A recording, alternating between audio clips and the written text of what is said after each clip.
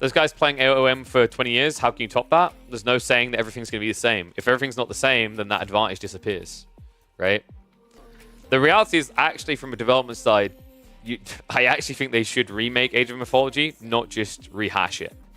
Because the reality is you will get a lot more people coming around if you do some sort of soft reset. It's why Age of Empires 4 had the opportunity to be the biggest RTS in history. Is because a genre that was filled with games that had almost an elitist fashion of just existing for 10, 15 years, and you have these players that have been playing for 10 or 15 years that are unbeatable. You gave a soft reset. Think about like the standard of Age of Empires 4 players at bronze level compared to Age of Empires 2 players at bronze level, right? Like, there's proof of this, by the way. Like, literally look at what Valorant done. Why do you think Valorant was so successful? Do you think a big part of it was because everyone wanted to play CSGO, but they didn't want to get their crotch stomped in for 50 hours just to learn the basics?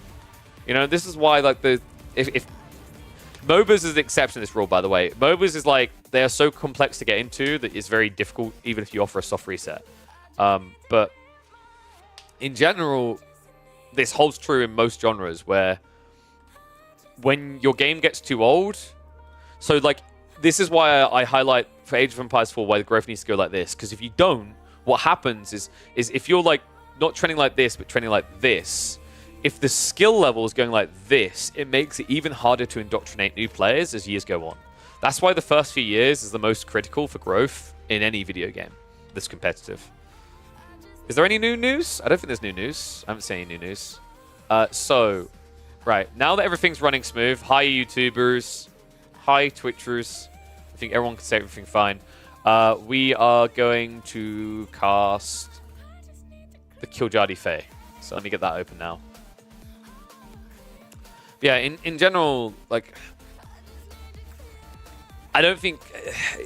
The other issue you have to keep in mind is no matter how good Age of Mythology actually was, the reality is not many people knew about it. Now, that's a problem because from like AoE 2 was able to just reprint and it worked perspective, that doesn't hold one-to-one. Because like Age of Empires 2 was huge from a selling standpoint. Age of Mythology, in my opinion, was the better game.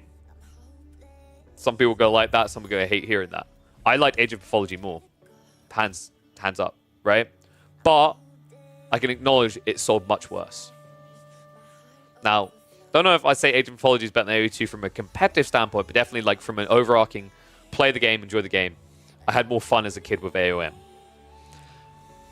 But once again, there was a post at Stuart a while back that the Age of Mythology was the worst selling Age of game of all of them. It's not because it was bad, it's because it wasn't marketed. That's the issue. Look, Age of Empires socials, whenever they post something, most comments are about AOM retold. I think a lot of people have fond memories. Oh yeah, for sure. I'm not saying they don't husk up. But like, is it husk up, by the way? Am I saying is it husk up or husks uppy? I've been saying husk up. I assume it's husk up. But the problem is like, you need to reach new people. Just husk. So it's husk. Got you, man. Got you. All right. Apologies for that then. I think this is same kind of stuff with Rise of Nations. Rise of Nations didn't really like. I don't think this remaster sold that well, but I think Rise of Nations was an incredible game. There's a lot of games that kind of have this issue, right? Because if you do just rehash what was done before, you are essentially tugging the nostalgia string. So if your game wasn't a critically all-time great seller, you might struggle to get the initial traction to bring in new players. I hope that's not the case. Really would like for it to succeed, but like it's something to be wholly conscious of because I've seen this time and time again. You know, they do allow God powers to be used multiple times now. Ooh, that's kind of interesting. You know, yeah, I was about to say, like, I would actually be all for them kind of more mobilizing Age of Mythology with some tweaks. Some people don't like hearing that term, but I think there is like a sweet spot between. Dawn of War 3 tried to seek it out, but the problem with Dawn of War 3 is they didn't have an identity. They genuinely had a humongous identity crisis on whether they were meant to be an RTS or be a MOBA. I think Age of Mythology adding in some more MOBA mechanics while remaining true to the idea of being an RTS could work really, really well. But yeah. Pacing is like another big thing. They definitely got to like make sure the pacing is right. No MOBA, bro.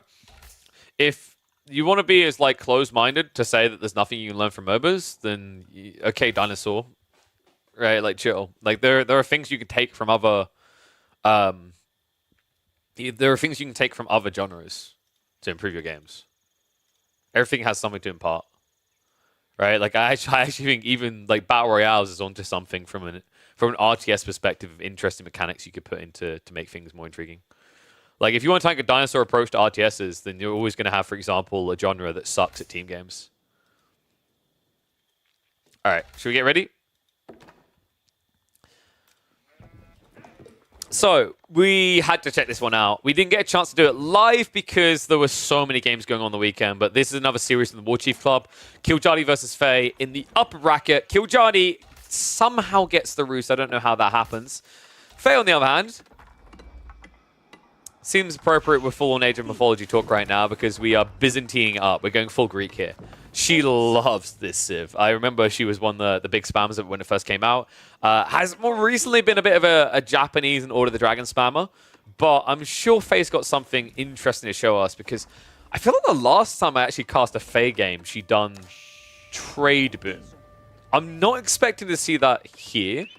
But I'm curious to see what she's going to cook up against the Roos, considering right now in competitive AoE4, this is the de facto #1 Civ. There can be no argument that this is by far the most oppressive, annoying Civ to play against.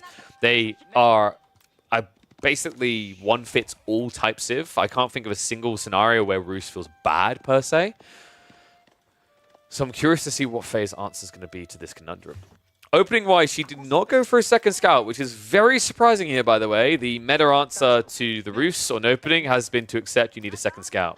She's going to get a decent amount of sheep, at least, but what I'm kind of wondering is, what is your angle of approach up against the Roos here? Is it to go 2TC as the Byzantines, to try and mirror their 2TCs? Probably not. I think Systems keeps you efficient enough. Might be Fast Castle. Fast Castle seems like a kind of go-to when the Byzantines don't know what to do with their feudal age. You could try for an all-in timing with a Javelin contract here, but it's got to be said that this is a very difficult Civ to breach, especially if you get a Kremlin drop on the fort of the base, which this spawn, there's no doubt in my mind, the Kremlin's going right here. That'll protect the gold and the stone and guarantee a second TC. The weakness of Killjadi's spawn is actually in his food. He's got berries at the back, he's got deer, he's got berries here as well, but he needs to wall this off ASAP. Otherwise, there's a risk of a wraparound coming in on this side and Javelin shutting you out of everything.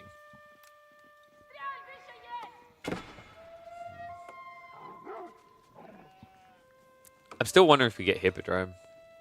I really like the idea of Hippodrome here, just because it gives you a way of kind of contesting knights. It's like you have a discount form of knights. But with 2 villagers moving already across on the stone, I don't think we're looking at like a fast TC. We are just going to be getting Grand Winery though, so she will be playing into the mercenaries.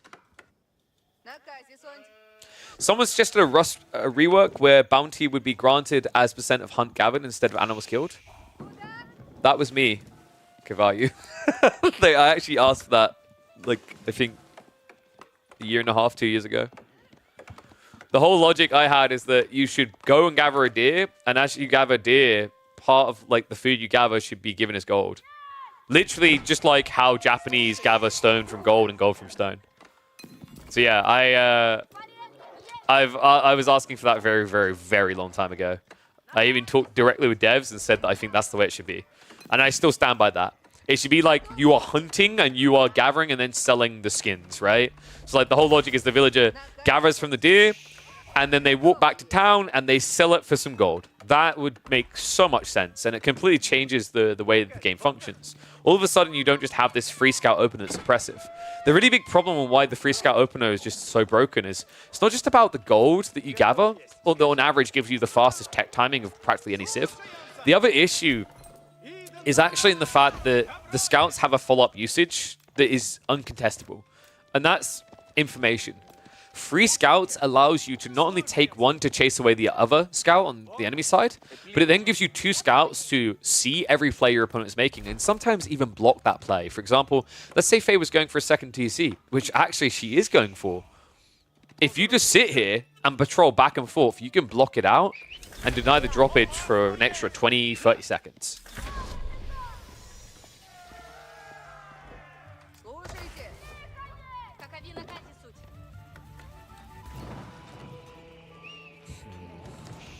Where else could she drop this TC?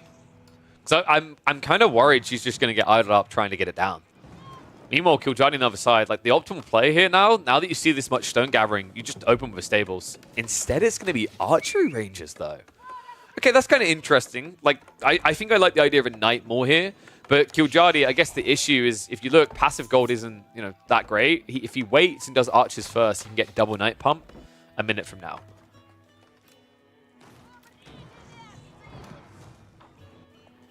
Man, she does not have great options.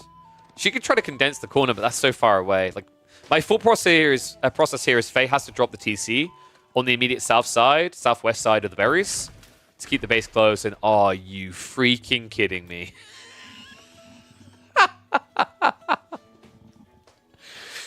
You know, we usually talk about Killjani as one of the most aggressive players in AoE4.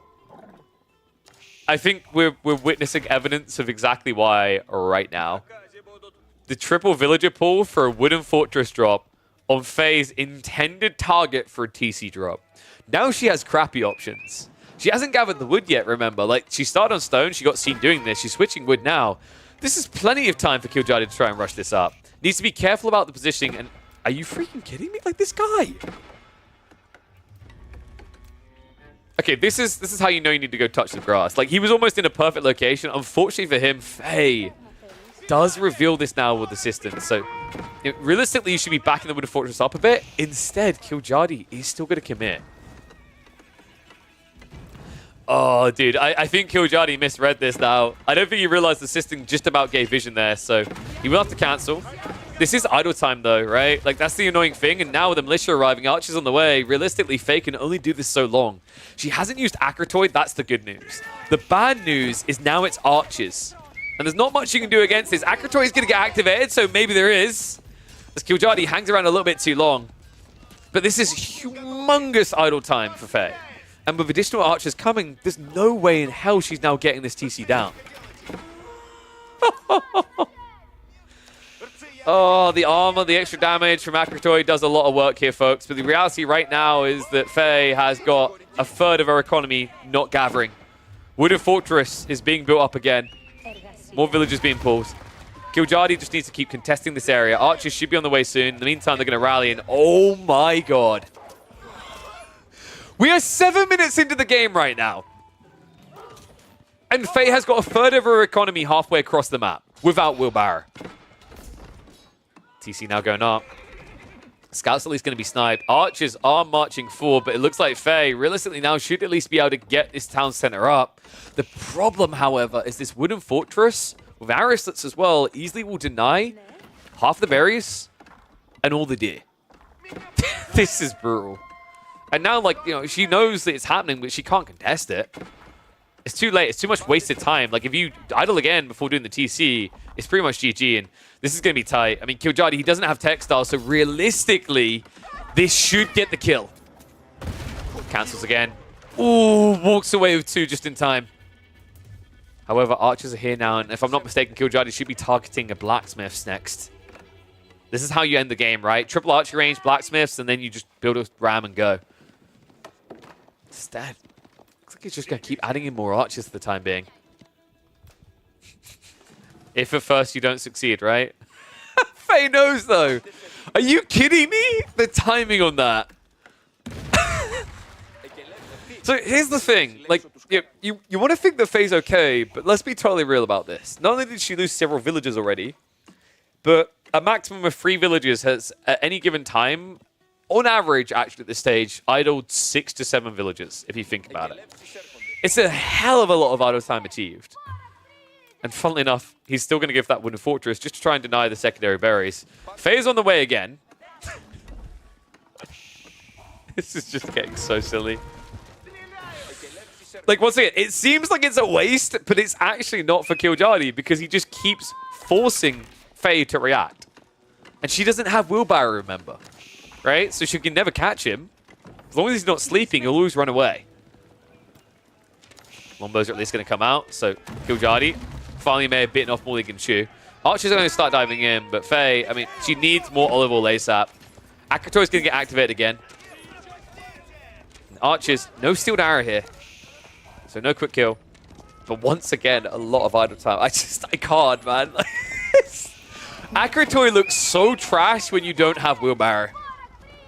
Oh my god. Another wooden fortress gets cancelled. More archers on the way, and there's that siege engineering we talked about. So now Killjardy, he has to be feeling pretty confident about what he's done here. He still has a free, make that 4 eco lead.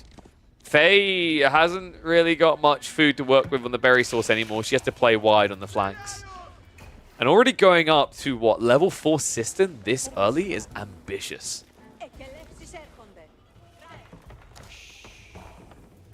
I feel like we see a lot of players tend to just kind of trek a little bit slower into this type of timing.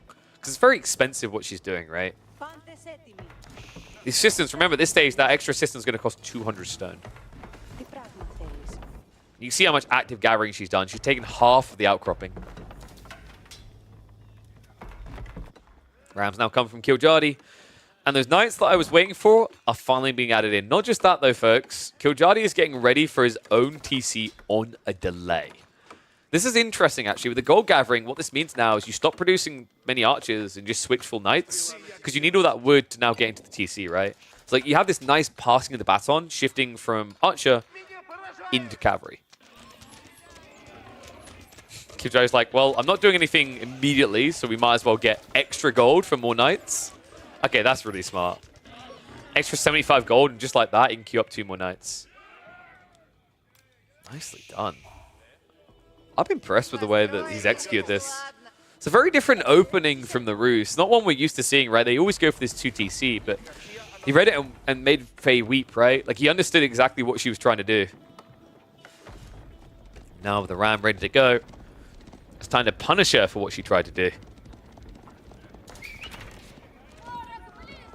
Outpost is leased up for Faye, but that's not going to last long against the ram. A little bit of a miss rally there. Was trying to attack the villagers. Some of them went beyond the wall. But now it's, what, 10 Lombos here?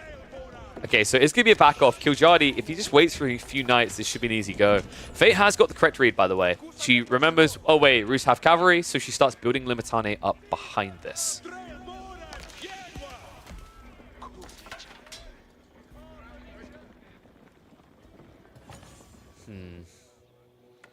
What is Faye's out? I think she's just looking to hold to get to castle. Castle's your win condition, right? Because then you can just add in Varangian with the Limitane. Pushes it back pretty well. Lombo's getting upgraded into the veterancy, actually deal with even Castle Age Knights reasonably well. So I definitely believe that's kind of her out here. Just keep scaling eco and get to castle as trim as possible without investing too much. Killjardy, on the other hand, has got an all-in timing here. You can see it. He's already out on the boars.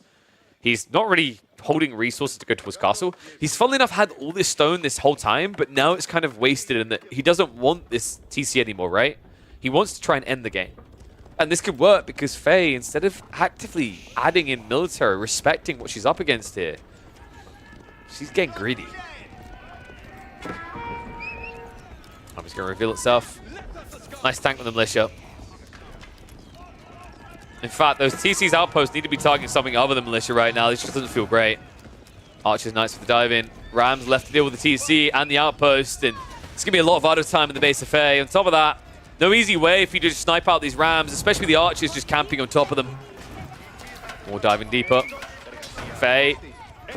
What is this, like 30 idle eco? This is insane. The problem right now is Faye, she needs to spend all this food and gold, but she doesn't really have many options. It's just Rax units, and that's not going to cut it here. It's mainly Archers you're dealing with still. TC being targeted down. Looks like it's definitely going to be falling here. No way you'll be able to repair it in time. She's going to try at least. Textiles might make it feasible, but it's just too much work. Akratoy activated just to run away. And a second town center is now down the drain. Just as Killjardy's is going up. That is so brutal. Wow, and now she's sitting in limbo, right? Halfway between being in castle and halfway to being full feudal. It's a very uncomfortable position to find yourself in at this stage in the game. Now, Faye isn't just immediately out per se, right? Okay, yeah, she hasn't got the fourth system. I was about to say, the systems at least make her more eco-efficient, but the reality is she's probably suspecting a second TC now behind this. Right? Like, I think she did scout the stone gathering early on. Golden Horn Tower is going to come. The question is it going to come strong? The Botani are just going to dive out, try and deal with the Ram. Systems are being taken down as well. And I think the issue that Faye's about to have is she might actually get to Castle Age, but she won't have anything when she's there. So why even bother? GG. Roos just too OP and competitive. Or maybe it's Kiljardi. Yeah, really well played actually by both players. I like the ideas coming out from Faye. I think she had a correct angle of approach, but I think the more important thing here was Kiljardi's really cool response. Just kind of invalidated her ability to get fully online. Why am I still lagging a bit? This is very weird. The stream's not lagging for you guys, right? Everything's smooth for you guys. That's what's important to me. I'll tank it. I'll take the L. As long as you guys are having a lag-free experience.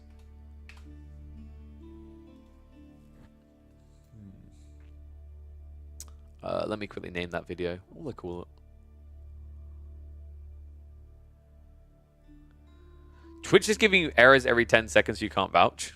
I assume everyone else is fine, right? I did tweak Twitch a little, so let me know if there is a problem on Twitch. I increased the bitrate, so you guys had a cleaner picture.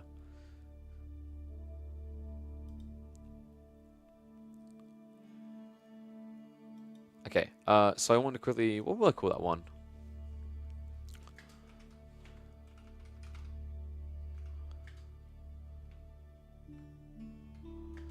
Free villages, idle, an entire economy.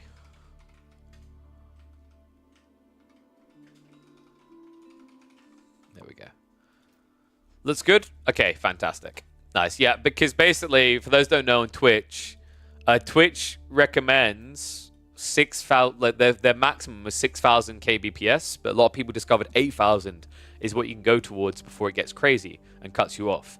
The reason that's important is like a lower bitrate means lower quality, and Age of Empires 4 in general is like, it's a very pixelated game. Whatever they've done, the way that Age of Empires 4 gameplay gets processed and coded causes a lot of loss in quality. So you need a higher bitrate to try and counter that. So I think next up, we were going to check out Beastie versus CSO. Like a Golden Gate rush without the Golden Gate.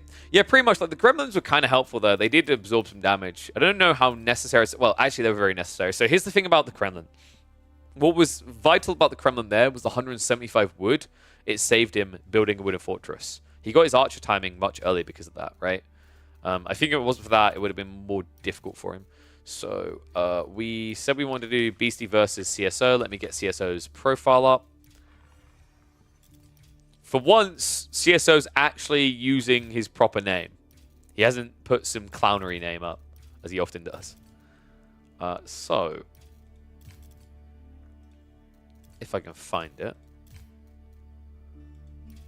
So, Voldemar versus CSO. We won't talk about that game anymore.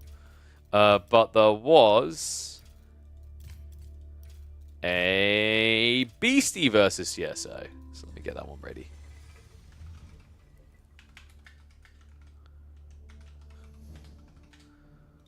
Will this be interesting? Because CSO kind of feels like a mini Louis MT. They play so much together.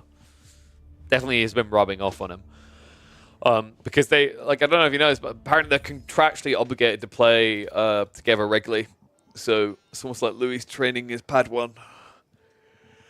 Because I was looking into this actually. It's quite interesting because you have the Team Elephant. That's what EL stands for. I originally thought that Team Elephant had some relationship to the Dota 2 Team Elephant that used to exist, but it doesn't seem to be the case. There is some sort of company called something Elephant, And I think the CEO, if I'm not mistaken, they don't have like a proper esports division. He's just very passionate about esports. So it seems like he's decided to invest in it as a side project. But I thought this would be an interesting game to check out because we've got Jeanne d'Arc versus Deli. Beastie on the Deli. Now, this is interesting actually because a lot of players feel that Jeanne is a hard counter to the Deli. It's interesting because actually BC was recently saying that he doesn't feel the same way. He actually thinks there's ways out for the Deli to beat Jeanne d'Arc, and a big focus on how you do that is Fast Castle. So let's see if that's the way BC wants to go in this game. For those who do not know CSO, very talented player from China. I think like most people would agree at this point, second if not third best player in China in Age of Empires 4. First place, of course, has to go to his teammate Louis MT. But being on Jeanne d'Arc in this matchup, at least from what we've been seeing in tournament play, is an absolute slam dunk. I would say Jeanne d'Arc is 75-80% favored in this matchup. So Beastie's going to have to get creative here. Because if he plays that standard kind of long feudal, build the Ghazi, build the archers, fight the army, the only way you're really winning this is if you hard outplay your opponent. And, you know, outplaying might be possible for a caliber of Beastie versus someone like CSO who's maybe just a level below.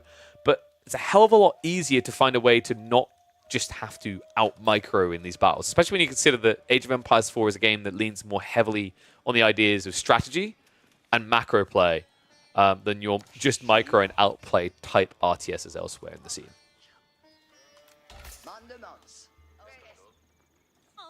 So how are we looking on the rotations to begin with? That's a very reserved rotation, but I expect that out of Jeanne a lot of the time. CSO, he took his safe corner, dropped off the sheep. That's unlucky though, because look at what BC's read was.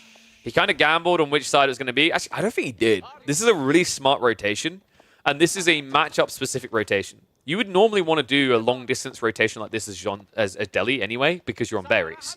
But it's very valuable against a civ like Jeanne d'Arc because of how often they just munch through the initial food too fast. So most Jeanne players, if you look across replays, will make this rotation on Dry Arabia. They'll take the short route to their own corner to come back around and then drop off sheep, and then they'll go for a long rotation. Unluckily, as a result of that, CSO is now running around with empty hands saying please. And I think it's going to get worse, folks. The best move that CSO could have actually done here probably would have actually been to rotate back corner first, come around the back, beeline across the center, drop sheep off, slow walking, and then run out to the northeast side. This rotation is now going to yield him nothing, and if BC realizes it, which he should, he's going to just scout the alternative side of the map, and we're going to have, what, a 75 or 80% sheep game? That's wild. Tower victory already in the way. School Cavalry on the other side is going to make things worse for CSO because it means he's got less food to work with. Now, this is interesting. We talked about this idea of just going for a fast castle if you're playing Deli in this matchup. All of a sudden, you don't need to go fast castle, actually. If CSO is going to have 6 or 7 sheep maximum across the course of this game, it means he has to play out onto pocketed resources very riskily. Because if you run Ghazi and you intercept that, he has no food at all. It's not like when you usually run Ghazi in that situation as a liability, because although you idle your opponent, they still have a safety net. In this game, there is no safety. In fact, CSO's setting up this mill. I wouldn't even be surprised if he goes on to berry soon. Oh god, guys, it's getting so much worse. He's now just hunting the shadow of Beastie. And well, Beastie, if he just runs center here, he pretty much ticks every box. There might be, what, 2 sheep left over for CSO? Oh my god. The sheep search in the other game is dumb. It's interesting to say that, Malktiet, because I think I would agree. But the thing is that what people have realized is actually the thing that's making it absurd. It used to at least be kind of like an RNG feel. But the reason why you're seeing civs like, for example, Deli and Iobid be so strong and competitive, at least part of it, is because they can freely sheep rotate longer than other civs. Other civs have to go home, they have to drop off. You don't. And I think this optimization we've seen in the last few months by players on that detail is shining a new light on how broken the sheep game is. It's something they really need to solve for, because the reality is that when they gave this berry gathering rate, it made sense because at the time, like, Abbasis Deli weren't really desirable.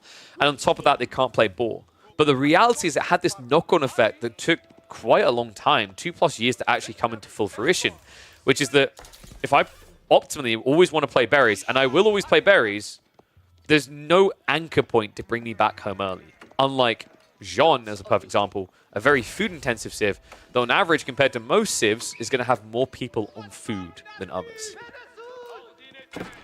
And it is brutal, folks. 14-6 is going to be the final haul.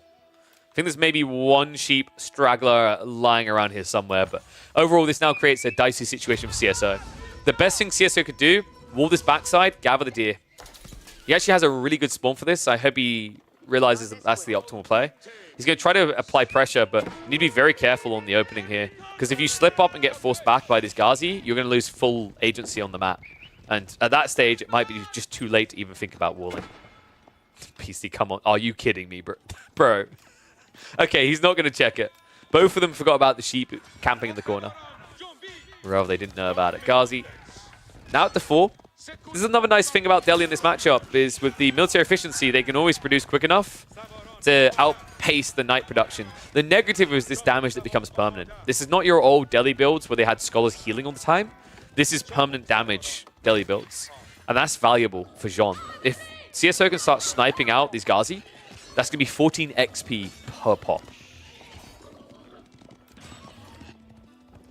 Oh, dude, I love this. This is really smart by Beastie. I was hoping he was going to do this. You just had it feels sucky in some ways because you don't have your eco techs yet. But this makes it impossible now for CSO to get free kills in these fights. Spearman now coming as a follow-up as well is going to make it even harder. This is because Beastie now wants to play for relics, sacred sites rather, before the archers are out. He knows the knight is the priority right now. So whilst the priority, he goes Spearman so you can secure 2 sacred sites. Then you can scale the scholar count up to 4 or 5. And all of a sudden, you can just keep bringing these units back and healing the damage off. Now, CSO will have his own form of healing, sure. But if it just turns into a heal off on each side, that just means you're not getting XP. Nice strike in here. CSO is going to find a villager for his troubles. But of course, Jean is nowhere nearby. And the Raiders aren't here either because they went stabbing at the other side of the map. So 1-for-1 exchange here. Well played. The Beastie now with enough units to contest at home as well. Decent damage done. Just peel back and once again, just ungarrison those scholars. Heal up if need be. I don't think he necessarily needs to prioritize that, but better safe than sorry in this game. Meantime, these 3 Raiders, nothing is here to address them because CSO. I mean, where's your solution here, man? You ran out of food like we talked about. You have terrible income right now. He's got 14 villagers rushing out looking for more food source. But it's only now onto the berries. I'm getting a bit worried. Second stable's also getting added in, means he continues to be one-dimensional. This is about to become a problem. Beastie is transitioned Spearman, but I don't think CSO saw it, which is why he hasn't added an archery range yet. Like, that should be the easiest thing to do here, right? You've got all this wood under your purview. It's the safest resource to gather right now. Instead, with an extra stable being added in, you're at risk of just being beaten in one big fight near your base. Beastie, for the time being, isn't going to prioritize that. It's more about securing these sacred sites first. What I'd love to see from Beastie is actually maybe even walling just the center sacred site here. The reason why is, like, in this matchup now, your opponent has shown their hand, right? They're mass knights. Knights are terrible at torching through walls. So it'll give you a very, very comfortable way of prolonging your stranglehold on those sites. Then again, if you're spending wood on walls, you're not spending them on units, right? And if you have only got a contest knight, Spearman should tick the box for you. How effective are Ghazi against Royal Knights? If you don't let a Royal Knight get a charge out, I feel like 2 Ghazis should be able to beat down 1 Knight. But you can't let them get the charge is the issue. It also requires a bit of micro. Like, if the player's paying attention on the Knight, he can actually just target the low Ghazi. So you definitely want to be aiming even higher. But realistically, like, with decent micro, you can probably take on a Knight with 2 Ghazi. It's 12 base damage, right? They only have 3 melee armor. Have 190 health versus 140. And the damage, if they don't get that charge off, you see the difference there? Went from 19 to 22. It's actually a really big difference. Now, the problem, of course, with that whole idea, if you micro well, you can maybe beat the 2 Ghazi, is this. If the Ghazi player micro as well, you're never beating them because you can't touch them. In the meantime, Sacred Site has now been locked in. Second one coming through as well. Beastie pretty much ticking the boxes he needs to here. The Scholar isn't in on this zone just yet. It looks like he's going to be shifting out for both potentially, which I'd love to see. The funny thing as well is now with this many Ghazi in the field, Jean can't really come out and play. And if Jean can't come out and play, then these Scholars, even if they die, they're not giving something extra over to CSO. And that's the important detail. The win condition for CSO is to reach level 3. Because this matchup typically revolves around Feudal. Scholar at the worst possible time. Oh, Beastie. Hanging around a bit too long, but that is buying time for Spimman to now arrive. So this should be a secure on the left side, Sacred Site. There's already a wall up coming in on the right side. Ghazi now raiding in again. One should get sniped down here, but the outpost targeting the wrong cav. I feel like John hasn't got any XP this game, like outside of killing Boar, of which there's still one alive as well.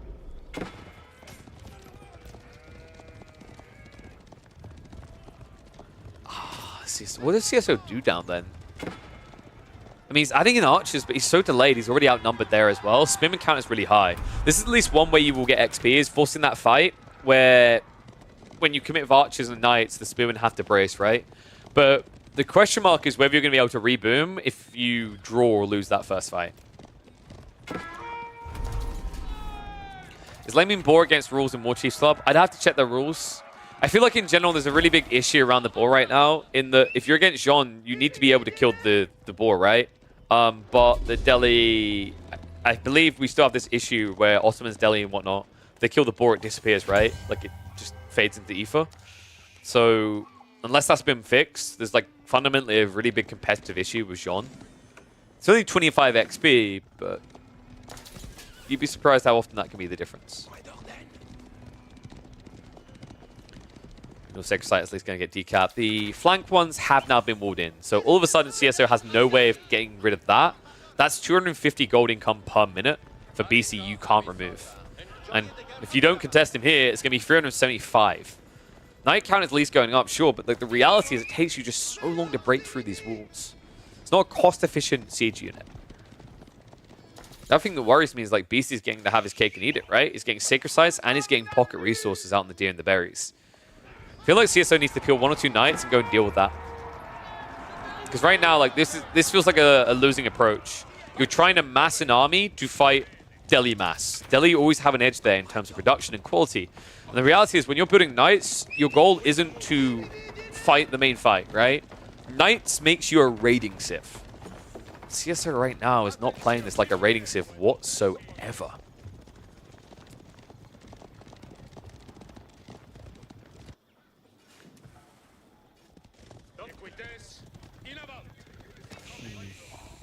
I've at least got Blacksmith now.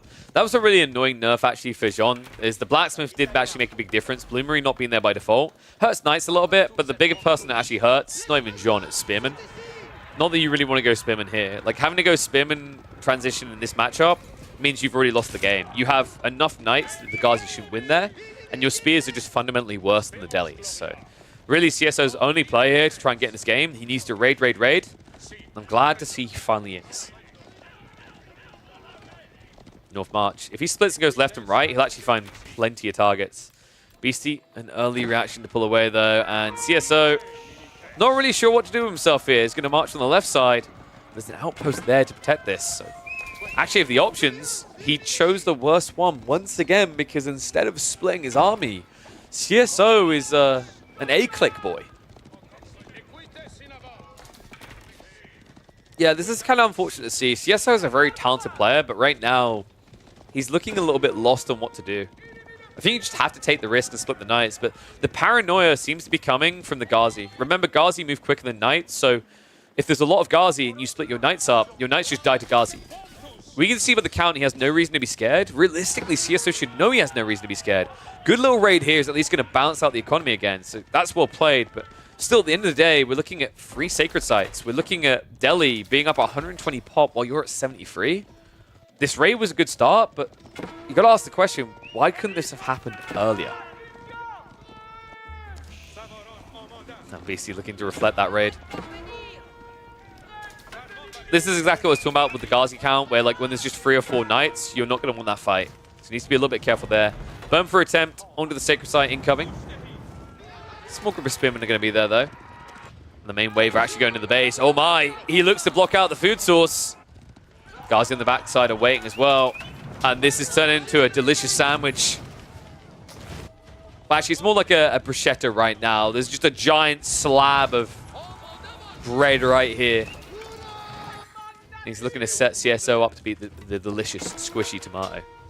Villagers shifting across from the east side wood line. Dive comes in the main base, but that's the worst thing you can do here. With the respawning spearmen, the fact they've got Tower Victory buff as well, like, you're never getting a good trade. He at least chops down a few villagers, sure, but like the reality right now is that CSO is bleeding hard. More villagers get found out on the deer.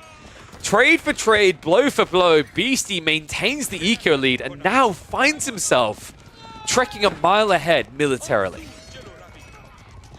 This is bad. This is really bad, folks. CSO. Scaling Knights with this type of pressure is going to get next to impossible. Remember, he doesn't have a backup plan. There's no sheep underneath the TC. I think, actually, if anything, maybe CSO should have been playing onto those deer much earlier to sustain the sheep for this moment in the game. Because now, Beastie, at this stage, we should have siege engineering, right? Yeah.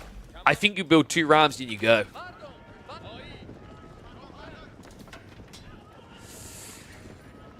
That's not often I say that, by the way. I'm usually the first person to say, your deli, don't go into the enemy base. But when your army is this big and this uncountered, there's not really anything to fear.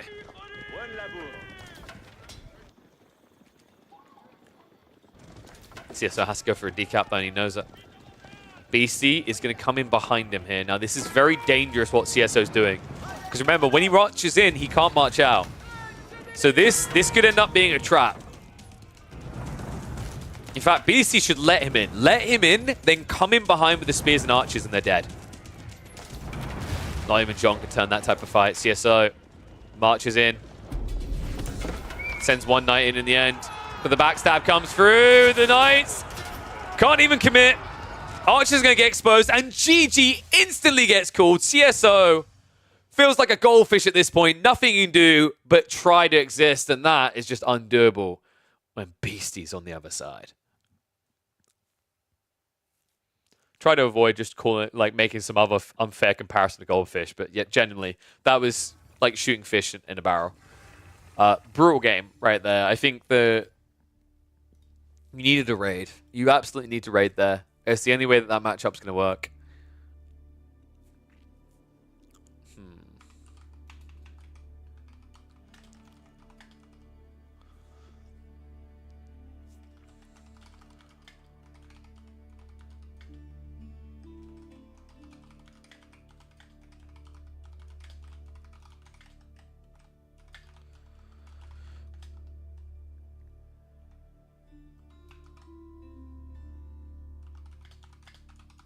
Ooh, I like that as like an educational piece on scout rotations.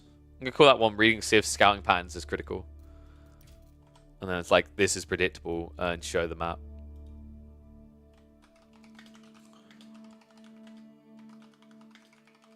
It's really true. Like, the reality is that Jean will always have that same kind of behavior where they lap back in their base and they drop off sheep.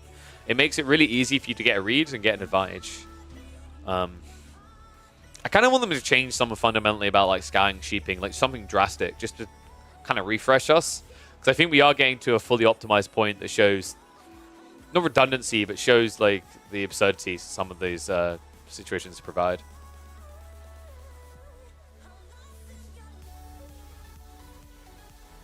Alright, catch up in chat. Could CSO not age up? No, because he has no food. You have no food, you have no age up, right? Like, what are you going to do with an age up there? He basically couldn't access his deer. He had one deer stack at the back. He would have used half of that to try and do his tech up, and then you have like 10 more nights to go. So like, what is your saving grace there? You can't go Guildhall. Raw Institute is going to feel underwhelming because Arbitrae aren't really like scalable with so little food, and Knights are already counted hard. So yeah, I think that it was an issue if he needed to raid. He just needed to raid.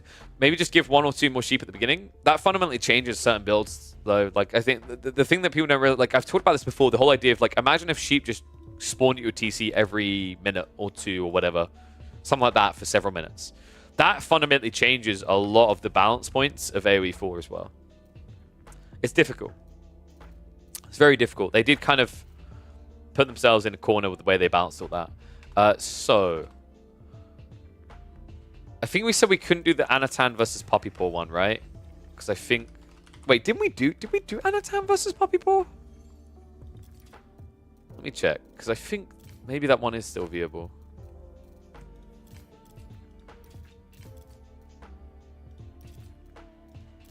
Oh no, that was the one that's data was like corrupted or whatever.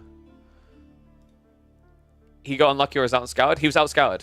So like, if you look back at the start of that game, I'll say it here. I'll show you because this is a very educational like point. It's a very big lesson for people to take.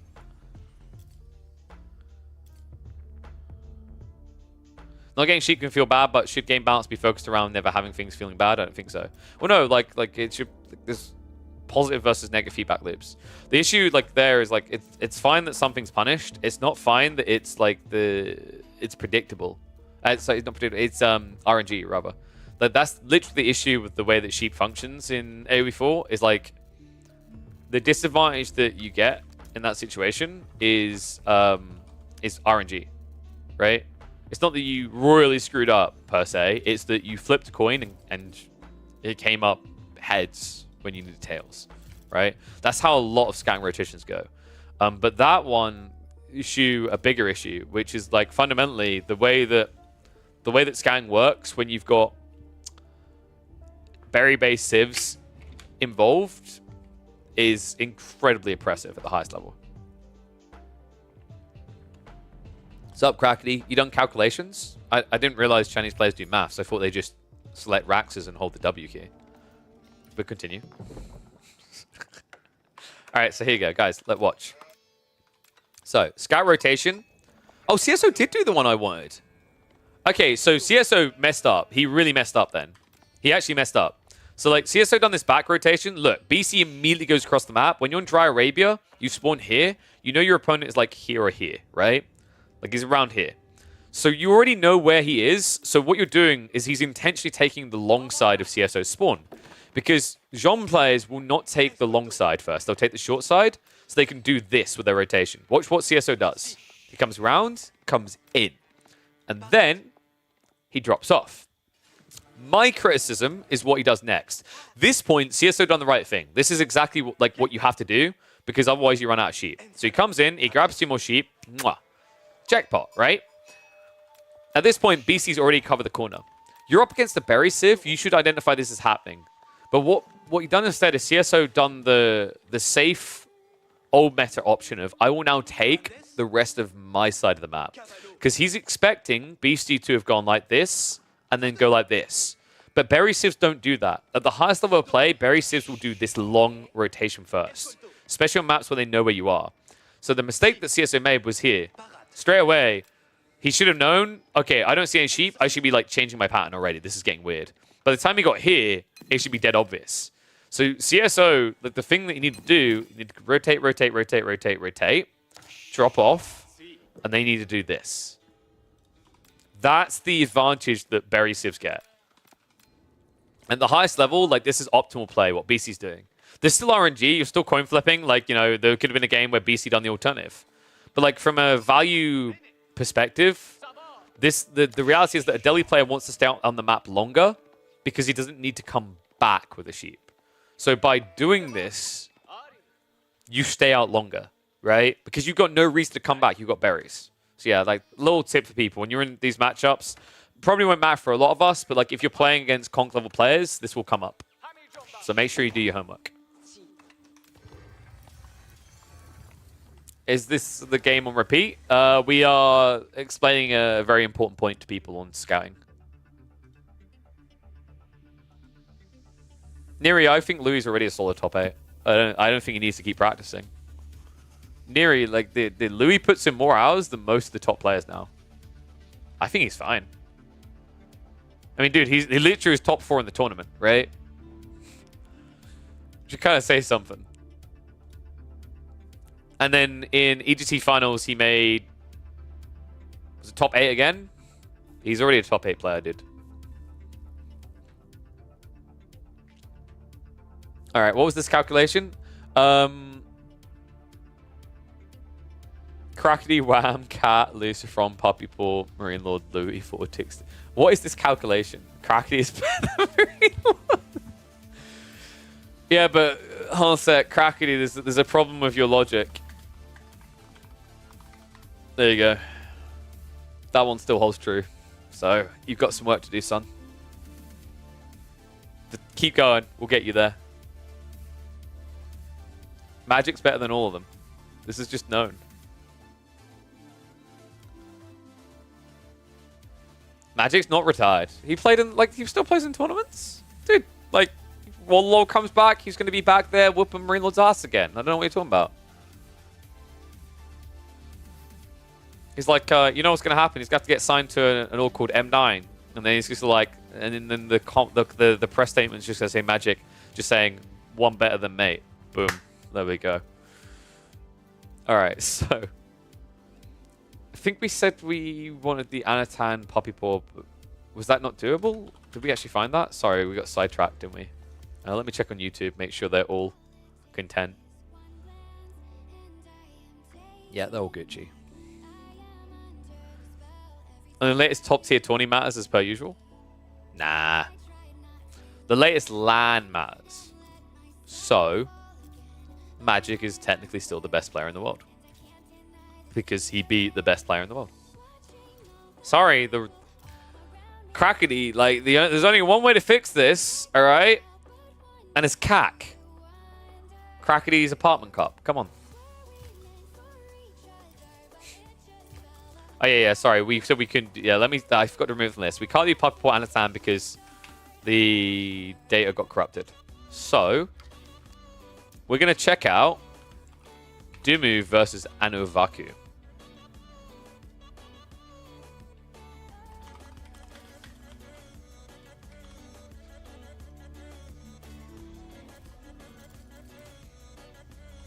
Kazva won the last Red Bull. I got pictures confirming it. Of course, of course.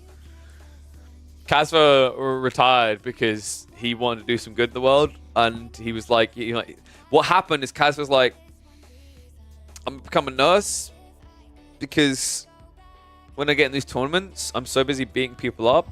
I want to stop hurting people. I want to help people. What a Chad. Okay, why is Anuvaku's a... Wait, what?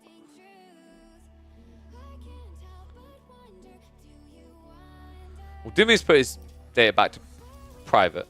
I don't know why. I checked Anuvaku earlier. Does Anuvaku have a different account name?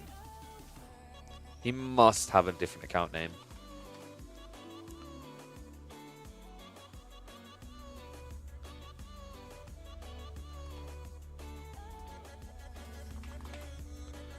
Do you like pizza the morning after? Cold? I mean, I had it cold in the evening. I demolished that pizza, man. Only one slice made it to the morning. That was my breakfast. Does anyone know what Anuvaku's account name? Crackety, you know who Anuvaku is, right? The Ukrainian player. I can't find them on the ladder. We need them so we can watch Dumu's game, because Dumu's a naughty boy and he's already put his data back to private. Which, I'm pretty, like, honestly, at this point, all tournaments should just say you should, yeah, like, you need to keep it open for 2 or 3 days after the event. Alright, let's check down, because Anuvaku is like a top 200, top 300 player.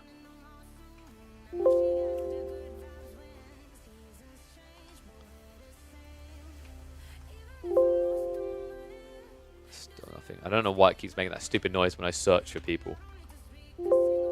Yep, thank you. Yeah, you're very helpful. Keep the donging. Come on, man.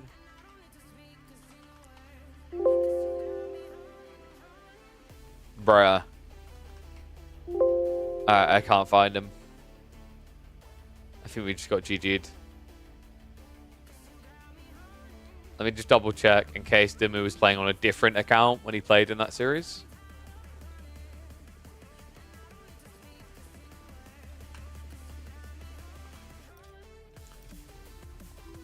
Thank you, Neri. Oh, does it show that the data on Start GG? Thank you. Yeah, I'm not sure what Anavaku's called himself. So unless he done it in his Lord Voldemort account, maybe. I mean, they're both private.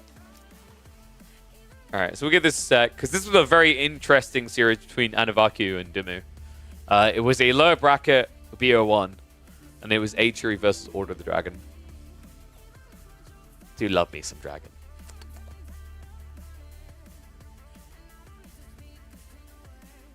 Right, I think we got... Dude, my PC's still lagging a bit, and I don't know why. Even though I stopped the vertical streams and everything. I wonder if vertical streams just doesn't integrate very well with multiple output. It might just be that I needed to restart OBS, but obviously we can't do that without ending the Twitch stream. Thank you, Neri. Appreciate it, buddy. You see what I'm gonna where I'm gonna put my teas. So click a player.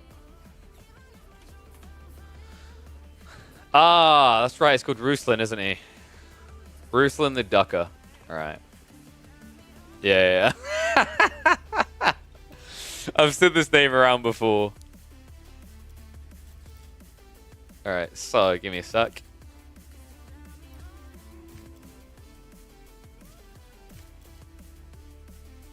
All right. Got the game. HRE versus OOTD. Oh dear, oh dear. Yeah, he's been using that name for a long time as well. Ah, you asked for an AO4 profile. That makes sense, Neri. Yeah, because you need that for seeding, right?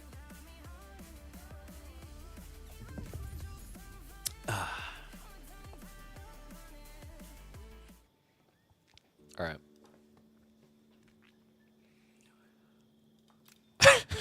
Okay.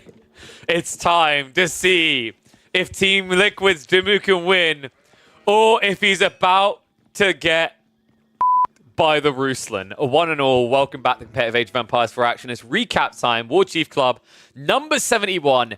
This one is an absolute banger. A big surprise here. We've got HRE versus Order of the Dragon. I heard about this matchup. Afterwards, my jaw dropped a bit, and we had to check in on it. Order of the Dragon, hard counters HRE. They give him a hard time. The goal for HRE right now in this matchup is to survive and get later in the game. Good Order of the Dragon players make that difficult, especially on maps like Cliffside, where the distance between your base is not very long. Now, it's interesting, actually, because I know a lot of people about it said, like, well, KP, hold on a sec, HRE just got buffed. They're Giga Chads now, right? Like, they're unstoppable. Like, they get marching drill straight away, they feudal all in, and GG. That's the problem, guys. You don't want to feudal all in the Order of the Dragon, because that's when Order of the Dragon is strongest. When they've got these men-at-arms, they've got these gilded archers, like, there's not really anything that feels weak about their arsenal at that stage in the game. So I'm curious to see what Dimu is going to do here, whether he's going to try to show off the real power of the new HRE and play feudal, or if this is going to play more like an old-school Holy Roman Empire build, where you try to get the castle as quickly as possible. If that's going to be his goal, he's going to want to set up an outpost over here in the gold. It's not a fully retracted gold, which is kind of problematic. He hasn't got a great Archon either. This is going to have to be like, what, a back Archon on the small tree lines? I guess it's doable. It doesn't feel too terrible if you drop the Archon here, because it'll buff the gold and double wood. So not a golden spawn for Dimu, but not necessarily what I call an insta-GG unplayable one either. Now, the question on the other side, we're probably looking at men-at-arms, right? I feel like in this matchup, you usually see a lot of men-at-arms from Order of the Dragon. But I'm wondering if instead it's worth just spamming Gilded Archers and going for Archon Chapel instead, because they did just buff Archon again for Order of the Dragon. It's now a 15% increased gathering rate, which actually means that Order of the Dragon with Archon have a better economy than HRE. You heard me correctly there. The Holy Inspiration buff for HRE gives a 40% increase. Order of the Dragon, now, underneath the Archon, their villagers get a 43%, right? It's 28% on their base, and then an extra 15% on top. Insanely powerful. Then again, he is already out on the flank, so it's always possible looking at the classic mine work. This is another nice thing, actually, you have Order of the Dragon compared to HRE, is HRE won't play pocket resources, especially with Archon. They'll just play condensed and accept they need to add in farms, and that might be problematic considering he's only got 19 sheep compared to 15 sheep on the other side of this, Really good opening for yellow. And by the way, I should actually point out this Rutsen guy, their name is Anuvaku. That is their official tournament name. They are a decent player. Right now on the ladders, they are ranked, I think it was 150-ish? Yeah, 147th in the world with 39 games played and 1,600 elo. They are, I think, are they the top ranking Ukrainian player? I think they might be.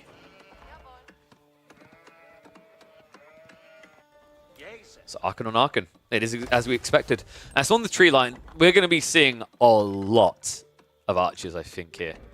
It's pretty smart as well, because Gilded Archers, remember, they have the base damage of Lombos. And anyone who's built Lombos when you're up against Men-at-Arms, it's not that bad of a feeling, right? Like, you actually have quite a lot of damage. Half your damage is going through by default, and you can just scale up as the Undermesh comes in. But the interesting part about this matchup is, like, if you thought Lombos fared all right against Men-at-Arms in Feudal, Gilded Archers are machine guns by comparison, right? Their attack speed is so quick, it's actually better to just stand still than try to orb walk. Because when you try to A-click and move and then start a step back, you actually miss out on extra shots because of how low your base attack speed is. I'll have to see if that's the way he's planning to play it, though, because I've got to say, he's not gathering any wood, and he's holding onto a lot of food and gold. So actually, we're just having a full-on castle race here. Okay. I'm game for that as well, actually. You know, we talked about whether HRE would try to play Feudal to show off their new strengths. Instead, we're actually getting Order of the Dragons showing off their new economy strengths, right? It's quite interesting because you have to remember he also went out on the Deers, so he doesn't have all of his economy being buffed. But at home, 2/3 of it are. And with that 28% increased gathering rate here, if you think about it, like, you know, you've got survival techniques, that's 15% more on a better gathering rate by default. You're actually not at a disadvantage by being on this Deer as well. The disadvantage is going to come somewhere else, though. Where Dumu gets a really big edge is the fact that he's the HRE, can produce prelates before they tech up. That's something dragons can't do. That's another reason why typically Order of the Dragon players try to turn the screws in Feudal Age, is because they suck at reaching that castle, right? Like, they suck at getting those initial relics. Like, if you both have no units to produce on the map, realistically, HRE should always come back with more relics.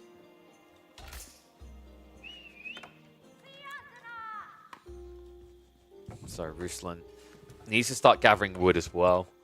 I'm expecting this to be your typical stable opening, right? Like, you can gather a lot of food and gold in the midst of the tech up, so you should be able to afford your first night. But oh my god, what? With 8 sheep? And it's been scoured. Okay. No, guys, we have to remember Dumu that he likes to get off at a reasonable time here, right? He's a dad. That can be very exhausting. What if he's looking at this game? He's like, I don't want to be still up at 12, 1 a.m., 2 a.m. I need my games to go faster. Because this is a very aggressive line to take. And oh my god, dude, they're both doing it? What? It's double Burgrave. Okay, that's actually really smart by Ruslan, because the reality in this matchup now is the Burgrave forces a Burgrave, because, like, how else do you get units out, right? How else will you stop a flood? You won't, because remember, this Burgrave build got buffed. This is one of the elements of Castle Age that's actually now strong for HRE. You have marching drills by default. Tech up completes first for Dimmu. Men-at-Arms get queued up now. Ruslan, the answer's got to be Landsnecht, right? Like, I don't think you want to just build Men-at-Arms, because your Gilded Men-at-Arms will get countered by Heavy Masons. The problem is, like, you kind of feel like you want to go for food-based units because you have so much more sheep to work with. And it looks like it's going to be those food-based units. The Gilded Men-at-Arms are on the way. Neither one upgrading their MAA yet. Upgrade is going to be coming through soon for Dimmu. Remember, Burgrave for the Order of the Dragon doesn't only mean you pay less for your units, you also get them quicker. Let's Men-at-Arms out. He'll have to guard this gold. So I imagine the idea for Ruslan is go up to, like, what, 3 Men-at-Arms and then add in a Landsnecht? Now, this is giving an edge over to Dimmu, by the way, because remember, he already has his prelates. He built them out of the TC. He's building additional from there. So he's going to be able to actually drag back a lot of relics here. In fact, he's already got a monastery built near the gold, so heavy pump coming in. We could be looking at a 5-relic game for the HRE here. Very easily. Looks like we're actually going to get the crossbows added in behind this from Ruslan. Mast, by the way. That isn't seen by Dimmu yet. And yes, Grim, you can make Land Snakes cheaper in the Burgrave. You can make every unit cheaper. Sadly, the researchers aren't cheaper. That's the one thing I don't like. I don't like that you research technologies 30% faster. It feels very underwhelming to only get a 30% tech up. I feel like that's the element of Burgrave that could probably be buffed for Order of the Dragon, and it wouldn't feel broken. It's just silly that you have to choose to drop another racks, because spending time getting these upgrades is really counterproductive to your spam point, right? This is crazy. I mean, it's not a Regnitz game, but it's still quite likely looking to be a 5 relic game. Which, if you think about it, like on average in these type of games, an H3 player is probably expecting 2 to 3 relics, right, when you're getting contested. So maximum, you're usually expecting 6. You're going to get 5. But that's still really, really good. Ruslan coming out for a fight, though. Heavy Maces has already been picked up. The best thing you can kind of do here is kite to a certain degree while pulling back, right? Because then the crossbowman can be the MVP. Ruslan, you can see, actually, he's actually going to go for the dive. Wallo's going to come out, and that is going to stop him from getting the kill. Nice move with the Gilded Crossbowman, though, because the Gilded Crossbowman could clean this up. Unfortunately, more MA arriving. The Landsneck isn't coming. What? Wait, what? Where is the... Okay, he's finally here. There we go. I'm blind. I missed him running across. In fact, he is going to lose the lance, but it's worth it to win the fight there. Crossbow is going to get slapped down. It looks like the Prelate is going to be able to drag those relics home. So we are on our way to a 5-relic HRE game. The only thing that can stop it is the Wolf. No, the Wolf is not going to be able to stop this either. This is brutal now. Ruslan, they can't play long con now. They have to go. It's kind of always true in this matchup. You don't want the game to drag later. The later it goes, the more favored the Holy Roman Empire is. Dumu should be able to hold quite easily if he just gets on the stone now. He just needs a few outposts, right? Like, this is the only thing I don't like about his defense strategy, is that it's already countered by crossbows. Sneak out to the flank in the meantime, but the scout sees that. Okay, Ruslan, if he just builds a single lance next to there, 1 minute arms, that's good enough. Instead, he's going to drag the entire army down here. I mean, I don't blame him, right? Like, this is a third of Dumu's economy to the south side. It seems a little bit overkill, but it should guarantee the kills. It's not easy to break away here. Sure, you have got Wheelbarrow, but the Guild Crossbow with the 6 range, the fact that you don't have any vision here, by the time you see the threat, half your villages are just going to be dead. Oh, my.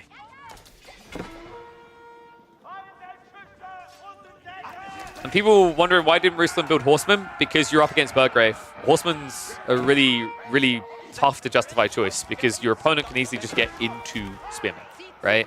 So, like, you're kind of just giving yourself a death sentence. Kill a crossbowman. We'll cut the Prelate down before we can take the Sacred Site. Looks like the villagers are mostly going to shift away, so only 2 of the workers dying, but it's still idle time, right? Like, Dumu is quite far behind with this idle time. Needs to do some damage to the base for that reason. Gilded Crossbowman. I'm just going to have to kite this out. Men-at-Arms are coming out to defend against this. Villagers having to run for safety. And more Gilded Crossbows coming out. I feel like this Men-at-Arms dive shouldn't really do enough damage. Then again, it's good micro. Targeting down the crossbows instead. However, the Landsneck changes the entire narrative. Now on the other side, this dive comes in, mirroring the move. Men-at-Arms count not high enough for Dumu to defend this cleanly either. The scout has also snooped on the backside, so it looks like the crossbow's following this up. Ruslan is going to have targets. He's already pivoting over there now. Is it me, or is Dumu not surviving this? He doesn't have good food access. No, he's been found again as well. Dumu running for his life. This time with almost 2/3 of his economy. And guys, he has no food. Like, this is exactly what I was worried about. He has absolutely no food to pump out Men-at-Arms here. He's got all the gold in the world, but that doesn't count for squat if you can't have an army to field it with. Sandwich coming from both sides. There's still a Landsneck waiting around here as well, cleaving down what little remains. And all of a sudden the farms come in, but I'm not sure what you can do with this. Warman, perfect time to get in here to witness Anovaku taking down one of our most glorious players in Age of Empires 4. Dumu on the ropes here, only 8 men-at-arms and no food.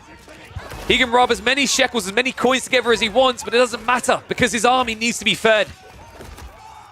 Right now they're being fed to the wolves. Ruslan, the ducker from every goddamn angle, here to Sunday, and I feel like It's a perfect Monday to catch a new player. The Landsneck will not be able to scrape on these villages, but they don't need to.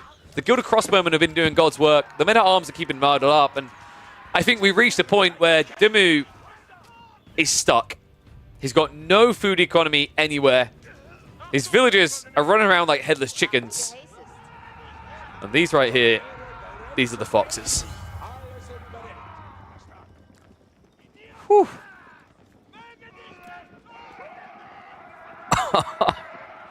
This was bloody impressive. Burgrave into Burgrave. Wow. And this is the outcome. What a cool game. I'm really impressed with Anavaku. MA into MA isn't... No, Men-at-Arms and Men-at-Arms made sense for Dimmu. Because it's heavy maces. Heavy maces, this is where H3 Men-at-Arms start winning. But the problem for Dimmu is you need enough food. He didn't have food. He lost the sheep game. He didn't play onto the deer early. That's something that Ruslan did. Ruslan went onto the deer straight away, so you had an efficient economy. You know, I think that's just a tough sell at that point if you're not able to mirror that to match it. And I think, like, where was the deer for Dimmu? Does anyone remember? Because I can't see the icon. Oh, it's here. Oh, Jesus. I think maybe Dimmu could have pulled onto the 4 deer at the beginning of the game and just gathered with a prelate nearby. That might have worked a bit better. It's such a tough game, though. And oh, my God.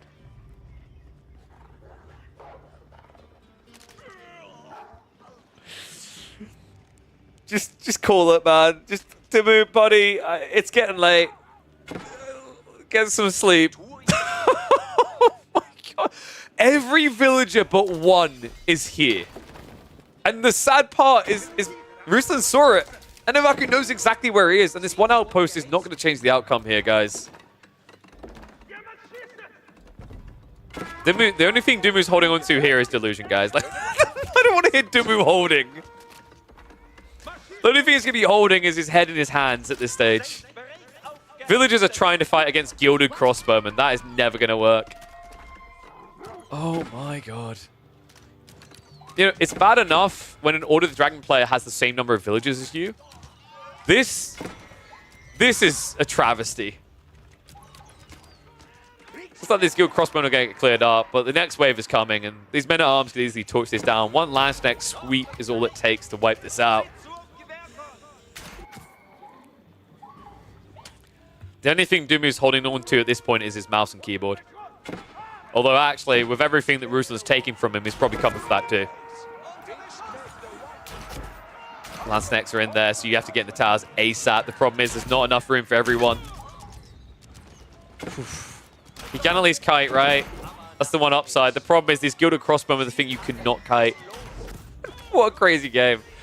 Guys, by the way, apparently this guy does occasionally stream, so if you want someone else to follow, be sure to check him out. His Twitch account is... Oh, sorry, no. He does the other, the weird platform.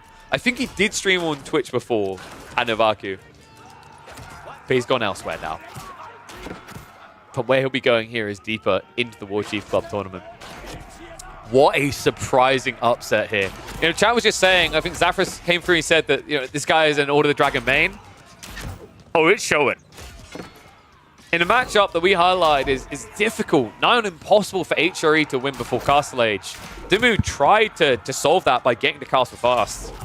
But you just see the burden of playing HRE sometimes. You become predictable, become very kind of static. You don't have great food income, and when you're trying to spam men-at-arms, it feels like you're playing a losing battle here.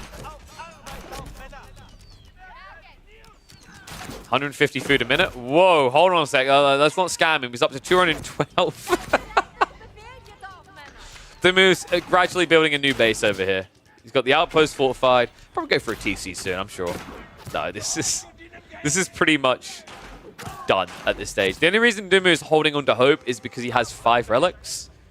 But to overcome a 30 eco lead at this stage, I mean, this would be the greatest comeback in AoE 4 in 2024 for him to do this.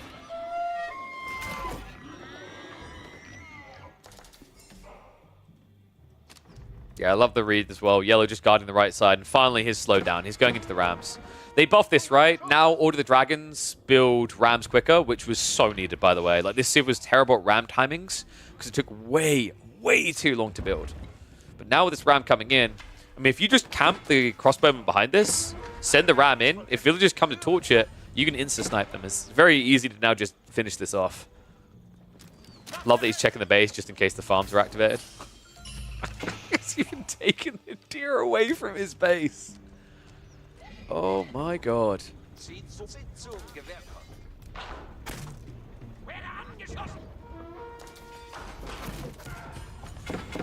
Second ram ambitiously in range of the outpost, actually. But Guild Crossbowman again. I mean, these guys hit so hard. Now, if you just Clown Car, actually, this is a very easy kill. A little bit surprised that he's standing underneath this, because that's the one way you're losing this game, right? It's like losing expensive army. Oh, man. Wait, so Dumu lost the game just like this, where he had 5 relics versus Anavaku a few days ago? That's crazy, man. Was it Burgrave on Burgrave there as well? I mean, it's wild. It shows you how powerful this matchup is. Dumu now running out with the relics to drop off. He's about to drop off the face of the planet. His one hope to recover is now gone. He does not have any strong springald, any defense. GG gets called. Anavaku. What an impressive one-tricker here. We might have to check out more of this Dragon Boy. Oh, that was a spicy meatball. All right, let me quickly... what do I call that one?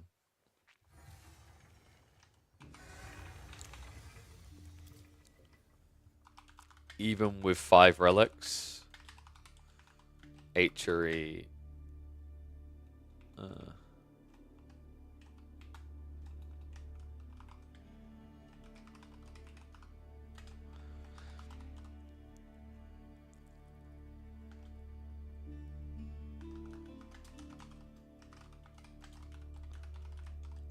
there we go. Order of Dragon is actually good now? No, Order of Dragon is really good in that matchup. Like, this has been known for a while. You'd think that Men-at-Arms on Men-at-Arms would favor HRE, but even in Castle Age it's difficult because even with heavy maces, the Gilded Men-at-Arms have much better attack speed. It's bloody difficult. Place the Council since they nerfed relics. That's true. You know what? Like, I can't believe Burgrave with March Draw's buff didn't work. Clearly, you know, the Council don't actually know how to balance call things, so the Council must be replaced. Meme. Anyway, let's clear that one. So, what have we got next? We've got Kiljadi versus CSO to check out. Because I'm pretty sure nobody cast that either. Oh, wait, no. Let's check. We know CSO's data will have it. Yeah. Like, Zathras. Dude, yeah, Zathras, that was the game. Oh, so yeah. Bro, like, so he hasn't done it multiple times. Okay. Oh my god.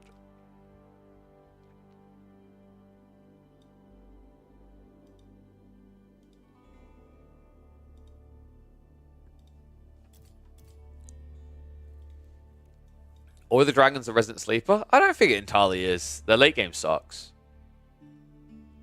The late game hyper sucks.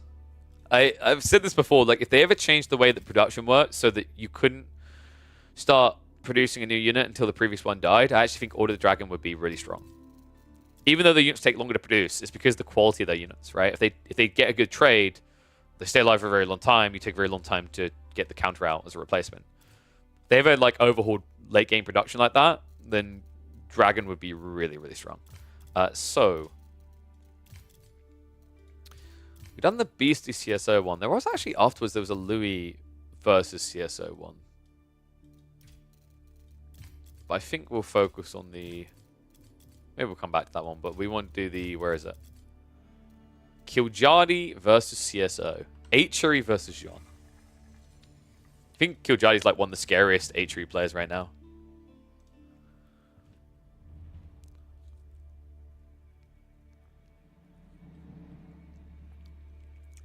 Pyrogi, that is true. If he had crossbows, he'd never get caught. But if you built crossbows, then guess what? Gilded crossbows beat crossbows. You can also just build archers. What is up, pulling around? Thank you very much, man. Welcome back to Swarm. Don't forget, guys, get those Prime subs in. I know you got them. I'd hate for you guys to be stuck with ads playing in the middle of this game, and that would have been the moment where I should actually just press the ad button. That would actually been pretty comical. Give me a tech that reduces pop burden of their military. That would be too strong, though. Because at the end of the day, they are still premium military units. It's difficult. Definitely a big issue to figure out. Yo! What's up, Zaphyrus? OTD must be replaced. That's true. They must be replaced with Order of the Chimera. There we go. Just need a different mythological creature. Guys, that's what we need. We need Order of the Dragon versus Order of the Chimera. Order of the Chimera can be Order of the Minotaur. Yeah, that's better. Order of the Minotaur will literally it'll just be Byzantine hybrid. So guys, just like imagine, you remember those Varangian, the really big Varangian? Imagine they're even bigger. Imagine a double-sized berserking Varangian. wait, no, it's even better. Imagine. All right, I'm just gonna start the game anyway. But yeah, no, guys, just imagine this. We get the Order of the Minotaur. They are the Byzantine hybrid. They have basically the Order of the Dragon effect. Not only do you get a bigger Varangian guard, that's scary enough. Imagine how big the Cataphract would be on an Order of the Minotaur civ. Dude, it'd be bigger than this house. Oh, man. I need that now. I want it so badly. Anyway, one and all, welcome back to A4 Action. We've got Team Elephant CSO on Jeanne d'Arc going up against Killjadi on the HRE. Had to check this one out. This is another one of the games from the Warchief Club, number 71. A lot of games did not get cast on that day. I worked my ass off to cast as many as possible. We done a 12-hour stream. But even then, plenty slipped through the cracks. So we are now picking up on those gaps. And this one was not cast. And I had to cast it. When I saw that Killjadi picked HRE, I had a smile on my face. When I saw that CSO picked Jeanne d'Arc, oh, dude. Every time I watch CSO play Jeanne d'Arc, it's almost like, can the apprentice become the master? Because I know this guy trains almost just religiously at this point with Louis. And Louis, honest to God, is the best player on Jeanne d'Arc. Full stop. I don't think there's anyone that plays it better than him. So I'm curious to see if it's rubbing off for him. I'm curious to see if Killjadi is going to play this. Nah, he's not going to play it slow. Let's be totally real. If you guys have not seen Killjadi before, he's fast and furious, man. He's the biggest Vin Diesel fan you're ever going to see. You know, such a Vin Diesel fan that he looks to make you mauled so you end up bald like his hero. So let's see what kind of approach he wants to take. I'm anticipating this could actually just be Archer opening with maybe Spears because you are up against Jeanne d'Arc at the end of the day, right? So you're expecting Knights to come out. That's just a given. But the whole idea of like going Archers isn't a bad idea because you can actually kite out Jeanne quite easily. And you can also keep your Spears easily away. Like, never underrate the power that Marching Drills has given this civ. Realistically, it's probably safer for Killjadi just to go Castle Age. I'm probably being delusional imagining he'd play Feudal. But then again, I watched this guy just the other day. People was talking about, if you haven't seen this on the YouTube side, it was HRE Feudal versus Castle Samurai. Check that video out, and you'll see exactly why I'm anticipating him just to hang around in Feudal. This guy does not care. If you want your Castle Age, like if you want to do something like crazy, he will do something obtuse to counter you. Of course, difference in this matchup is that Jeanne isn't going to be rushing Castle, right? She is going to be hanging around for the long haul. School of Cavalry now on the way. Arc on the other side. Wait, are we getting 2 TC? Oh, wow. If he brings the scout back around, which I think he will soon, he could just shove the deer in. 2 TC, like drop the TC on the tree line. That's actually a sick read by Killjadi. That I was not expecting. And this is really annoying, actually, because for CSO, like the best case scenario is if HRE just rushes Castle, he can contest it. French Knights are pretty good at dealing with Castle Age Knights because of the damage buff they get at the beginning of the charge, right? And at that point, like your opponent is just potentially feeding you a lot of XP with 24 per pop on the Knight. But this instead is really, really crafty. Because now it's like condensed TC, its defenses. He knows that Jeanne d'Arc's not going to rush Castle Age, so there's no rush towards the relics to play for here, right? The only thing that could happen by rushing relics is that you lose the game. And yeah, CSO just scouted it, so he should know exactly what this is. The question now is, does he try to mirror? Can you really mirror? Because the issue I'm seeing is, with where that deer pack is, where the TC is likely to be dropped here, realistically, Killjadi's going to have a lot of food and wood underneath his TC. And if you go 2 TC as Jean, you're not going to be able to match the timings, right? So step 1 should be this. Like, shove the deer away, keep them out of range. But weirdly enough, CSO, come on, buddy. Like, yeah, don't allow this. Make sure there is no huge food boon coming. Really? Okay, I'm a little bit perplexed. I mean, Killjoy admittedly hasn't played for it yet, right? But he should be here. It would be a really smart call. What's that? The hype train ended? Oh no. Guys, what happened? You're almost at level 2. Outpost now going up from Killjoy. Makes sense. The knight's on the way. Likely he doesn't rush towards this. He knows that the knight can't reach him in time, right? So like he doesn't rush an outpost. We've seen players do this before where they'll build an outpost for 4 minutes, I say, and there's no real reason to unless you're up against a Dark Age Russia. I imagine we're going to be looking at, in this matchup, Archer. Jean makes a lot of sense. The problem is, like, if you go for the Woman at Arms, then even when you scale to level 3, Heavy Mace's Men at Arms spam is really effective. Range form is really nice at this stage for sniping villagers against a defensive Civ. And then later on in the game, HRE have been known to rely on Siege to try and break through, especially if you're planning to go into Arbitrier later, which is just a given as Jean. So, yeah, there you go. Straight away into the Hunter form. Villager on the way. We are getting an outpost rush. Wow, I don't think you can really call it a rush at this stage. We're getting an outpost drop, folks. On the gold on the stone. Okay, so really, what the hell was this Archon about? I'm so confused right now. I mean, I guess, like, realistically, what we're going to do? Buff the berries on the forward? Probably not. This Archon was more about the fact that the gold spawned out in the middle of nowhere. So this is kind of crazy, because Killjoy actually got a really bad spawn if he didn't want to go 2 TC, which he's not. It's going to be Rax and Archer range. Outpost on the way up. Gold is now going to have to be forfeited here, so we'll back away. Killjoy will now have to start spamming spears. You can get quite a lot of spears together here, though. Spears plus archers are super effective, even against Jean in the situation, because running away is not easy for her. The cast point on the Holy Arrow kind of commits you, right? You can't just back away while shooting it. So that allows gap close for Mass Archer, Mass Spear. Now the walls in the back. So Killjoy actually doing this while he can. Perfect timing as well. If he waits any longer, the night count's going to be high enough that CSO is going to pull 1 or 2 off. I say that. We've seen CSO once today already, and I think CSO has this very big issue with, like, consolidating his army and going for one big push. I think it costs him a lot more than it gains him. Need to be raiding at this time of point in the game. And the way that he's moving his entire army around the back isn't really raiding. I think CSO is probably doing that classic thing we see from Jean players where they focus on Jean too much and the idea of getting XP. Sometimes you just have to accept that you're French. I say that as like, sometimes you just have to accept that you're French. I'm sorry that you're French. Like, oh no. No, it's that you are a raiding Civ. So you need to focus on that element, even if it means you're not getting XP. Because the alternative is you move this slowly, you become predictable, right? Like, sure, Jean is pretty fast, but Jean is still slower, notably slower than Cav. And CSO, wait, what happened here? Oh yeah, mine camp for the arrow slits, right? Okay, that makes sense.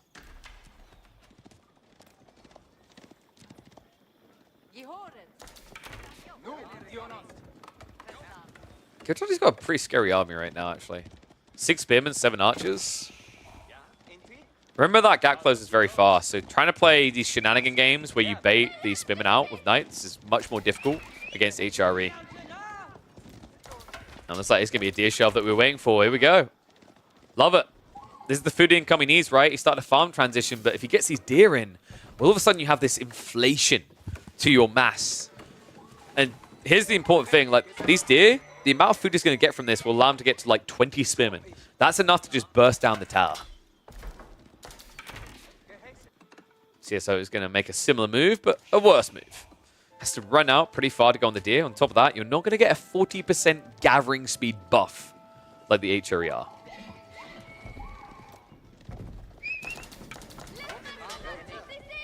Wow, I don't like that CSO is not contesting this. He's watching it happen right now. He's now going for siege engineering. This is exactly what I think you can't do against HRE. You've seen them playing a longer feudal. Take advantage of this, right? Like maybe sneak a second TC. Do something with map control. Rushing in with a ram, HRE is one of the hardest civs to ram rush. They're just so effective at holding due to E-repairs. And this new HRE focus with marching drills has enabled them to be even more effective defending due to just raw mass.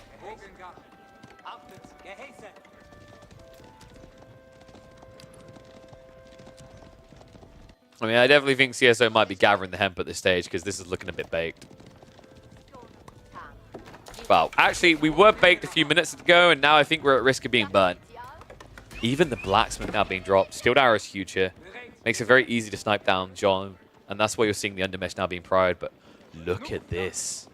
Killjadi says, okay, if you're not going to come into my base, I'm going to go into yours. And they are fast. 1.38 movement speed. That's tough as well. Look at the spawn for CSO. Remember how we talk about beneficial spawns sometimes being a negative? This is that situation. Double deer and boar on the south side means that actually Killjadi knows exactly where to go with this army. There's no risk that you just punt blind. There's only one place CSO can be. He's circling like a shark. Meanwhile, on the other side of this, CSO is just sitting here. This is where you needed to dive. I think if you dove straight away, this is great. I don't think he actually saw the full stretch of that army walking out, and he's only now going to discover it when it dives onto his economy. CSO, too late. They're all dead. Oh, what a strike. So all villagers going down here. Actually, it looks like one will live to tell the tale, barely. That's now a humongous 7-villager lead for Killjadi. Not just 7, remember. It's a lot more than that. If we have a look underneath the Archon, we can see the entirety of Killjadi's economy is in range of this Archon. There's a few woodcutters here that are getting a little bit scrambled on the side, but for the most, he's remaining eco-efficient. So this isn't 36 economy. It's actually pretty ludicrous. It's more like 50-ish. 50, mid-50, in fact. Ram left on his own is going to be taken out, and all of a sudden he's trying to punish this army, but with 12 spearmen, it's a difficult ask. In fact, I wouldn't be surprised if Killjadi just starts targeting the archers with his archers and holds the spears. Like, funnily enough, he could fight this army quite easily right now. Instead, he's willing to just buy more time so he can clear the outposts. Now get back on that gold.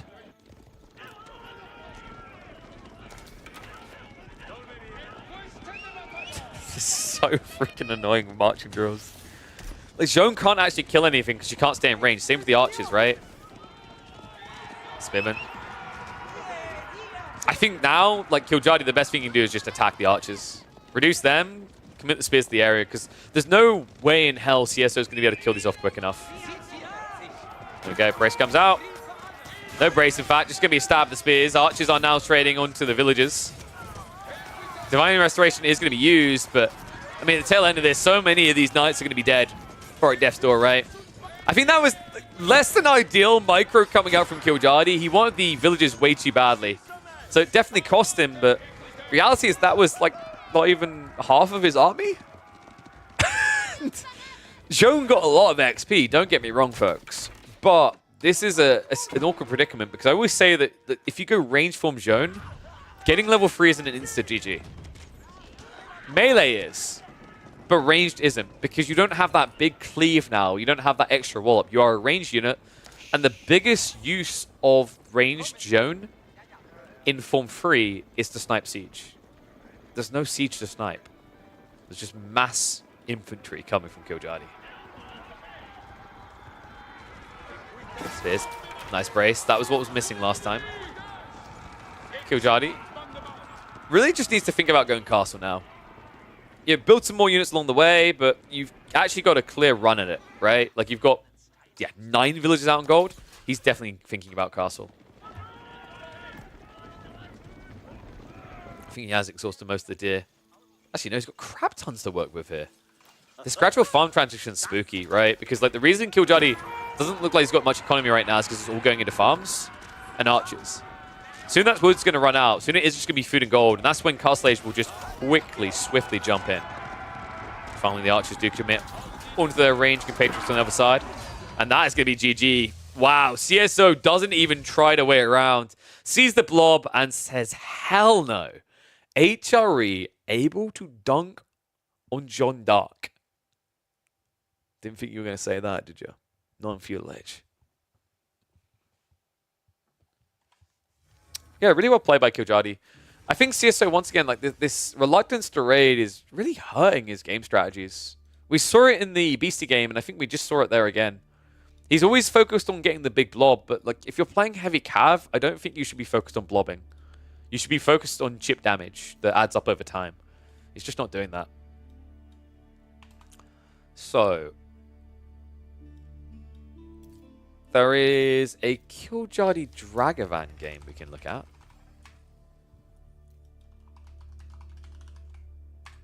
Dragavan, the man who now holds the title of biggest throw in Age of Empires 4 esports history. Sorry, Dragavan, but he said it's okay to refer to him that way. He actually gave us the approval. So, Ibids versus HRE. Another HRE game from Killjardy. Good lord. This guy likes one thing and one thing only, huh? He does it well. That was a legendary throw, though. I mean, he's a good sport about it. I think most people would have that happen in their history and just like, I don't want to have it brought up again. Too bad. Oh, you know what I'm gonna do really quickly, actually?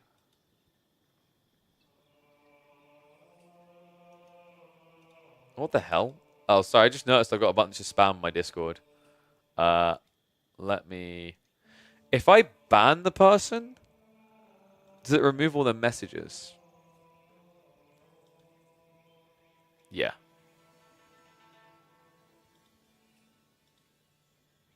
There we go. Oh, thank God for that. Sorry about that, Discord users. Yeah, we removed the messages. Okay, so let me run ads quickly so you guys don't have to have ads pop up in the game. I'm going to run 90 seconds of ads here. Play a little bit of nice music. Oh, and then that'll give me a quick sec to line up some games. So I think, I don't know if there's any other ones that didn't get cast. It was a bit hard to gauge. But we've cast a decent number of them. So we might start doing some ladder games. There was some Killjardy Dumu games. There's also a Killjardy Louis game that happened a bit early on Forts I want to check out. And we can even check live ladder. There's even a mirror between Dinky and Faye on Ibids I want to check out because it actually plays really freaking weird, which is music to my ears. Must have watched so many ads in Beast of the Hills that you're not getting any now. BC just there pumping the button. I mean, in fairness, dude, what was it? There was the person who I think he said they donated 900 subs in one day. I mean, probably was no one left to run ads for. Right? I can't believe I popped in for a sec and I caught it when he dropped back-to-back 100 subs. I was like, the first thing that someone put is like, does this guy live in Turkey? I chuckled because Turkish subs, they only cost, well, basically you can dono 25 subs for the price of one full US sub if you are Turkish. Because Turkish subs, I think they're worth 20 cents.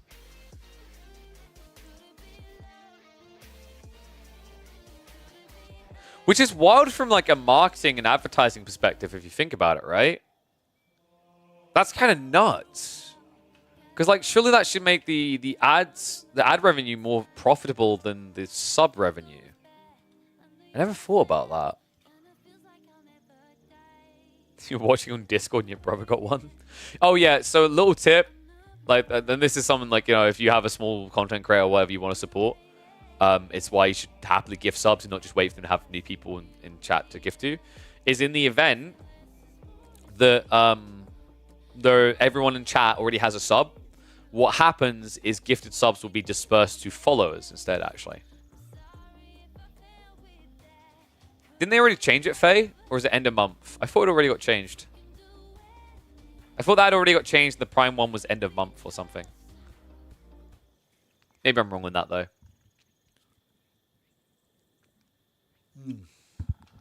All right, let's get to the action, though. Guys, it's him. We're watching him. The guy who has had the biggest throw in the history of Age of Empires 4 competitive play. Going up against probably the most aggressive player in the history of Age of Empires 4 play. One and all, welcome back to the tournament recap. We're catching some of the series from the Warchief Club 71 that happened on the weekend. And I had to check in on this. Kiljadi has been looking spooky on HRE. I actually think he might be my favorite HRE player right now. I'm expecting Gully Deckle to just turn up and chat and object, but then again, he's probably in school. Kiljadi's been looking on a whole other level. He's had some sick games with Holy Roman Empire. And what I love about him is that he's not just chilling and vibing and going for his castle, going for his Imperial. He's done with that lane gameplay. He's all about the feudal, all about the castle aggro. So I'm excited to see what he's going to be doing up against a Civ that really pushes you on those timings. Dragavan on the Ibids. This is a Civ that in this matchup, I'm expecting to just target a quick castle age.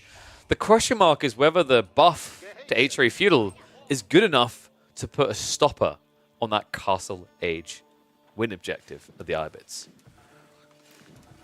Scout-wise, already loving what I'm seeing from Kiljadi. This is an ambitious scout rotation, by the way. Good lord.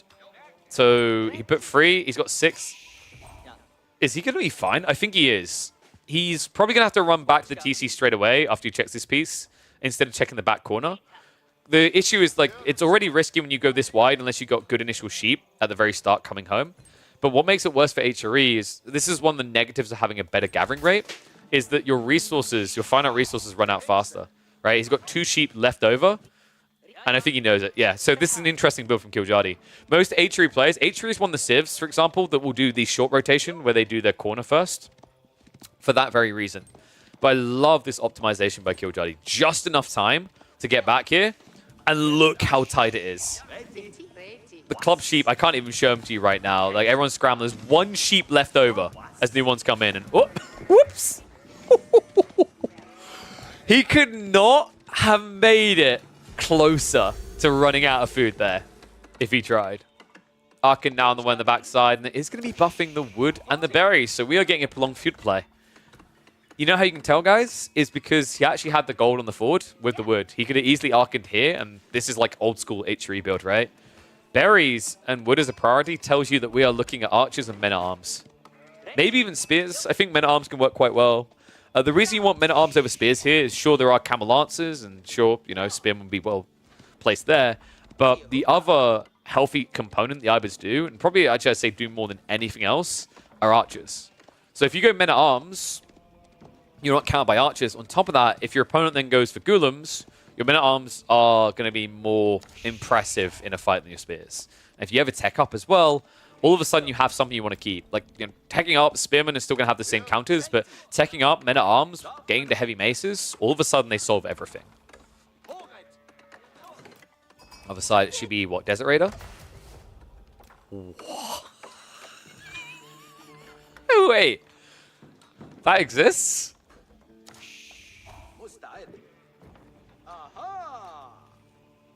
Now, I've talked about this build a bit in the past. This is going to be the Camel Lancer build, right? The logic is that you get Atabegs, then you get Castle Age, you drop double stable, and all of a sudden you have a ludicrous amount of HP on those Camel Lancers, right? They're 200 plus HP, so 20% increase there is substantial.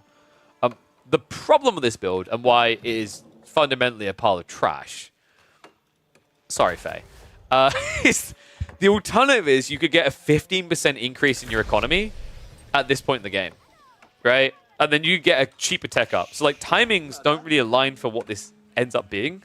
And what worries me more is, considering where the Archon has been dropped, if we are looking at an archery range span build, your timing's just got delayed in a dangerous way, right?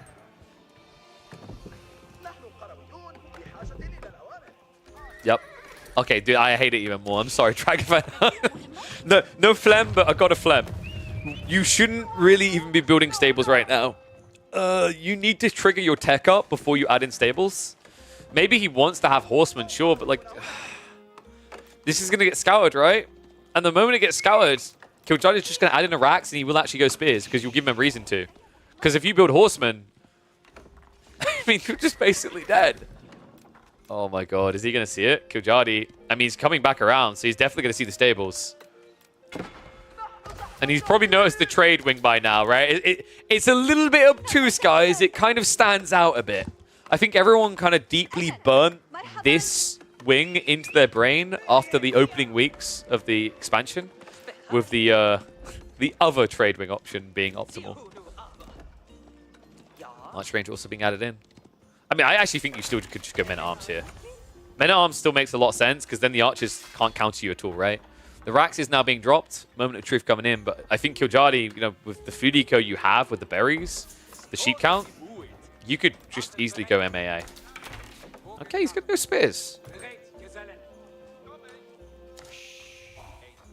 Why did Dragoman delete and remake the disable twice?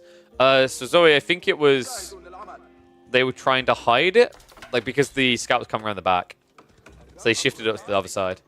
Oh my god, what?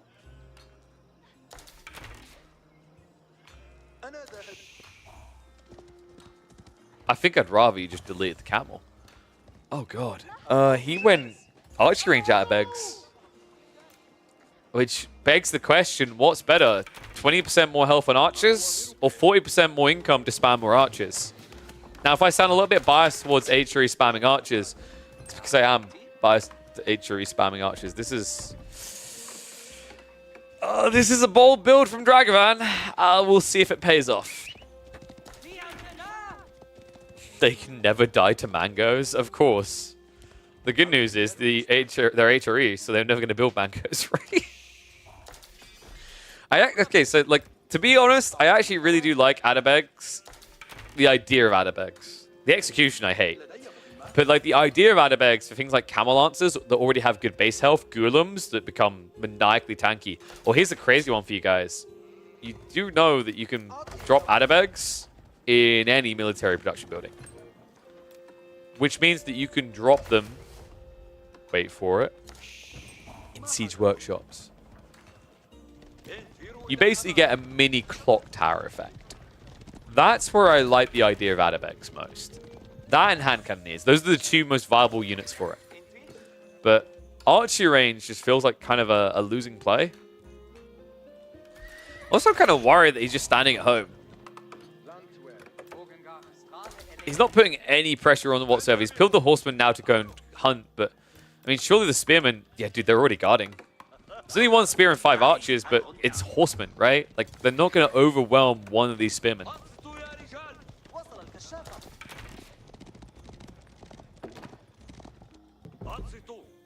Undermesh is coming from Dragovan, so at least make him a little bit more tanky, but Steel Arrow also being prioritized by Killjardy.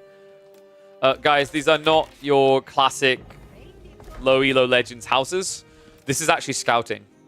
So now the cavalry can't wrap around the back without being seen. It's pretty smart. Little tip for people. Like, that's the value of doing this. I really like that from Killjardy.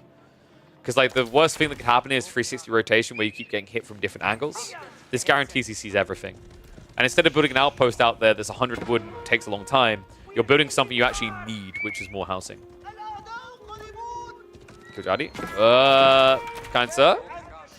Slow pull away here, so Villager is going to go down.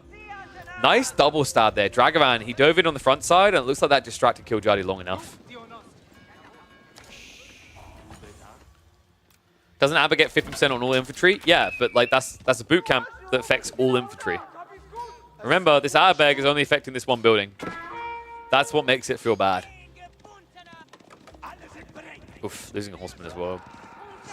Always the annoying thing I find when you're playing against HRE is like you feel like you ran far enough away and you're safe, and then all of a sudden these guys gap close because they move at 1.72 movement speed when charging you. Ram now coming in from Dragovan. Interesting idea. Have you heard of E-repairs though, sir? You're about to find out about it. Whoopsie. Oh, wait. Dragovan? What? Okay, so he just lost a ram for nothing.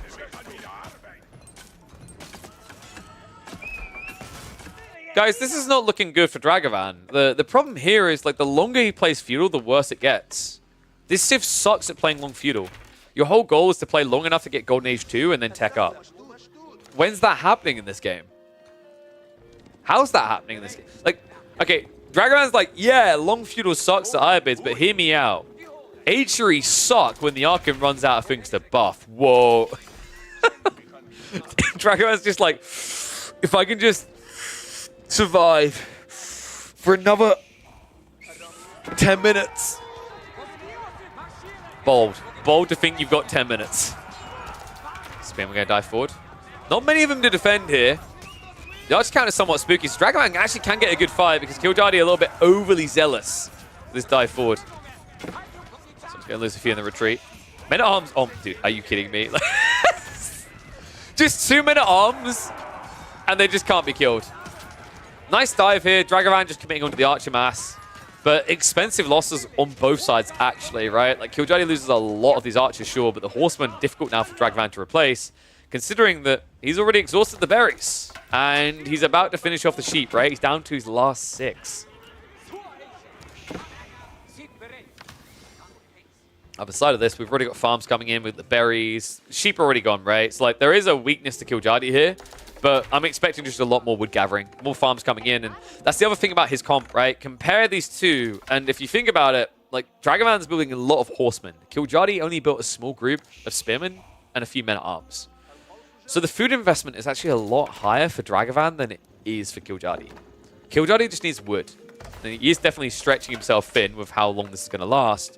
For now, he still has that powerful spike timing.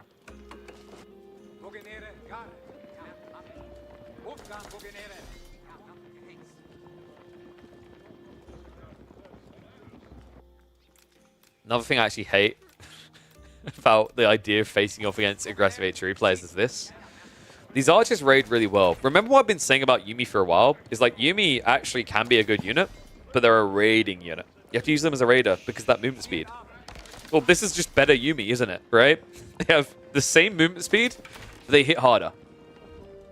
Dragavan, he hasn't got an outpost out here. He doesn't have vision in the area. He at least has wheelbarrow, but the problem is wheelbarrow makes you slower than these archers still. Killjoy, yes, scout out. So here we go. Should just be a dive in and a bunch of kills.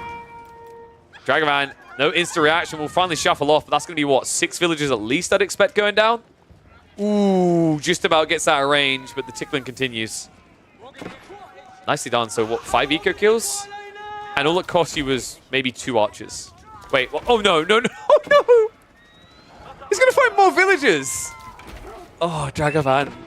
Definition of a bad spawn from a good spawn, right? Like, having all your berries in one location, not having it walled in like this, though. Counter-offensive is going to come through, but it's going to flop. Outpost is already up. Rest of the army there defending, and love that split. Killjoy sticks a few archers in the corner. He can come back and raid again. This guy is so freaking annoying. Oh, my God. Killjoy is, like, one of the most frustrating players to play against. I've talked to a few players. Like, you asked them, like, who's the player that makes you most uncomfortable on ladder? This guy is up there, top 3 on most people's lists because of the pressure he plays with. Last archer's diving in. Won't be able to find more than 1 villager kill, but it's still adding up, right? And on top of that, the idle time is hurting as well. Dragavan does actually have the military lead, so if you want to make a move, now would be the time. I'm a little bit worried that Dragavan has slipped on the gold, though. This is... This is basically a macro crime at this stage. 1,000 gold and nothing to spend it on. I think he's just going to stop producing, right? I mean, when you look up and you got 1,000 gold, you just go Castle Age, I think. He'll probably look to trade, do some damage. Killjoy, meanwhile, is not going Castle, guys. He's got additional farms coming in, but you have to think of this build a little bit like when you watch English play Long Feudal. You had 1 farm cluster, you had 2. By the time you're 3 in, you can start spamming men-at-arms, right?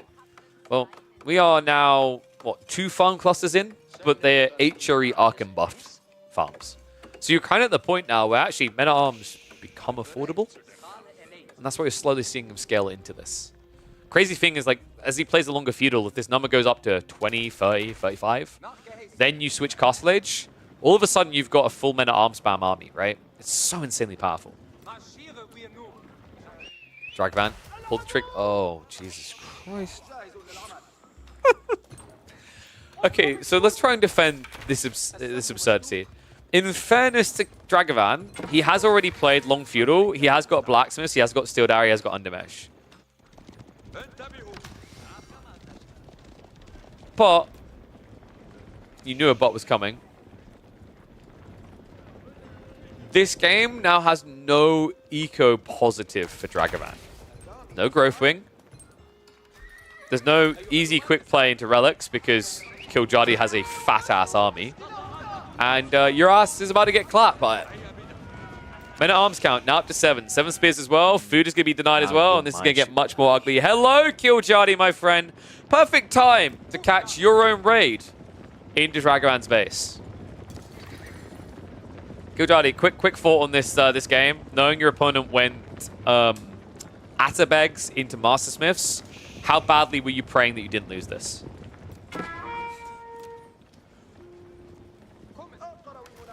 Because, like, there's some things you don't want people to know. I would never lose this? I should hope not. Master Smith's coming through in a few seconds. Golden Age 2 is there, but the fight is going to be forced before the upgrades come through, right? I mean, you have to force it. Killjadi, the size of his army. Look at the resources. He's getting ready for a tech up as well. It's about to get uncomfortable. Thank you very much for the gifted sub, Cursing. It's time to put a curse upon Dragavan's name. Dive comes in. Veterancy's being queued up, but it's still 40 seconds away. Killjadi is going to make him pay for this. Master Smith's upgrade is in, so he has actually got the 7 damage versus the 6 here. Dive comes in. Undermesh level 2 seems big. The Horsemen are tanky, sure, but the Men-at-Arms just chipping away at this. And now Killjadi, gold has been gathered, is ready for a tech up himself as well. Dragavan's going to take some damage for this. Regnant's being built on the other side. Archer Mass is at least going to be maintained. Killjadi needs to start trading onto the eco here. Instead, I think he's going to back away. All right, good hold from Dragavan.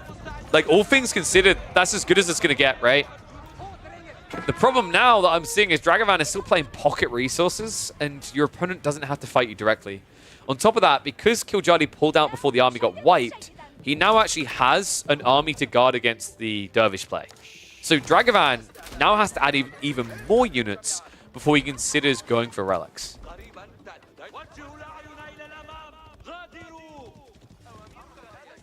Yeah, agreed, Killjadi. Like, you're correct. Like, the +2 damage, those Men-at-Arms, they aren't turning into pincushions anymore. They just get slayed, right? It's almost half damage going through.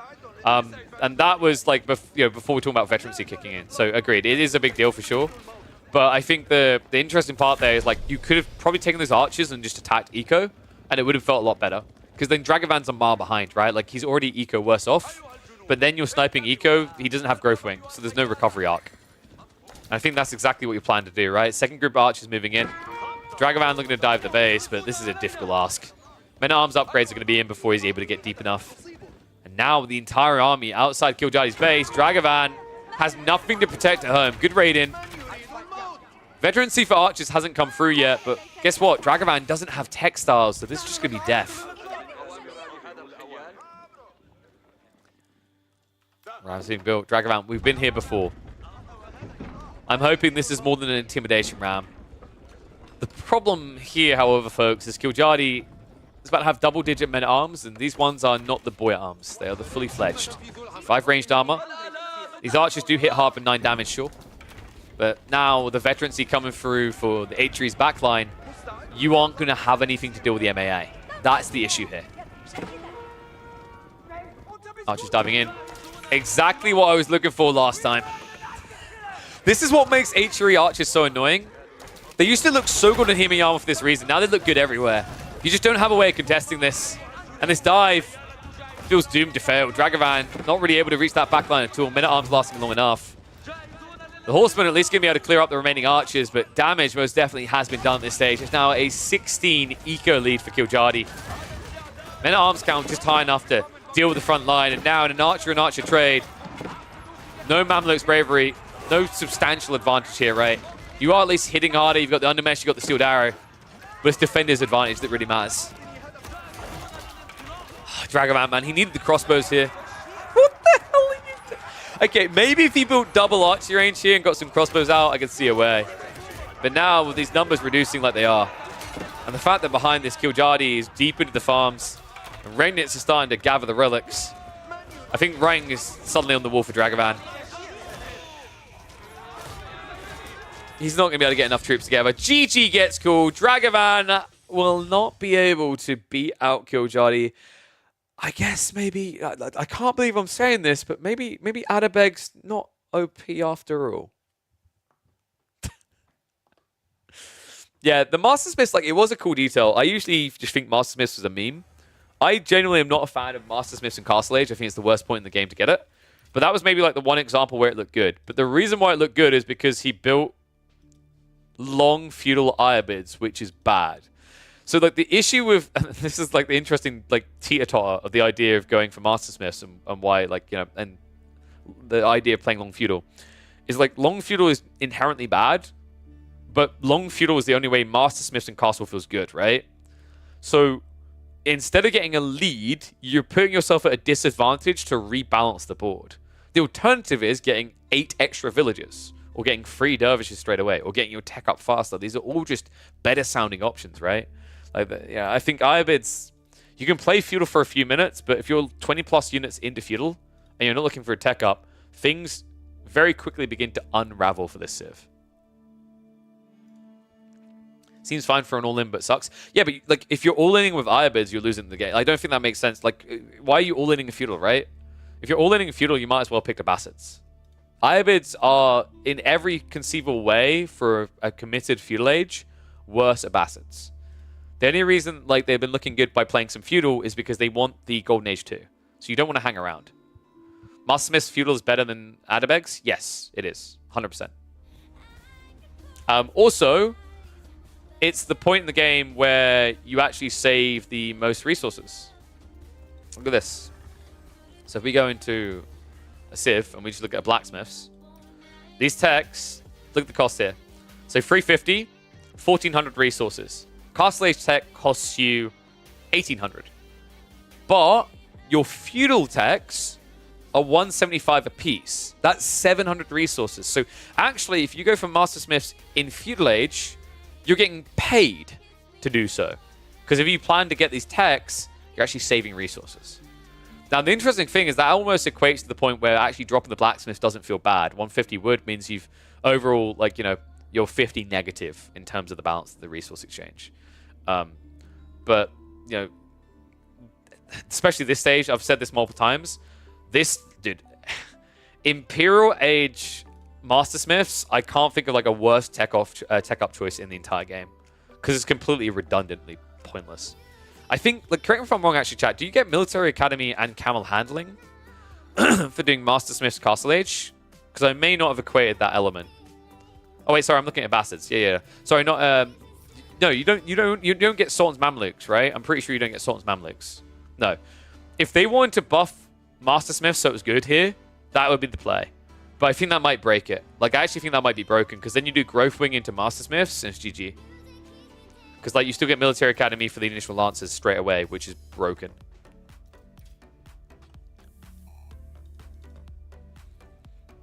Only damage and armor. Yeah. Makes sense. It'd be busted if it gave you Mamluk's Bravery and the Military Academy. Like, that might be a way to actually buff Imperial, is if for some reason people don't have that by then. I legit think, like, actually for Master Smith... Okay, I know how you make Master Smiths good in, like, Imperial. Master Smith's Imperial just gives all previous techs. So you get all this. So then you get... So, like, so it'd be 175 plus 500, right? That's 350, right? 175 plus 350, and then it's 500, right?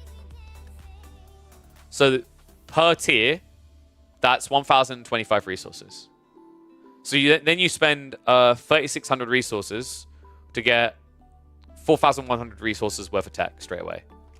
But like the reality is it's never going to be that much because by the time you're Imperial Age, you're going to have taken some of these techs, unless your name is Faye and you're rushing Imperial Age. Kappa.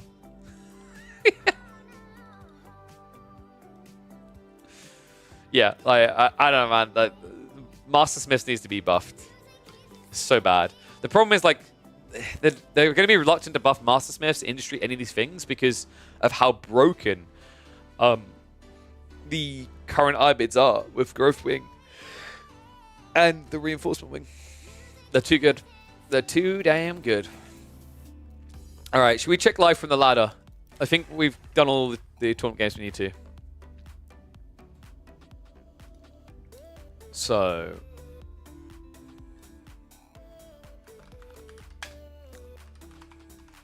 let me just update my stream title to Casting Games. Do the same on the YouTube side.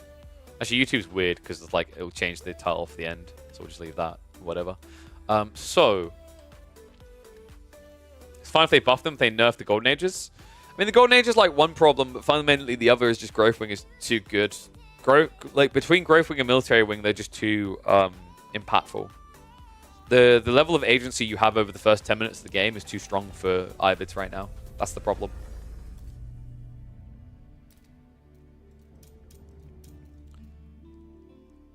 Still waiting for the Castle Age Ram Rush build, by the way. I actually think Industry Wing Castle Age is spicy. If you play like a long enough feud, like I actually think if you're in a matchup where your opponent is greedy or whatever, if you go Industry Wing and you build a small feudal army to pressure them, you go Industry Wing. You can build 5 Rams and then just GG their base.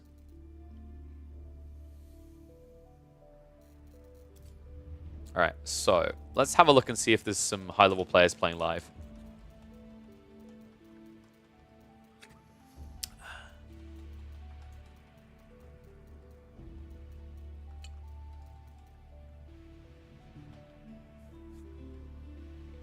Faye Castle Industry into 5 Rams.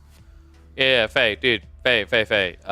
You can credit me. I get 20% of your winnings as your coach when you win Elite Classic free with that build. You guys seen the have you seen the Tower of Sultan build that Chinese player done? I think I put it up on my YouTube a few weeks back. There's a Tower of Sultan build where he rushes like Castle Age with Industry Wing and builds double Tower of Sultan. It's freaking hilarious. Who was it he beat? He beat someone. I was really impressed. There was someone he beat. I was really impressed with it. I think he beat... I can't remember who it was. It was a high-level player. It was like a top 100, top 50 player he beat. It looks so dumb. In theory, Industry Wing's really good for like boosting all your buildings up straight away. But the problem is, it's just... I think Industry Wing could be a good, like, could be cool on like maybe Prairie. I think it only works on maps where you just don't have good wood access. All right, I got Numenor versus Vortex live. Let's check that out.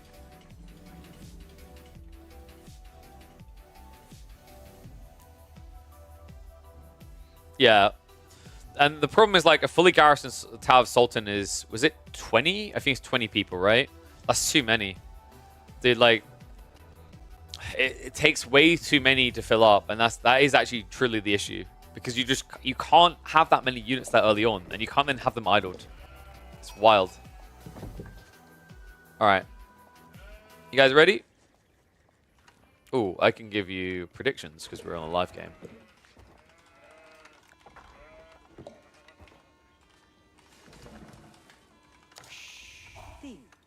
"30 seconds because I'm ruthless."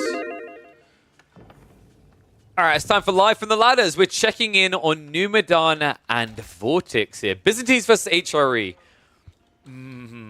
Dude, I'm intrigued to see actually what Vortex can do with this Civ. This is the first game I think I've watched of Vortex on HRE since they buffed this Civ and gave them March and Enduro straight away.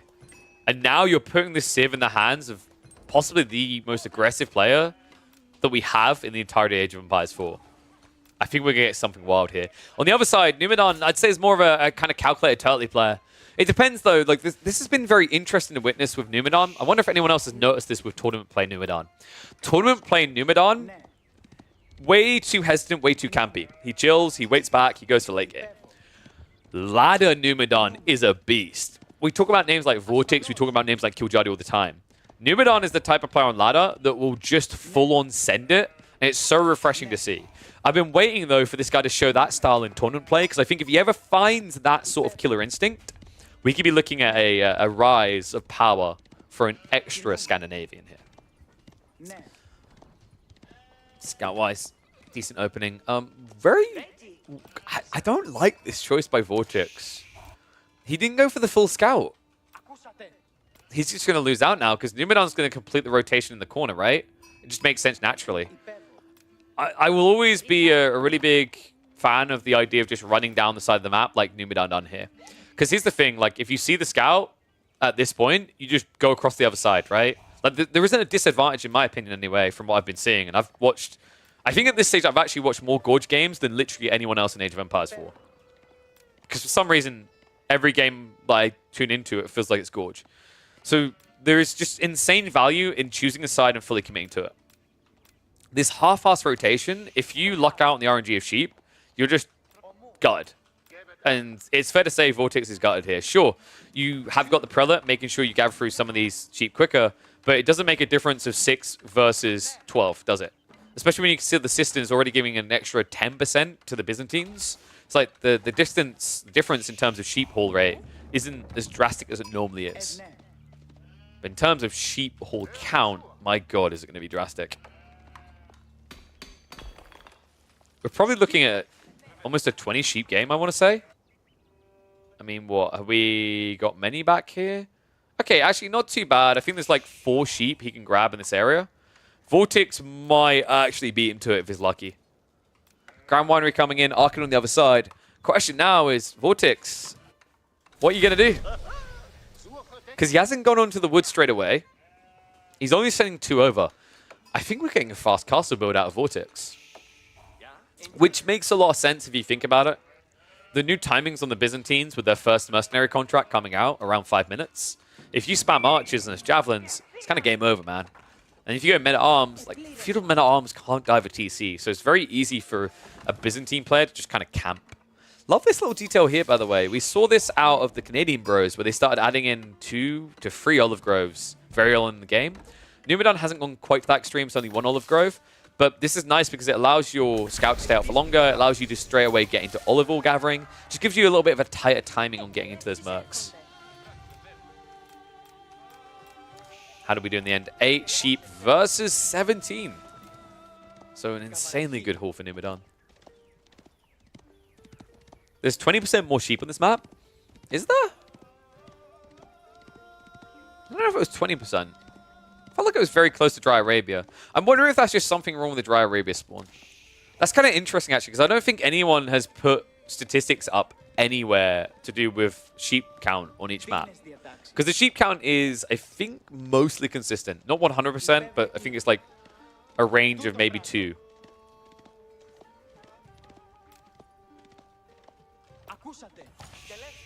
God, could you imagine the comparisons? If it was a leaderboard, Adney would get all the podium finishes. Because that guy loves sheep way too much. Apparently there's some extra sheep on this map for some reason. You know what that is? I think that's something to do with their new calculation to spawn, because I know that the devs introduced a new way of calculating sheep spawns on Gorge, and I think there was another map. It was when they done the Sons of Ascend expansion. There was a few maps that used a new algorithm, and I think that might have something to do with it. And they didn't immediately apply that algorithm to every map.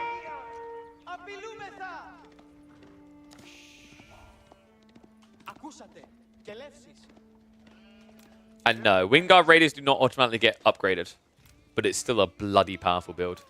But who cares about that? We ain't even getting discount English here. We're getting into the Malian javelins. Vortex on the other side is 100% going castle though, and I'm wondering like what the point in the javs are at that stage. So this matchup, honestly, you're better off going for the Western contract if it's going to go into castle. I mean, you've got Camel Riders to deal with Knights, so in theory it's not terrible for Numidan. But the alternative of getting Landsnecht, I'm a really big fan of, considering like what a lot of H3 armies turn into. They turn into melee mosh pits.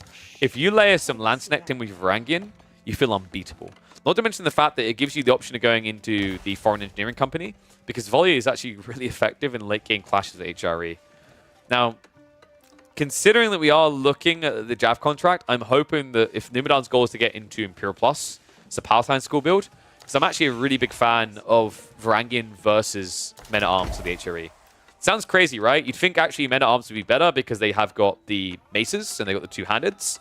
But funnily enough, actually, the Teardrop Shields, given the 15% increased attack speed, makes Byzantines a pretty damn good matchup, even into HRE maces.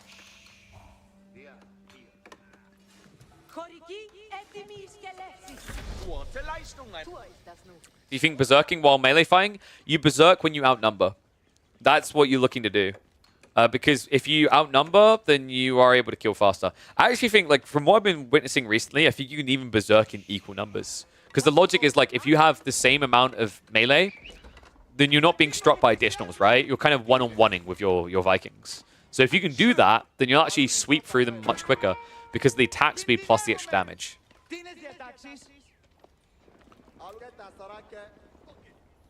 Whoops. Prelate. Got a bit ambitious there. So actually, Numenon's opening move is going to pay off. He should be able to hunt that down. Wait. What happened there? I feel like he should have actually got that much earlier. Instead, the Knight is going to be able to clear some of this up. Vortex will at least end up losing a villager as well as a prelate, so not too bad for Numenon. Golden Horn Tower is now on the way. But this is, even though it's going to be delayed, this is still going to be relic control. Numenon can play into relics himself with the Grand Winery. Remember, this is like a baby Regnitz. But the problem right now is you just don't have any units to block out the Knights. And what surprises me more is the fact that Numenon, instead of going for Spearmen to have an answer to come play relics, come block them, he's going for archery range, which suggests we are heading into crossbows. I don't like that. The problem is, by Numenon doing this, he's allowing Vortex to get all these relics for free. Because you won't get crossbows quick enough to contest Knights, right? Like, Knights do get countered by crossbows in mass, but when you're talking like the first 5 or 6, very difficult. He's definitely not getting many more mercs, not with the blockers coming out on the berries already. So he's going to play south side instead. Golden Horn Tower is up, so additional javelins are being added in. And Numenon is going to try to rush towards those relics. Now, this one feels mostly safe, but the rest are just forfeit already. Second relic's already in the way home for Vortex. He's got 2 split across the map. The Knights are already moving in to guard the safe relic next to Numenon's base. There's like got to be a point where you just accept Limitana is the logical choice, right? I don't think we're going to see that, though. Numenon just still playing into crossbows. More archery range as well, so even more crossbows coming out. Nice little charge in. Notice that he's positioned the scout ahead of the Knights, by the way. That's so that when the crossbows run in, if they're A-clicking, they won't do great damage. They'll do 12 damage per shot to a scout. That won't kill. But the Knight damage is permanent. The scout damage is temporary. So good read there by Vortex. Oh, wow. Okay, that is interesting, actually. We could have a 2-3 relic split because Vortex never bothered to scout the other side of the map, which kind of shocks me here. Considering he was just going for a fast castle build, he was paranoid, I guess, about what what Numenon was doing, right? So his scout didn't actually check the remainder of the map. Night charge coming in, and beautiful micro there. Numenon buys a little bit extra time by body blocking with the scout. He's going to lose it, though. However, now with the Camel Riders coming out, this is enough to scare Vortex away. He can't fight now. First relic on the way home after a very long delay. First relic coming in now for Numenon. I'm going to be surprised if Vortex discovers the second in time. That, to me, feels like a bit of a blunder. I think that scout should have actually been checking the right-hand side. But apparently, just paranoid about a potential all-in, which I kind of get. But the reality is, like, Numenon trying to go for an all-in versus H3 fast castle is difficult because you're just so quick to tech up. And those first mercs are annoying, sure, but it's not like even with the buffs, you're going to see 2 or 3 Kyro Siphons breaking the base ASAP. So yeah, a little bit surprised by that approach. Vortex, is he just going to go Imperial is what I'm wondering now? No, he's adding in archers. That's intriguing considering his opponent has jabs already. But he's blocking out extra berry supplies, right? So not as much olive oil coming in. It's more villagers getting struck down. Almost makes it free. That's impressive considering the textiles is there. Numenon starting to fall a little bit behind. I think what I like most about this approach from Vortex, like the archers is really unexpected. So reality-wise, Numenon, he's not going to be rushing onto berries ASAP 24/7 just to get more jabs, right? He'll want jabs naturally because it feels good, but actually instead, look at this. He's investing in Camel Riders. So this archer play by Vortex, it shows you how unexpected it is for an H3 player to do this at this stage after going Knights. That Numenon, the only reason he's got more jabs coming is because of the Golden Horn Tower RNG. That's wild. Now, the goal for Vortex next is to hide the hand until it's big enough. If you like blow up to 15 to 20 archers and then show, then all of a sudden Numenon's in trouble. And the reality of the game right now is Numenon, he doesn't have a scout, so he has no way of checking what's next. Even a Mango now. I mean, You can't blame him, right? The entirety of the army for Numenor basically is ranged. This is very slow, though. I like the idea of archers more just because the speed they come at your opponent with. By comparison, Mangoes aren't exactly going to arrive in the enemy base anytime soon. However, this kind of hits the idea that Vortex usually goes for of like an immovable army looking to end the game. Double Mango with archers supporting. If Numenor doesn't see this ahead of time, it's going to be GG because of the pressure in his base. So it's very important that he actually snoops this out and he goes on the offensive. So 3-2 split on the relics in the end. First man goes out. Camel Riders are moving forward. And that's the info. Well played. Numenor. Okay, so that's exactly what he needs to know. Now he can prep a counter. Nice. In the meantime, do you see the army march up? So they go into the base. Numenor. It's going to cost him dearly. Well, in the base. Ooh, he almost pulled him in. Instead, though, more villages being lost here. And I think Numenor, he may have actually misread this situation. Sending the camels in may have made sense, but sending the entire army means he's got nothing left to defend. He calls the game. He doesn't waste time. Wow. Okay, I was not expecting the immediate GG there. I thought he might try to hang in there a bit longer, but shows you just how much positioning matters. Like, you're against one of the most aggressive players in AoE 4, and I love the fact that even when Numenon's the one on the offensive, Vortex finds a way to be aggressive.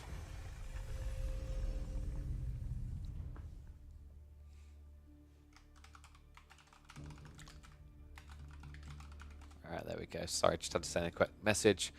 So, let's check what else we've got on the ladder. So, breaking that game down, though, just to kind of dissect it for people, like, where did it go wrong for Numenor? I genuinely think he just needed to build Limitane. Except for what it is, I think he was paranoid about the Archer builds we've seen out of HRE, and he kind of killed himself with his approach. A few Limitane there. Maybe even some Wolves alternatively if you're really that allergic to Limitane. The Limitane Jav just makes a lot of sense. Going crossbows after on the tech up also felt additionally weird. Voldemar versus Vortex. Should we watch Voldemar win? I really owe him that. We've watched like every single loss of Voldemar recently, and I'm feeling bad about it. Let's see if we can catch him winning. Poor guy. I feel bad, dude. Like, I remember he came in the other day. He's like, why are you watching all my losses? I'm like, it wasn't intentional, man. I just need you to win. If you win, then I'm not watching losses. In fairness, the logic is flawless. All right, 1 second.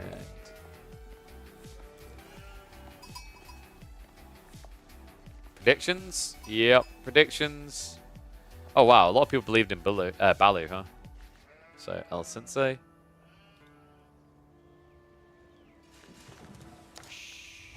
What is the goal? How the match complete? You can complete the match a few different ways. You can capture all the sacred sites and start a clock. You can build a wonder, or you can snipe everyone's landmarks. But usually at high level, people don't wait until that point if they feel like the game is already over. So he surrendered.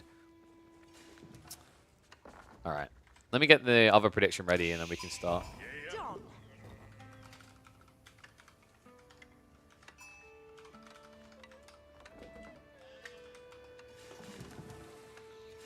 All right, give you guys 1 minute this time. All right, Voldemar versus Vortex. Voldemar, please win. I feel so bad because recently we've just been casting non-stop losses for Voldemar. And, you know, I don't seek these losses out. I actually cast a lot of live games. This one is live from the ladders. So, you know, Prage in chats for Voldemar because I think he's got an uphill battle here. Vortex, a tough opponent. An interesting matchup, though. Japanese versus English. I think there's some hope for Voldemar. This is a really good map for the English. I think Cliffside is really strong for longbow play, especially because of the short distance to your opponent's base. What I'm curious about is whether Voldemar is going to play the new King style or the old school longbow style, because I have noticed he's a big fan of the old longbow style. He even tends to just dodge going for blacksmith upgrades to get a more aggressive timing in the early game. Well, looking at the resources, he could potentially get aggressive here. Look at this. Berries, deer, and gold all on one screen. Vortex is going to need to outpost this up very quickly. You'll see him wait until he's got his tech up started because you don't want to delay that. But once the tech up started, I'm expecting 2 villagers from Vortex pulled onto a tree. so he can chop and get an outpost to place here. He's probably going to need double outposts. This is one of the infuriating things about English, is these Lombos in early game.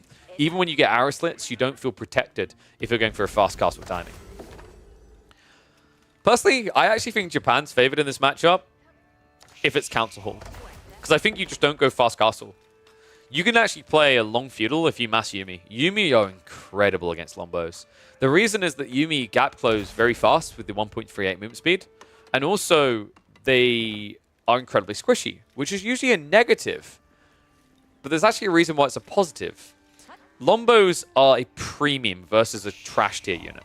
The health difference, the damage difference means that often Lombos end up overkilling Yuumi, so it makes you less efficient with your combat trade. So we'll have to see if that's the way that Vortex wants to go. Most Japanese players are still cozy with the idea of the fast castle, but this is ladder play. We usually see more experimentation there. Love the fact he's straight away on the berries. Once you have Tawada, the first level of wheelbarrow, you gather quicker from berries than you do from sheep. So worth getting on there. The Kurosto house is giving the tree line. This does not tell us it's Yuumi. It's a good sign in the direction because you now have a lumber camp for free and you're getting into passive wood quicker.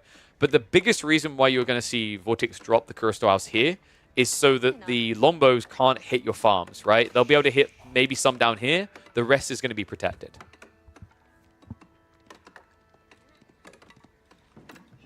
Oh god, yeah, Voldemar is just playing old school English.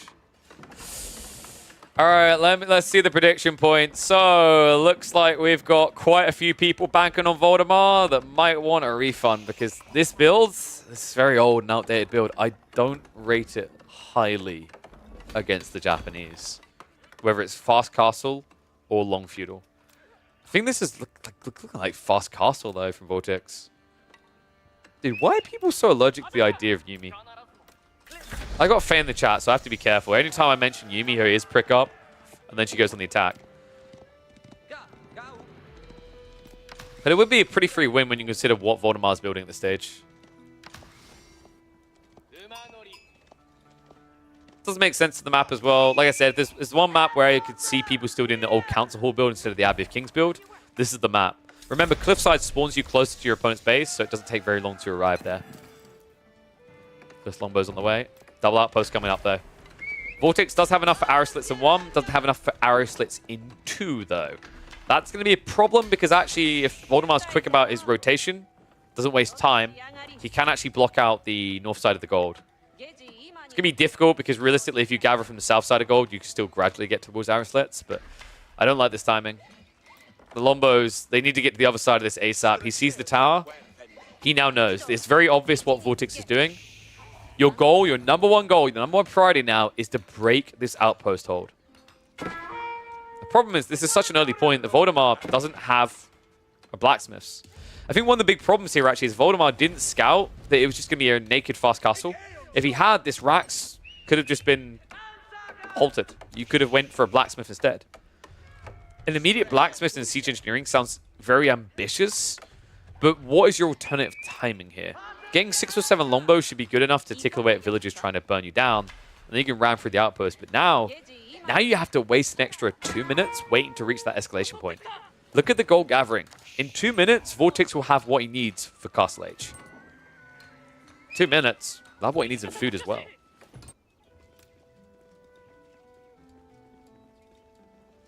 So he's going to try and stab on the east side. This is not going to hit either, though. Farm spawn the back first. And, I mean, sure, he won't be able to access these farms. But, guys, this is a game where Vortex has 15 sheep. I don't think he really gives a duck about his farms early on.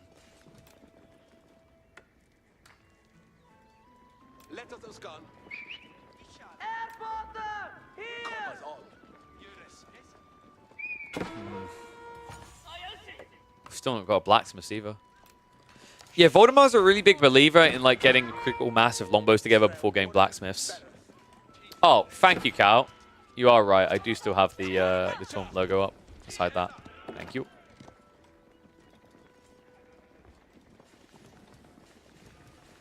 Longbows are trying to stab him, but I mean, there's just nothing to hit here.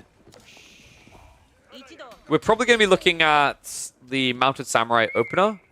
Mounted Samurai opener is really, really good. You'd think it's bad because of spears, but the problem is like you need so many spears to defend against it.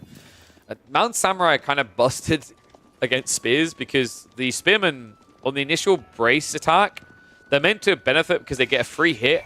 They stun your opponent, But what happens instead is you just get rid of deflective armor, right? So you're not doing any damage, you're stunning.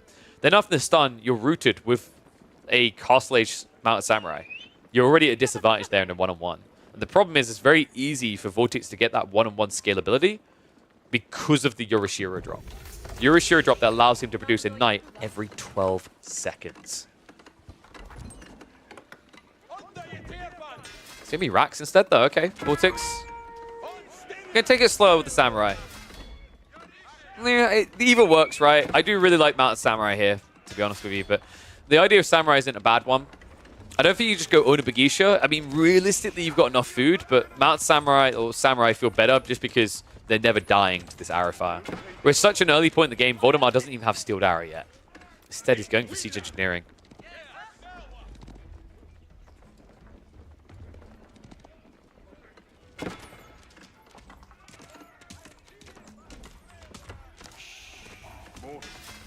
I disagree with putting the Curse Storehouse between the gold and the TC. If you put it between the gold and the TC, there's this position you can stand in with the Lombos that still snipes. This is like much better because you get into your wood line, you're able to chop away at that, and you have a safe garrison point for the nearbys. Like, it's very microable to just dodge Lombos on this location. So, racks up. Samurai upgrades coming in. Voldemar needs a ram. He's got Siege Engineering. He's got the outpost coming. He needs to start building those rams right now, though.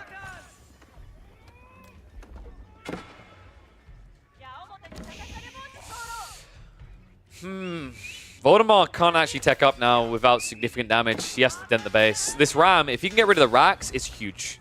Because that's the Yorishiro wasted, right? That's the only production building that Vortex has right now. So I'd love to see him just target that directly. I got a feeling he's going to go for houses. Most players in this situation go for farmhouses to try and stop the Japanese zerging. And it's an easier target to kill, right? But the racks really is the MVP. Farmhouse first. Voldemar could prep the second ram here, actually. If he gets 2 rams, that's when the racks is an easy kill. Vortex only with 3 samurai so far. Just waiting for Undermesh. Move across now. Voldemar. Timing actually could be on his side here. We're halfway to the second Yorishiro. Villagers now going to have to waste time repairing. That's a lot of villages as well. 8 villages. Look at the wood burn. It's incredibly expensive to do this. 3 is optimal. If you use more than 3 villages, you actually pay a premium on repairing with wood. So while he's going to keep this alive, yeah, it's becoming expensive. Villagers now being pulled, but Voldemar, he'd kill a lot here. Samurai are going to march out. Voldemar, he did get the Steeled Arrow. There's no wedge rivets yet, so it's only the undermesh. So 2 damage going through on the Samurai right now with the attack speed aura as well. Not too bad. On top of that, there's no Odachi tech yet for Vortex. So Voldemar could micro this into a win. Brilliant garrison there. He min-maxes the health of the Spearman, gets in the outpost. You need every arrow fire you can get here. Word count is getting cut down though. Rams are moving in again. That Rax is almost dead. Okay, this is important. You need to keep it alive. It's on fire now. I actually think Voldemar might be able to do this. Lombo count is just high enough that this is getting worrisome. Vortex isn't building more samurai, right? He's shrinking in number. The Ram also still staying alive. That outpost really has been the MVP, even without arrow slits. The work has been doing with all these arrow shots coming out. Definitely added up. Remember, each of these shots is getting +1 damage. That's before we talk about the attack speed aura. 2 samurai left. Vortex, I mean, this is problematic now. He also went for a TC drop Yorishiro, which I very much struggle to see the value in this 9 times out of 10. You're in a game where you can't afford the food income to build veteran samurai. And you've just decided you're going to spend more food on something other than the samurai. Vortex, the other issue is that that was your second Yorishiro. You'd have to wait another minute before you can get a counter to what's happening here. I think he needs to go Siege Workshop. This is way too many Lombos already. You're not going to be able to mirror with Samurai count. This is also why I thought Mounted Samurai might work better. Because you could easily snipe the Rams because your opponent can't commit under the TC. You could easily just look for weaknesses where the Spearmen aren't looking. But now, yeah, sure, it's a premium, but think about how easy it is to keep Mounted Samurai alive by comparison. Has at least got wedge rivets, so damage has been reduced down to 1. Still, at this stage, surely it's a mango to break.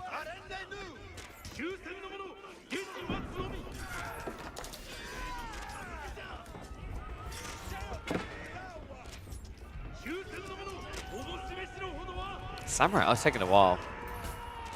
Outpost still garrisons, so has been adding a lot of fire in. Voldemar's counter is going up, and interesting enough, he's adding in men-at-arms now. Oh, okay, this is getting bad, actually. He's getting pushed out of the aura. Attack speed reduces, right? So, like, it's not as effective at sniping on the retreat. You could actually use all these villages, by the way, right now, and that's exactly what Voldemar's going to do. This is so underrated. Using short bows to attack really can make a difference in this type of games. It's idle time for sure, but it's worth it to keep the Lombo mass alive. It's exactly what he needs. Behind this, though, Vortex is starting to torch down that outpost. Now, if this outpost falls, I think Voldemar is pretty much dead. It sounds like a nitpicky detail, but that attack speed aura is the only reason he's been able to contest this at all. Now that Sensei is up to 8 Samurai, though, Voldemar's longbow count isn't increasing anymore, right? The men-at-arms are kind of irrelevant as well. You can't rely on them in these engagements. Like, they're feudal men-at-arms up against Samurai. I don't know, man. I think Vortex, the Wedge Rivets has done it. And while he's pushing his opponent back, he hasn't been sleeping, right? He's actually been fully awake. He's got 4 relics on the way home. Whew. Oh, 2 already home. There was a 4th one coming. I think he got sniped out there. But he can grab this one over here. Really impressive, man. I love that Voldemar's playing onto pocket resources to try and keep this alive. I do wonder if he should have been doing this sooner to allow for this, right? So there wasn't these gaps.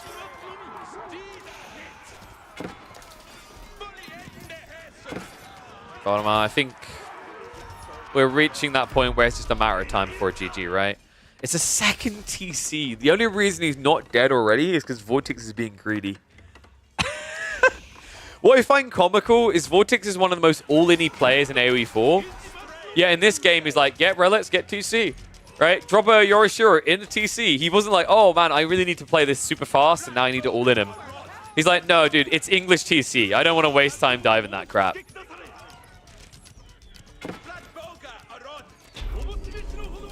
Yeah, we already talked about this. Like, the timing on the ram is what was needed.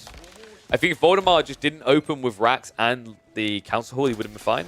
And that's where the value of scouting comes in, right? Like, if he sees the base layout for Vortex straight away and sees that there's no production buildings, he knows he doesn't need Spearman straight away. And instead, he can go into a blacksmith's immediately and prioritize that tech unlock.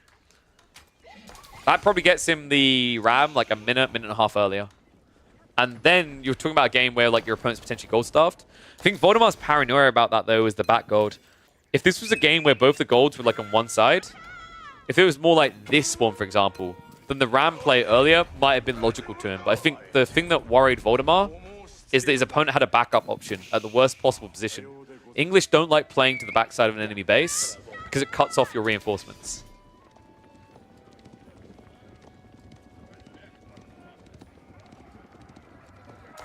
Well, no, the point is you do no racks to stop early mounted samurai even happening. That's the whole point. The early mounted samurai detail is redundant because if you go for the ram earlier, your opponent gets gold starved. So then you can't even build mounted samurai. That's the logic behind that build. It's a tough one, though. Like I said, I think English aren't necessarily favored in this matchup. Not with the old Council Hall build. I think Abbey of Kings probably works a lot better in this matchup now. Because if you do Abbey of Kings, you come in so early, your opponent has to still do the same outpost detail, but you can keep raid. You can keep idling them out, right?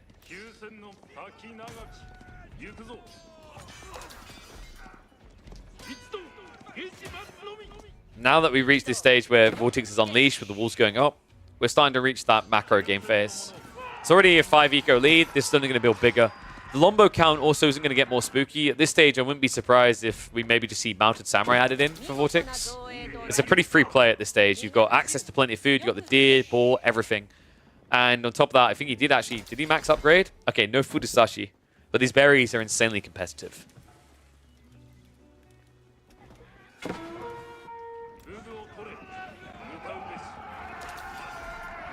Kobusa gets eye on the way. And by the way, for anyone who's like, okay, well, now that I know this in my English game, I'm just going to go for like the earlier ram rush timing. Problem with that is actually, if you're against a player that has this configuration from Vortex, he doesn't need to rush castle.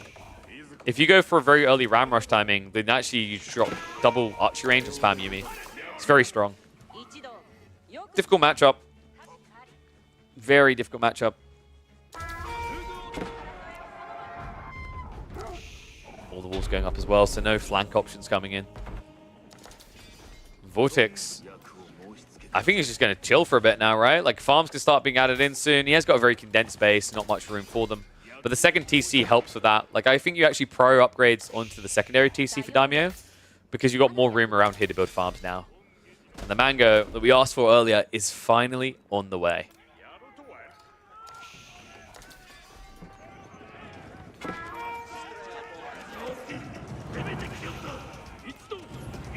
Vortex jumping the gun a bit, but can't really blame him when he's got 26 Samurai versus 38 Longbos.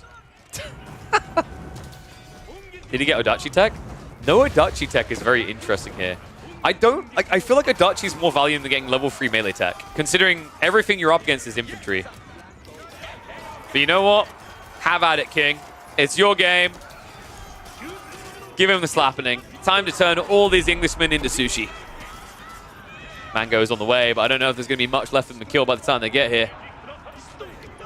Aura's at least been activated, so it's going to make him a bit better at defending. But at this stage, Voldemar, he's looking for a tech up. He's going to have to do it back here, I think. You can't be in your base with this dive coming through.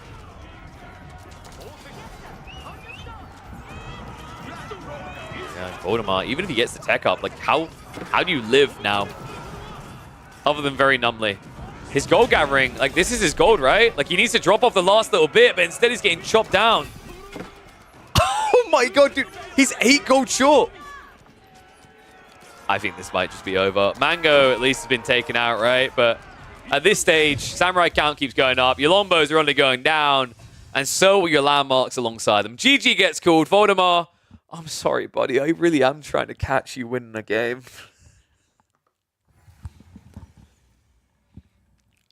Unless subconsciously I'm not. Like, I did just say that I think Japanese is very favored in this matchup. So maybe I'm a bad person, chat. I don't know. Am I evil? Like, it's conscious me trying to be good, but subconscious me knows what I'm doing. Maybe. Maybe. Sorry, Voldy.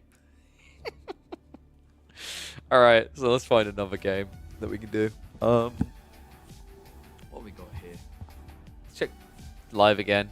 Try to mix up a bit, because we've done 2 Vortex games now. I like to check other people. Your killer pigeon sounds a lot evil. What? A pigeon that protects his own people by killing those vicious seagulls and human beings. I'd say that's a good cause. Like, vive le pigeon. What's up, mister? People forgot how to play English? I know, right? Where's the Abbey of Kings? What do you think, mister? Like, yeah, have you played much English-Japanese, actually? It's been a while, right? I don't know if you've been playing much at the moment. I'm just saying, like, if he wants to do the longbow build, I think he just has to go for the ram quicker.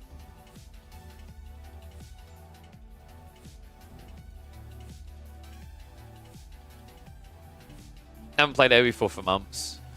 Dude, you know Abbey of Kings is really broken now. You like English again. Mr. on Abbey of Kings new build might just be your next S-tier tournament champion. Just saying, guys.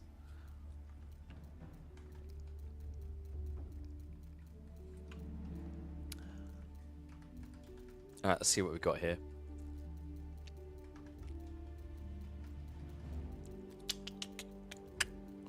Trying to mix it up. Maybe cast someone else. Louis had a game against Killjadi earlier, actually. I meant to catch at the start of the stream, but then we decided to do tournament games first. So maybe we should be looking at Louis. Wait, who's... Anna's playing free-for-alls, right? The guy's in love with free-for-alls. Yep. Alright, let me find the Louis versus Killjadi game.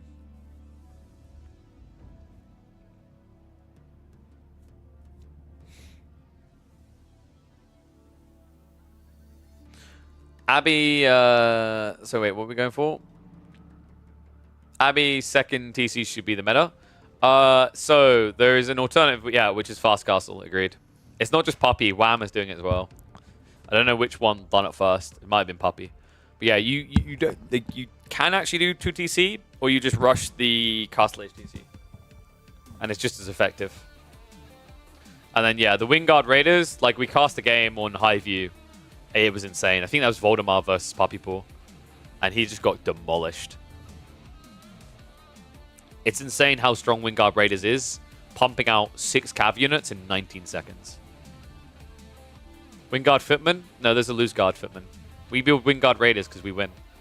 Sorry, Invictus. King's attack speed is super slow. Doesn't matter. The whole point is you're getting this free unit at 5 minutes in the game that forces a reaction. And then you pivot based on that reaction. And then on top of it, you have a mobile healing aura. Like, there's just so many boxes it ticks. It's insane.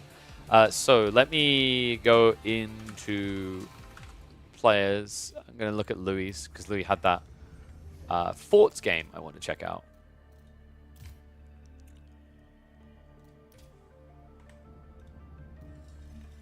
Do not like Abbey 2TC. Lack of mill production due to lack of council hurts real bad. I highly disagree. It genuinely doesn't matter. I think the timing is so quick that you are fine on the static emplacements. It's dependent on the matchup for sure. But like in most matchups, you're going to be fine. The double TC fire will be fine because you just drop your Abbey of Kings on the gold. So then you have 2 TCs close enough that they cover. And then you just open with stables. Or if you feel hard pressed, like let's say that it's like some civ that somehow meant arm spam and you just drop archer ranges. I think it's absolutely fine. It was Voldemort and Biz? Yes. It was Byzantines versus English on Highview. And he struggled to kill the second TC, man. That king was brutal. But we got a fun one here. Alright, I caught a glimpse of this happening earlier. And I heard some spicy things occurred in this game, so we have to check it out. Kiljadi on the Mongols going up against Louis MT on the French. And we are indeed going to be on Hills, which Hills recently got changed to do this more consistently, right? Is that correct? Because I could have sworn they said they were going to change it to not do this anymore. They are at least getting the same spawn, but my god, is this a corner campy spawn. So, interesting matchup here, actually. French versus Mongols used to be something we would see a lot of, but in recent times has fallen off the side of the cliff. Mongols, of course, received substantial nerfs to their early game presence. On top of that, French is just, for a lot of players, look like a worse version of Jeanne d'Arc. Ergo, it doesn't get picked. But I could see a lot of value in French on this map. And Mongols, for the exact same detail. That is a fat stack of stone, my friend. Do what you want. French especially, I like the idea of like a second TC out on the ball for their base. It's not going to be something that's free, but the beautiful thing is if you just rush towards feudal, you get into School of Cavalry, you get the breathing room to allow for that TC drop. And usually I'd say, well, the concern is the Mongol players can outpost rush you.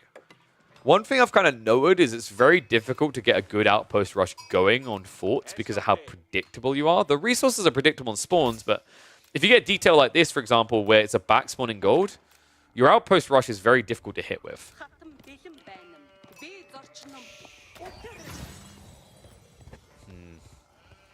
Kiljadi. The other thing to keep in mind here is Silvertree is terrible, right? Yeah, this is an interesting thing actually about forts. A little highlight of things to come, by the way. I think Crackety was talking about this the other day. On forts, you can actually go for a proxy... You can go for a proxy Merc House, and it's efficient to pile pressure on because it's halfway to your opponent's base, right? I think you're actually going to see that develop here, but trading civs kind of struggle because the distance isn't grandiosa, right? You're trading usually towards like the inner echelons of the map in the center, and you're not getting maximum distance. So I'm not really sure we're going to see Silvertree here. I'd actually prefer to see Deerstone, because I think for the Mongol player to win this, you have to be very aggressive. You can't be very chill and slow about it.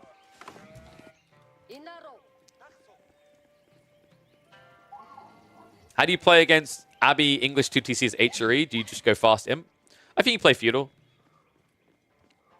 I think you can actually just kind of build into archers, rams, and take out the second TC. And Crackety thinks you play chill and slow with the Mongols. Against likely 2TC play here? Because that's the interesting thing about French picks, is if you see a French pick over a Jean pick, you know it's going to be multi-TC play, right? You're so much more space efficient. I feel like you have to block the second TC though, right? Like, you can't allow that second TC, even if you want to go trade. That's the number one for me. I think that maybe you can go Silvertree, but like it's on a delay. And anytime you're delaying, going, oh my god, how? All right, I guess these guys are like they weren't wearing they're wearing their waterproof boots. What the? That's absurd. Outpost now going up. So Louis knows he's about to be stripped of gold. But guys, here's the interesting thing about the 2TC build. There's gold here. So if you just play a loose 2TC, you probably have to go archery ranges right to get out there. The initial stable units might be good enough, like double Night Pump into TC would make a lot of sense. But that would be very like dependent on Killjoy being greedy. Because Killjoy is going to start his deck up. We'll find out in a sec if it's Deerstone or Silver Tree. If this is like an all-in, I need the win by 12, 15 minutes in Killjoy's eyes, then Deerstone makes a lot of sense. But if he thinks this is going to go hyper late game, or like he needs to scale deeper, reach castle, etc., then it's going to be Silver Tree. And it looks like he does believe this game is going to have some distance to it.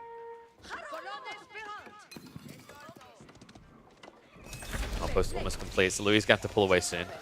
What was the sheep count like? 12 is pretty good, right? Yeah, 9 on the other side, or 10 rather on the other side, so not too bad for Louis. And what? Oh, hold up. Louis going pro scouts. Now, this is interesting, actually, because I think we've seen a few pro scouts on this map before. It isn't, like, widespread to the point that it's become meta for forts. But it's a very interesting idea, considering that all the deer on this map tend to spawn mid-map, especially when you get the corner spawn like this. So, like, usually one of the negatives of pro scouts is, like, your opponent gets 2 deer packs near them, you get just 2 deer packs near you. In this game, the deers are so far away, you can't play onto them with a TC drop, right?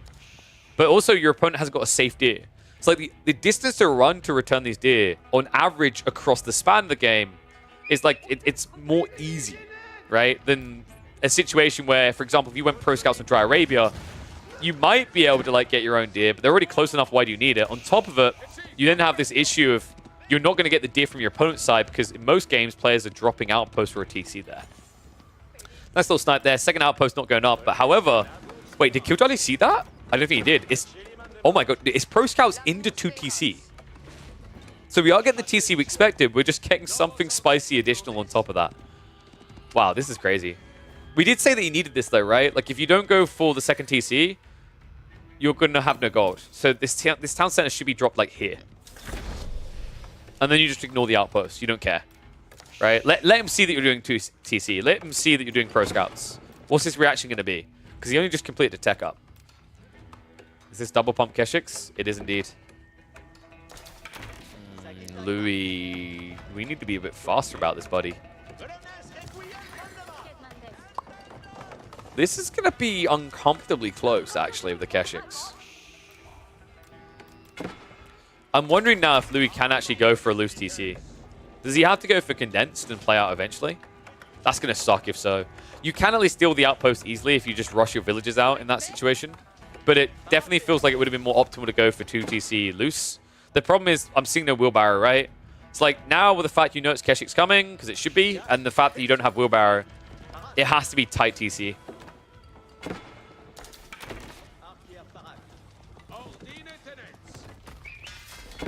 Rax is being dropped.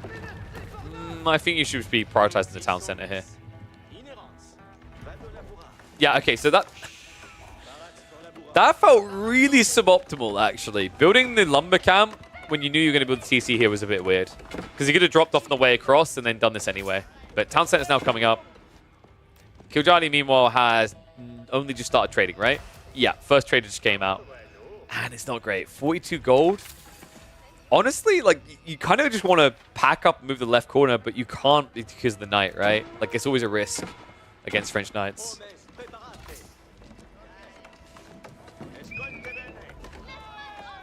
All right, what do you think, guys? 1's in chat if you favor the French here. 2's if you think the Mongols have it in the bag. Spinman count is getting higher, so he's getting to a point where he can start denying the deer from coming home. But, like, so far he's returned a few. Plus he's got the berries, got a few sheep left over.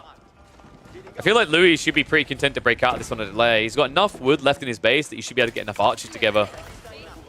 Interesting thing when you have this many scouts as well, they're really good body blockers for the charge from the Keshix. Then they can retreat away afterwards, right? So it just stops the archers from being that close straight away.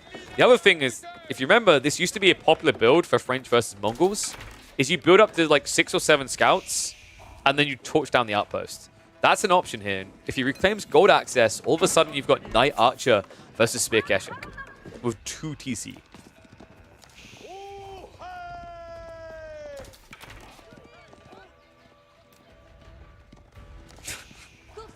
He's still going for more as well. I can't believe this. Killjoy is putting so much effort into trying to deny the mid-map, and it's honestly failing.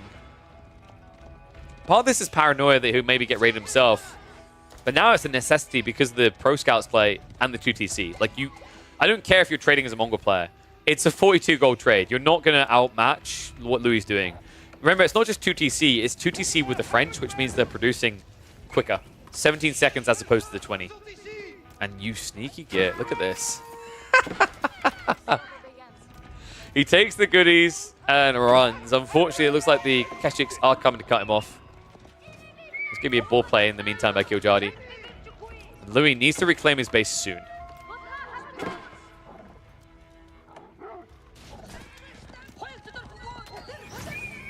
Now, guys, like you're misbraining this. You want to know what the real Pro Scouts play is? Byzantine's Pro Scouts with Hippodrome. Triumph +4 damage. Oof. All of a sudden, 20 Pro Scouts turn into Raiders. You're welcome. 20% of tournament winnings for using that build. Faye? At Faye? You still here? That's the build. Actually, Crackety, you're meant to be our resident Byzantine spammer. Why have you not tested that yet? Looking like you got rookie numbers right now. Phyllis Burr is putting in more Byzantine games than you. Do you believe that Psycho's trying to use System? Oof. Here we go. Outpost going down, so we're about to get into Knights. And from there, I'm a bit worried for Killjoy's comp, because it's not just the gold he's getting access to. Look at all the extra wood Louis is now going to have. Another interesting way to think about this trade, by the way. These traders from Killjoy are giving him 46 resources a minute. The base gathering rate of a villager is about 45 resources a minute before any upgrades. So you're actually not at an advantage at all. Even more so when you consider the Silver Tree allows you to produce traders every 21 seconds versus 17 seconds. Like, there's no world in which this is a win for Killjoy. He's just going to fall further and further behind.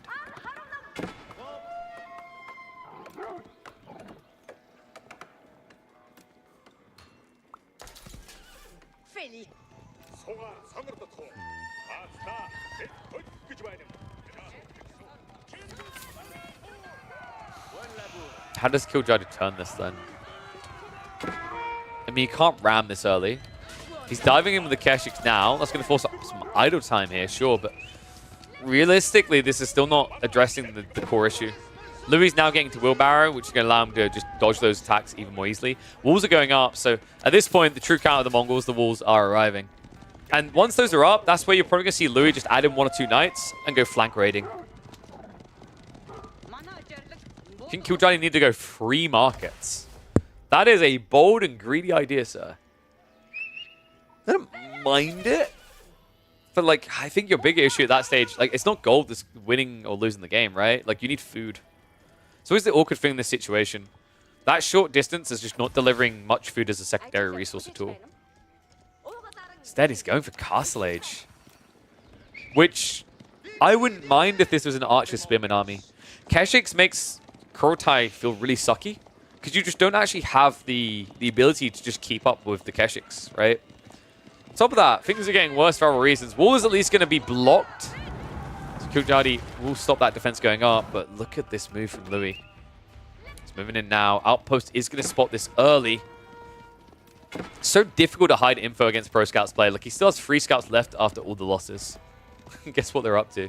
More deer coming home. Well, Killjoy's villagers having to run home without Wheelbarrow. Oh, Jesus Christ.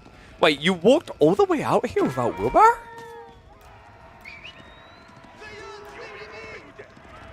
You know,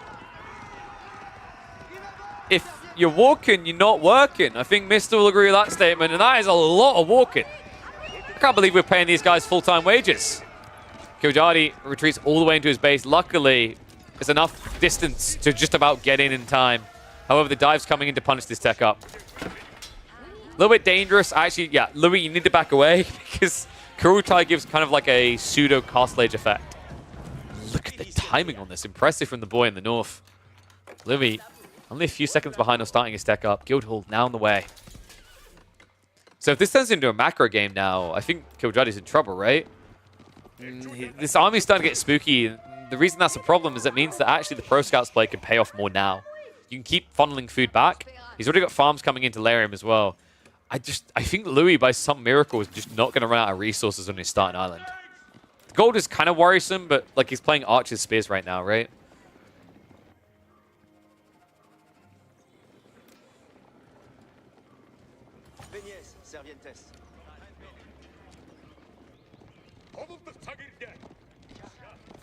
Alright guys, I think it's fair to say Mongols need a buff. Alright, idea draw on board. How do we fix the Mongols? Alright, so main focus of this Civ is around the idea of getting into to sheep, right? Pastures are great. So, hear me out, hear me out. Here's how we do it. When you build these wonderful pastures, spearmen and archers get the ability to mount the sheep and then ride them into battle. Sheep will move as quick as they do when they're following after a scout. And then when you're tired of riding around on your sheep, you can just dismount them. So all of a sudden, sheep become a transport ship for infantry.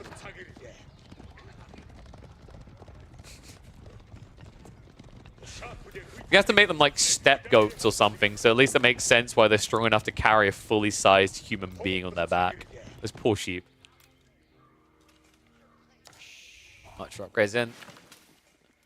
Alba Tree also now being added in.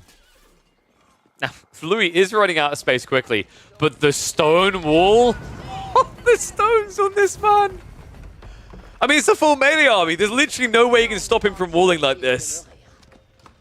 Oh, that is so toxic.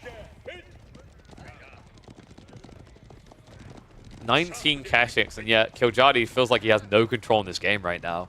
It's kind of wild to say that when you consider he's got Kurutai, he's basically got full map constriction, but you know, this is the power of this 2TC build. This is the power that you got from those scouts playing out the flanks. It's the power of the Guildhall actually at this stage as well. I mean, Louis looks like he's playing on a micro map at this stage.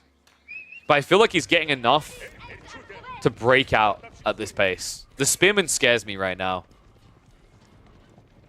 And with the Arbalists coming in behind, you get 10 Arbalists behind these Spearmen. Killjody needs a mango.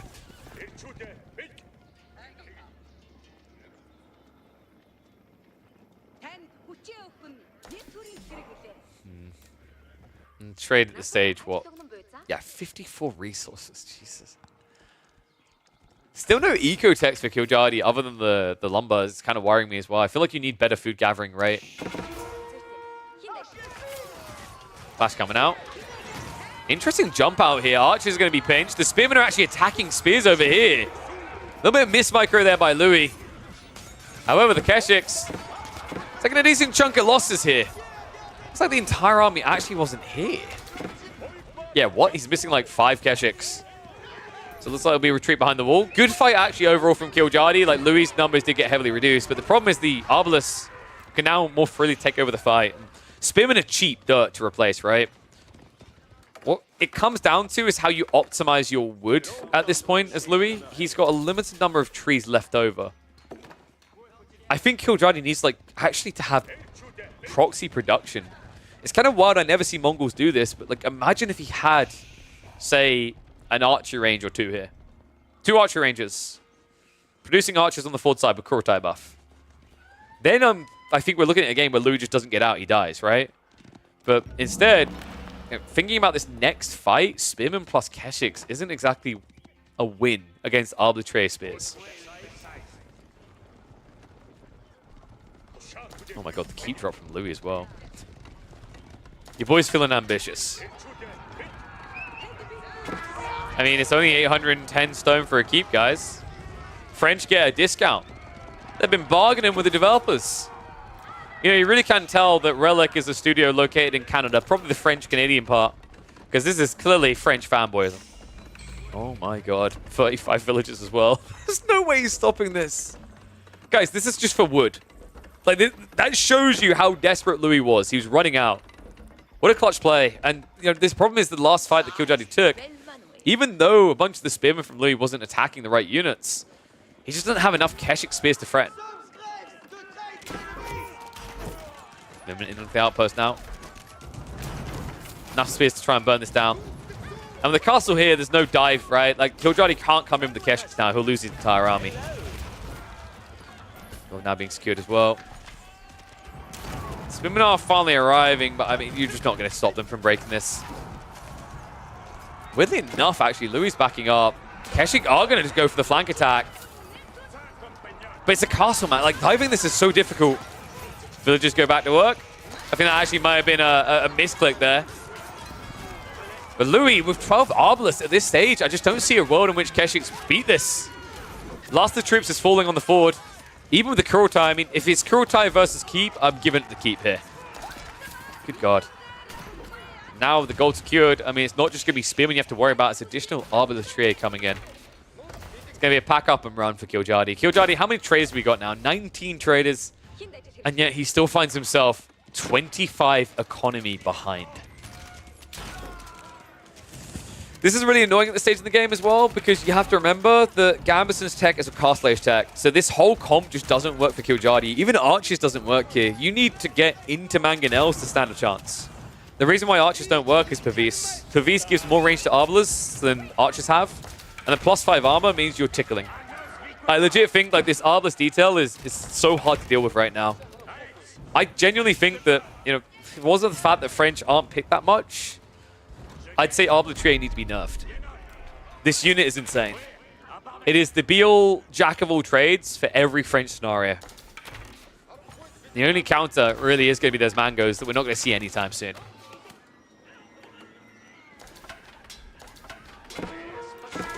Positives, there's no Gambeson's tech, so at least got that going for him. Negatives is literally everything else in this game for Killjoy. Dude, what a wild hold. Louis really threading the needle on this one. But you can see the urgency with which Killjoy was acting, right? Like, you can see that he wasn't content with just allowing his opponent to starve on that island. It's because there wasn't any, like, secondary TC coming out from him, right? His scalability was terrible.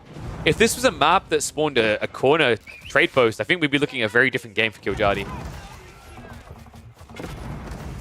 Pinch on the Kurotai, though. Funnily enough, if you just actually attack the Kurotai, this thing dies, like, instantly. There we go. Remember, packed up buildings have no ranged armor.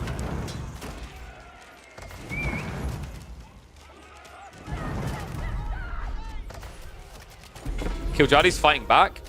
Grim, I think I need to... You know what? This is a perfect time, Grim, to point out that Gunner provides some incredible optical wear that not only will make you look fashionable, but will also fix that short-sightedness issue you clearly have. ! Gunner in the chat.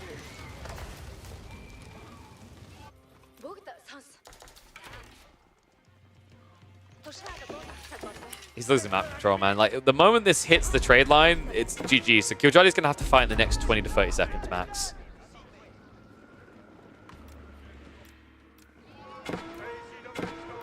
$67 military versus 28. Killjoy, still no sign of siege coming. I do wonder if you could have done like 2 TC here as Mongols. Sounds really greedy, but I think it's viable. Maybe would have served you a lot better. Even Deerstone and 2 TCs probably would have felt better. We're past now on the way, and I think that should just be the GG condition, right? 8k gold locked in and also shutting out the trade. Kind of wild, actually. Like, forts, it feels like the type of map where it's very hard to dent the enemy base. Starvation seems to be the optimal strategy, but I don't know if it's just showing a secret power of the French, showing how weak the Mongols are. Or maybe it is just that misstep by Killjoy. Maybe he needed a full infantry comp instead, but whatever it is, I think it's undeniable now that this game is full autopilot mode for Louis. Army's cutting all the traders.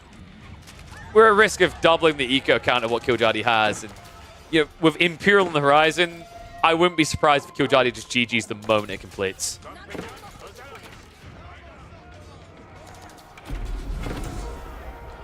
What a cool game. Pro Scout's being used the way it was. Like, I feel like I want to go back and count the amount of deer he actually got to feel like if it was worthwhile, but I think it was. I think it gave him just enough food to stay in this and to make sure that Killjadi can. GG gets called.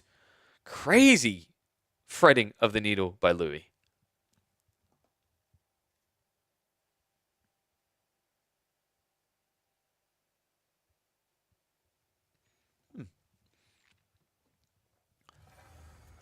Mongols had map control for such a long time. What they done with it? They were trying to starve him. That was the whole idea. Are you guys? Guys. That's not how you spell kind of. Get those specs. I should be getting sent some of the new Fallout ones soon, actually. I need to talk to the guy about that.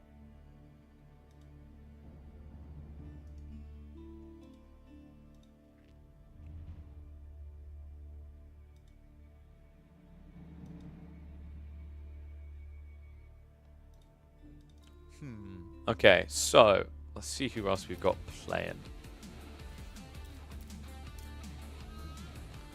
Got like what? Just a little bit under an hour until food time. Poogers. Gundam. Damn, if only I had that sponsor. Guys, please. Please.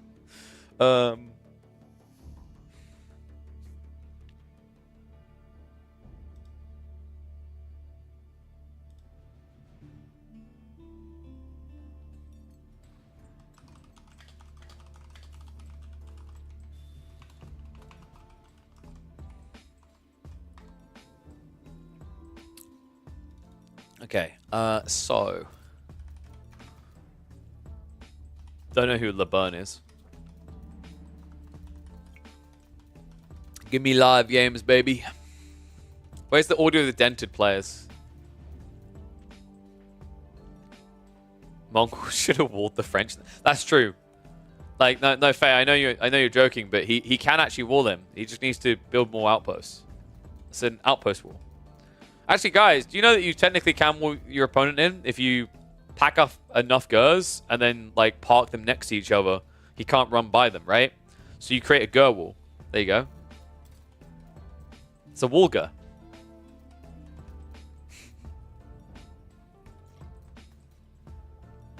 Or is it a ghoul? Now I know what I'm doing tomorrow. Could you imagine someone's like trading and you just cut off their trade route by parking Gurs? Biz Pro Scouts, Gur walls. Yeah, there better be like a shout out in your Twitch title. Shout out to KP for these amazing strats. Oh dear.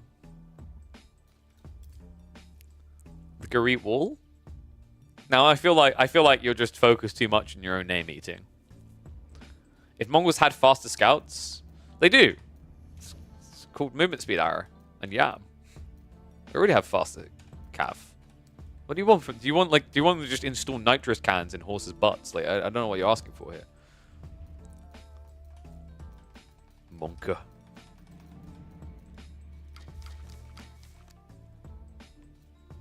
Very good at siege scrolling since you can easily create checkpoints using outposts. I mean, sure, but like that would involve being comfortably in Castle Age with a full infantry army. And he felt like he needed Keshiks to block the map. So like he couldn't get to Siege Ball. Isn't Voldemar ranked? Is he still playing ranked? Let's have a look. Voldy, let's get a win. Oh, Jesus. Guys, we need to leave him alone. This are a bully at this point. I don't like being a bully. I feel like we're bullying him and it's not even intentional.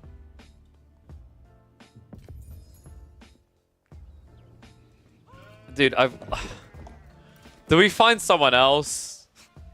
I feel like this is cruel. We watched Voldemar lose. Is it 7 times in a row now or 8? 1's if we watch Voldemar, 2's if we watch someone else. I think I think I got some Louis games in here somewhere. There's a Dinky versus Faye game. Jesus, you guys are masochists. What the f... This poor guy.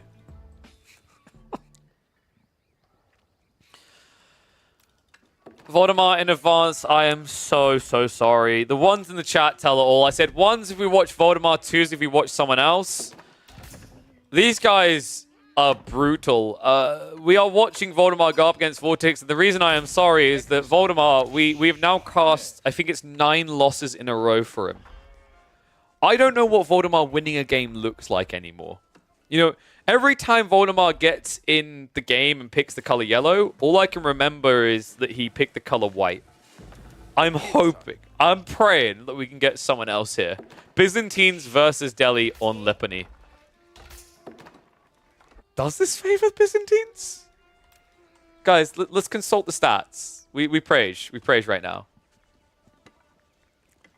I'm pretty sure this doesn't favor Byzantines. But maybe with the new timings? Actually, I think this is like a skill matchup, right? If you play Javelins, it's not too bad. So if we check the January 30th patch, which is before the Byzantines got buffed, Byzantines versus Delhi, 40% of the highest level play. I think with the new Javelin timing, you can actually contest. So newest patch, Javelin, the Byzantines rather, 7 games played, 57% win rate against Delhi. So they're doing all right. I think if you play into Javs, though, like you have a good way of contesting the Delhi, especially on a map like Lipany that has so many berries. We've actually seen, now that I think about it, we have seen this a few times. Byzantines do fairly well. Puppy Paw show us different builds. He show us a way of actually GGing Delhi in 15 minutes with the Hippodrome, and a way of GGing to them or actually GGing them out at 50 minutes with the Grand Winery builds. Curious to see which way Voldemar's going to go. I feel like this is the type of game where actually Hippodrome can make a lot of sense, especially considering the player you're against. Vortex is a very, very aggressive person. Even on the Delhi, by Delhi standards, he's more of a kind of all-in type boy. And Hippodrome screws with that timing. But looking at the move, I think we are just doomed towards Grand Wineries here. Other side of it, Tower Victory is going to be an obvious one. Pretty balanced map overall, right? From a Sacred Site perspective. Both players have access. It's a little bit more restricted on this right side cliff for Voldemar, but you have options, which is what I want to see. I hate when you get one of these spawns where there's only one way up a ramp, and it's easily wallable, because that's just a default win for the Delhi. Oh, I just realized. We need to get predictions in, don't we? So, the best part is, we literally can just do the same prediction that we just done. Hopefully with a different outcome. Sheep count. Oh, wow. That's not good. Voldemar only has 4 sheep. And there's nowhere left on the map but this tiny spot over here that he can scout, right? Which I don't think has more than like 3 sheep. And also, I don't think he's going to get there first, right? Like, the scout just came home. That is brutal, man. Holy crap. So he's pretty much going to be running on fumes very quickly. The positive, at least, is like, you know, you've got good double deers back spawn, so this is nice. On top of that, there's a lot of berries, and that should be your primary objective, is go berry patch to berry patch. So it's not the end of the world for Voldemar, but this puts a lot more onus on him to control map. Because if you don't actually apply pressure and prove to be present on the map, then you're not going to be able to play out into berries whatsoever.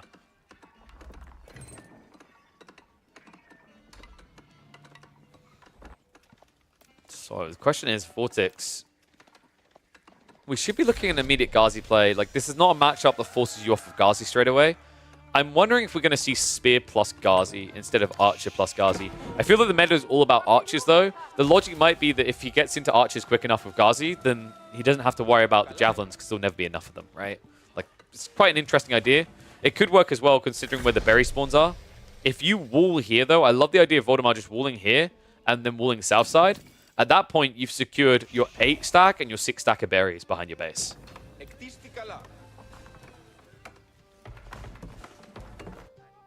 It's going to be... Whoa. Okay, that is very different. But I think Vortex is one of the few players I still see do this build, where he goes Blacksmiths first. A lot of people tend to just go for the Ghazi as a priority. I like this idea against the Byzantines, though. They have a very campy spot that should be hard to breach. And Byzantines is one of those civs where you actually have to consider early blacksmith timings. The reason is that they have Dialecticus, and they have level 2 at a very early point. So the unlock speed is very quick. It's similar with Chinese, where you consider the idea of adding in a blacksmith first because you know that they could supervise to immediately unlock critical techs. And actually, it's going to be archery range. Well, he scouted this out, right? So he saw no reason to build Ghazi because there's a Rax opening.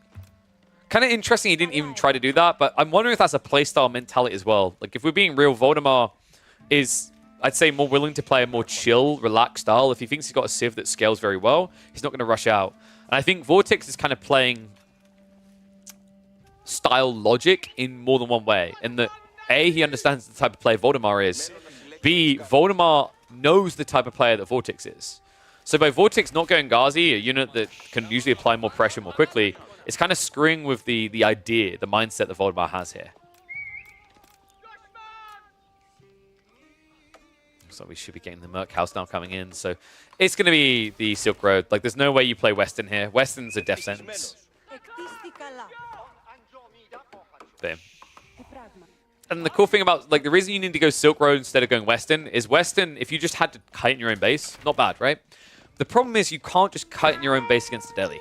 Sanctity is about to complete in 55 seconds, and then he's going to be targeting those sacred sites. So if you choose to take this longbow approach, you'll lose one fight outside your base as GG.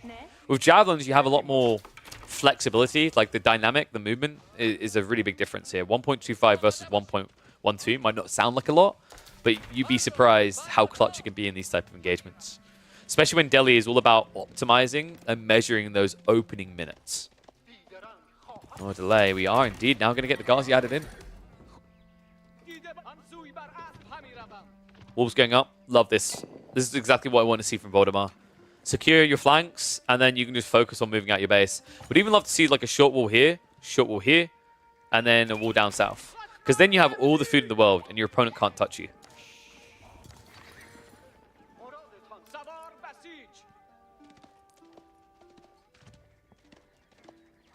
Gonna have to play a long feudal with Delhi as Biz.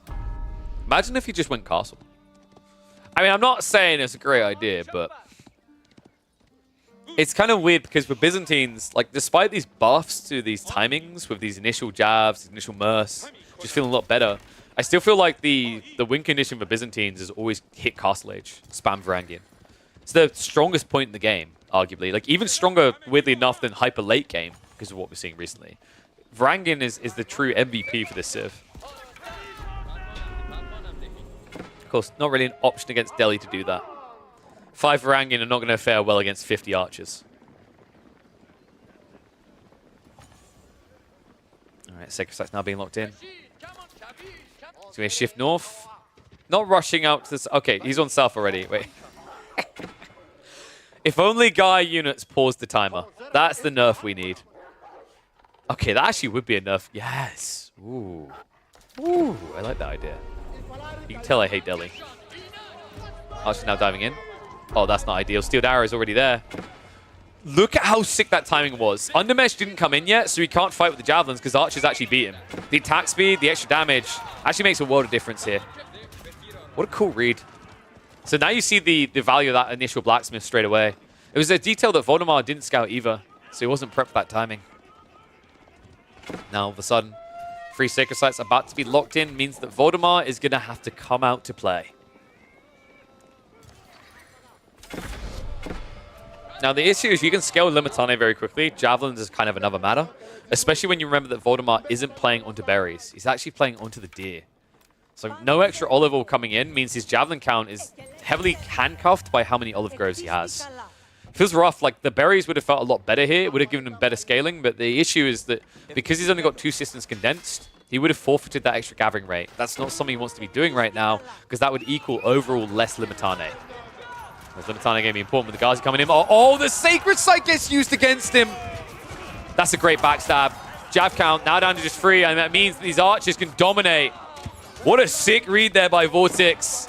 Immediately saw the shield wall walk left and timed it perfectly. I love the fact that he's even using the archers to target down the jabs, because the moment the jabs are dead, archers will clear up what remains, right? Just a great read overall. And the javelins are the finite resource. They're the thing that you can't scale easily. On the mesh now already on the way, and a delay for Vortex. More Ghazi being added in, additional skulls as well. And we might just be looking at Castle very quickly now. Voldemar can't really do much to contest these Sacred Sites. That does give an option of just playing actually long feudal, but realistically, like this is the type of game actually where castle doesn't hurt you, it helps you. Voldemar's entire comp fails against castle age units. You just put men at arms, what does he do, right? Limitana aren't going to hold, javelins aren't going to hold. Even if he techs up behind you, Camel Riders isn't going to feel great. And the timing you're going to get, like Voldemar trying to mirror castle age timing, he's going to be 2 minutes behind you. That's you almost halfway through towards Compound Defender, and that's also guaranteeing this Grand Winery has no additional value because there won't be any relics on the map. They're all accessible in this game.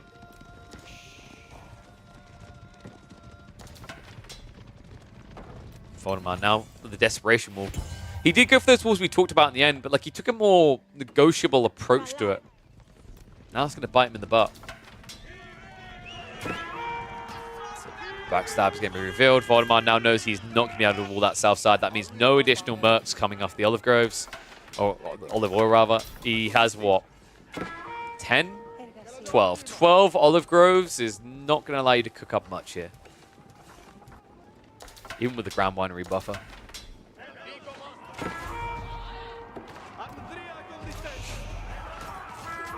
Archers. Little bit overextended here. There's no shield wall though, right? Like, no.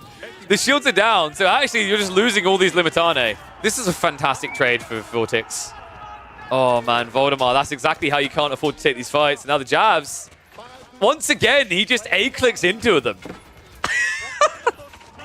I can't believe I'm watching him counter javelins with archers, but we really are witnessing this right now. Meanwhile, the Ghazi have gone into the farmlands. So extra eco chip there. Now 5 eco lead for Vortex, about to extend even further. Oh man, dude, this game. I'm so sorry, Voldemar. I wanted to catch you win. Now, in fairness, actually, like I'm just gonna say, I was like worried about this matchup. I literally said, let's click off. 90% of people in chat voted to cast this game over passing. Now, if that sounds like I'm putting the shame on Twitch chat, that's exactly what I'm doing. The shame and the blame. Oh man, Sacred Site still locked in, and Compound Defender is now on the way. Voldemar is basically doing Unlimitane. This would have been great actually a few months back. Also great now. The fact that he's still winning the fights while going Castle Age, I think says everything it needs to about this game. I'm honestly expecting Voldemar to GG the moment the tech up completes. Guys, get your predictions in. How many seconds after Castle Age does Voldemar GG? He's going for his own castle, so maybe he's gonna maybe he's just gonna hang in there, right? Little kitty on the clothesline.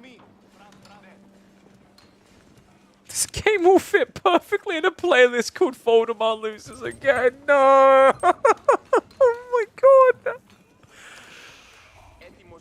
Hero, why are you gonna do him dirty like that? Holy sh... I mean, you could also just make a playlist that simply is titled, he's... They both have similar effects. Lance is now being queued up. Golden Horn Tower is on the way, so Voldemar... He says, I'm not done yet. This is a tough one, though. Village Fortresses now on the way. It's 6 minutes out, but the only reason it's 6 minutes out is because Vortex is already on the way home with 3 of the 5 relics. It's soon going to be 5 relics coming home. And that is a brutal advantage to be facing off against.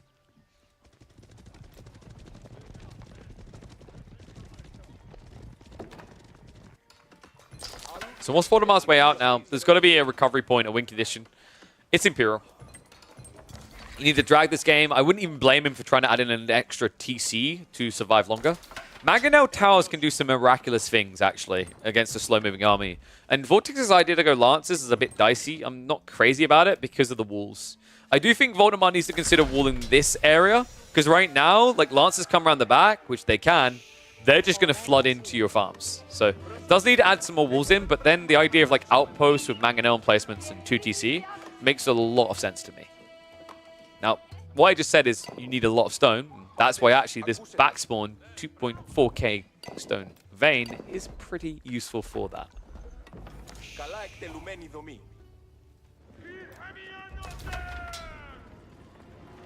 The fact that Vortex's Archer army is going to get upgraded before it dies, I think says a lot about this game. dives in for the trade. I don't know if he's just allergic to shield wall at this point. You know what it was? That one time he activated shield wall on the sacred site cost him so much that he's basically just pulled the W key off of his keyboard. Like, that fight happened, he went into the toolbox, he pulled out pliers, and then just yanked out the W key. Oh, man. Well, there might be a big W for Vortex in 4 minutes because that timer is getting uncomfortably close. Notice Vortex is also now actively gathering towards a keep. Oh, no! What? Dude's going for stone walls. Are you kidding me? When was the last time we saw a Delhi player stonewall the sacred sites? Oh my god. He's full-on stonewalling it as well. Hey, he needs to contest in the center. Like, if this is now your win condition, Vortex, is that bold, very bold to send all the army to build these very slow walls in the north. Archer's now coming. Decap was interrupted. Voldemar's going to have to throw Mind, Body, and Soul at this. It's actually going to cost him to get that decap. Spear count is high. Varangian at least being added in, but it's now 10 Lancers compared to 6 Varangian. If you can get the Camel out, if the Camel Rider is actually in active production, I have like, faith in this. Oh god, right now he's housed though. Wait, does he even realize? No. What? Oh, no. Voldemort, there we go. He rushes up in the end. It's not too bad, actually, because he did have border settlements, right? That's why you just saw them instantly get built. But the keep drop's now coming in. Guys, he never got the decap, and now I don't know if he's going to. So March has got left up here to build up the walls. So your only option is now south side. Voldemort has at least got the scouts, so you should see the castle before diving underneath it. Oof. There's no way you can kill these villagers fast enough. Even without textiles there, they're just going to last long enough due to the army. So castle's going to go up, and Voldemort needs to retreat. He needs to get out of range before he even turns around. Knight's trying to force a commitment, though. And now we are 3 minutes away from a victory for Vortex. Voldemort. I mean, the Varangian mass just isn't a critical, right? Like, 13 Varangian against 13 Knights doesn't feel great. Limitane count is shrinking. Voldemort, it's going to be a desperation dive south side. If he goes north, it's in for bad news.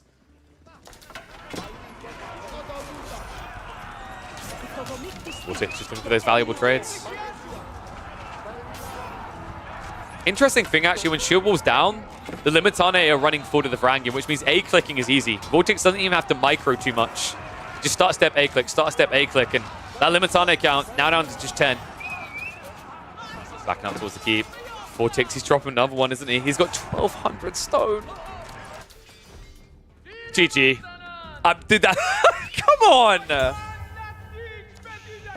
I actually don't remember the last time I saw a Delhi player do this. They've stopped doing it. They just build keeps and accept the game might go later. But Vortex is like, nah, dog, I got somewhere to be by 21 minutes, okay? My bowel movements are very specific each day, so seems I'm getting ready to drop a deuce. I might as well take a crap on you as well. Voldemort, now less than 2 minutes away from a GG, and this is just done. There's nothing left of the army. What a brutal game. The fact that he was able to win against Javelins with Archers in that early game put him a mile ahead here. Voldemort, I am so sorry. We're close to double-digit loss streak. You guys are mean. Voldemar's, I think someone said it very well earlier. Voldemar's going to private his data, and you've got no one but yourself to blame, okay? I'm so sorry, Voldemar.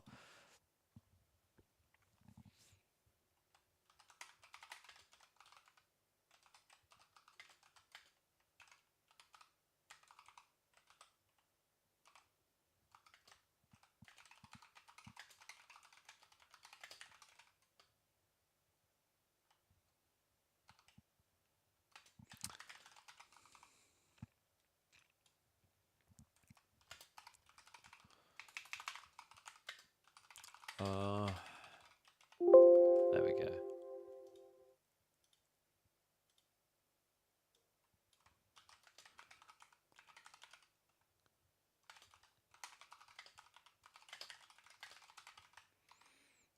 go. Sorry, I'm just titling this video. Clicking archers into jabs works. Jesus. You're all meanies, though. Poor Voldemort. He probably hasn't realized that we're casting his games because I didn't, like, put his name in the title for these recent ones.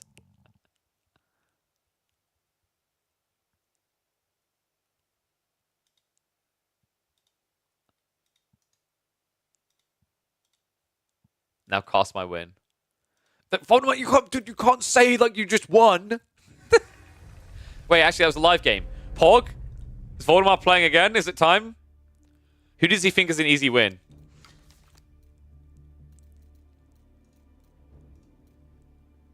I mean, Voldy, I'm waiting.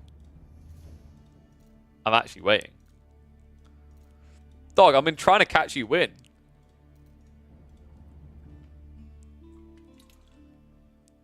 We're on the Voldemort win train. We're here until he wins. Jesus, I hope I haven't got anything to do tonight. We have faith, Voldy. You've got this. Just do it. Do it now. We need Voldy win. I actually, like, I was cheering for you. I literally got in that game. I was like, yeah, we're going to do it. Voldy's going to win. And then I saw it was Delhi versus Byzantines. I'm like, guys, please, like, let's watch something else. And then I was like, one's in chat if we're, like, you know, if you guys want to, like, watch this. Two's if something else. And they spammed the crap out of ones. Yeah, I'm shaming you all. You know what you done.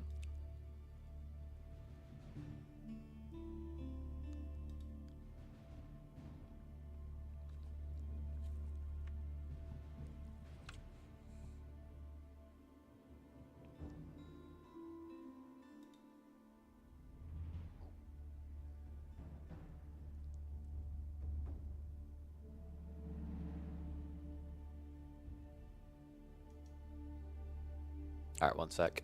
Sorry, I'm just quickly... Oh, I've got some messages to catch up on after this chat. Is never your fault? Yeah, of course it's never my fault, dude. Like, whoa. I'm just an observer, all right? I am an unbiased judge. Whoa. Okay, I'm going to restart game because that got very laggy. Game's like, don't do it. Don't right-click his account. Like, yeah, let's watch a Voldemort game. No! Oh dear, bless him. We do love ourselves some Voldemort.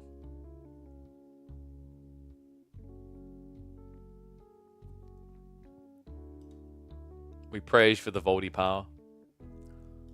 May he deliver us many blessings. This is great though. Like, you know, we're just gonna upload like 15 Voldemort losses, and then when people are like tired of it, like then you get them with the wins because they don't expect it.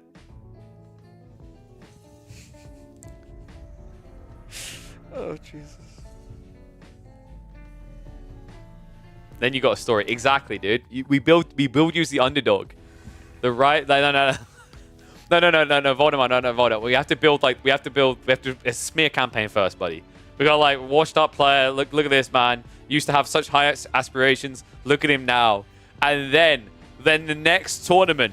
Oh, my God. The story. The run to the finals. The overtake. The King of the North!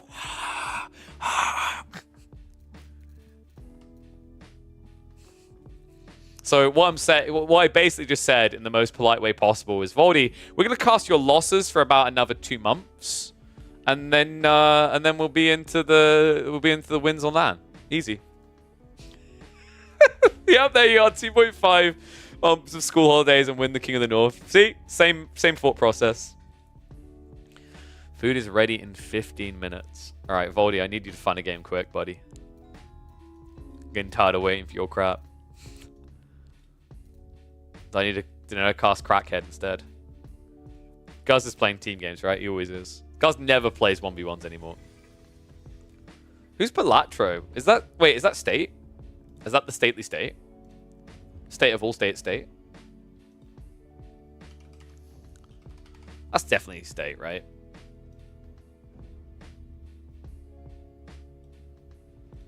Oh wait, they're keeping Loralia and whoever Vegeta is. Do you guys want 1v1s or do you want 2v2? Oh god, it's Hill and Dale. We'll be here 2 hours.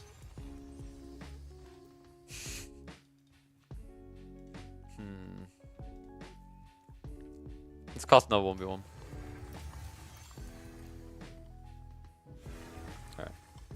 1v1v1. Dude, that's what I need. That's my dream. 1v1s. I'm kind of curious. Why do people prefer 1v1 so much?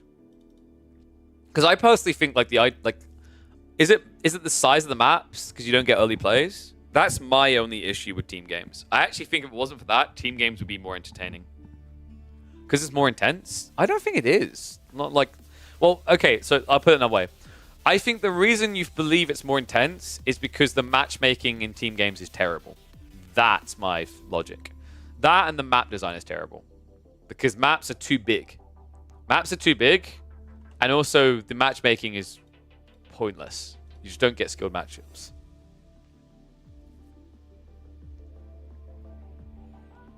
Agreed, Faye. And that's that is a sad reality that always upsets me with AoE 4. Because I actually think AoE 4, if team games had... Oh, dude, we already knew it was in the free-for-all. If team games had taken more of a priority, free-for-alls as well, I actually think AoE 4 would be like 4 times bigger than it is now. For real. There isn't a good team RTS game, really. Not a competitive one. Like, what was the closest we had to a competitive team RTS? Company of Heroes 2, maybe? Dawn of War 1? Dawn of War 2?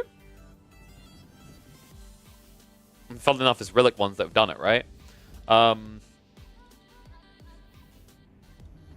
Werewolf 3 Black Gold? Damn. Okay, yeah, now we've time traveled into my childhood. Holy crap, that's a long time ago, buddy. Woo! What was that, like 2001? Bar, surely? Bar is like, nah, dude, Bar is, it's like, Bar can never be, like, it will never be a successful, like, esports scene. You can't build, like, a competitive scene around it. Bar is unwatchable. And this is coming from someone who was a Total Annihilation OG. I love Total Annihilation. But you just can't. You absolutely can't. It's terrible. Alright, I'm going to go replays. We'll find a replay to watch. Voldemar's taking too long to get in the game. We'll catch his losses later. I'm sorry. Alright, let's watch some Ruland if he's not privated. Total Annihilation was incredible. Yeah, I love Total Annihilation. But my point, like, if you actually think about it, even Total Annihilation is a terrible spectator game. It's absolutely atrocious for spectating. Scale's too big. When you scale up like that, like, everything's untrackable. Think about, like, how most people watch or play BAR. They basically zoom out until there's icons on their screen. Wow. That'll be a great esport to watch, right? It's a very big issue. What's Crackety doing? I think he's just stomping noobs.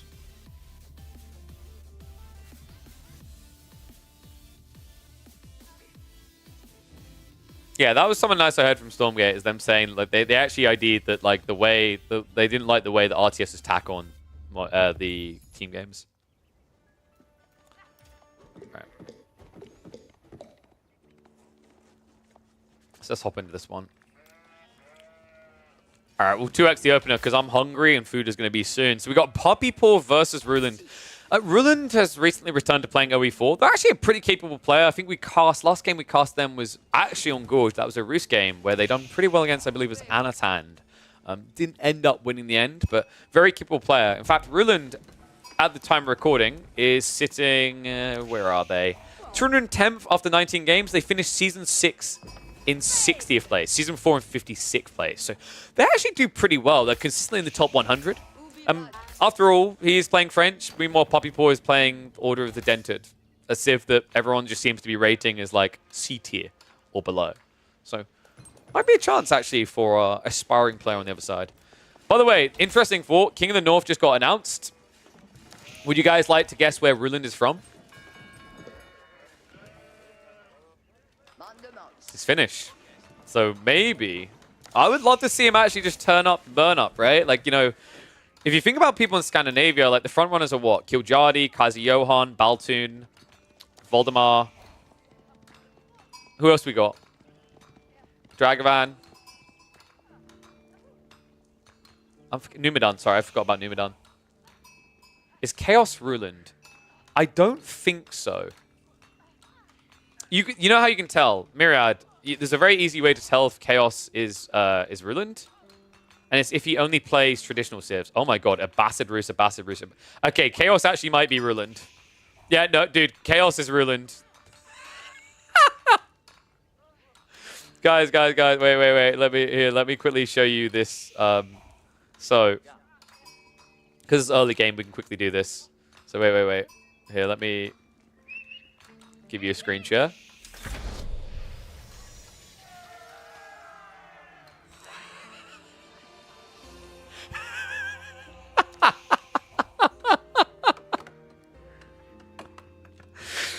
Yo, guys, we actually need Ruland to win King of the North so we can afford the expansion pack. Oh my god. All right, so checking on the action. We've got tech ups coming out. It's going to be standard French opener into second TC, which is also just standard play. Love this from Puppy Paw. Even against the French, just playing on a pocket resource, something you can easily do because you drop an outpost and you protect your investment. Tech up is slow, though. Insane. By the way, wait, what? Why do you...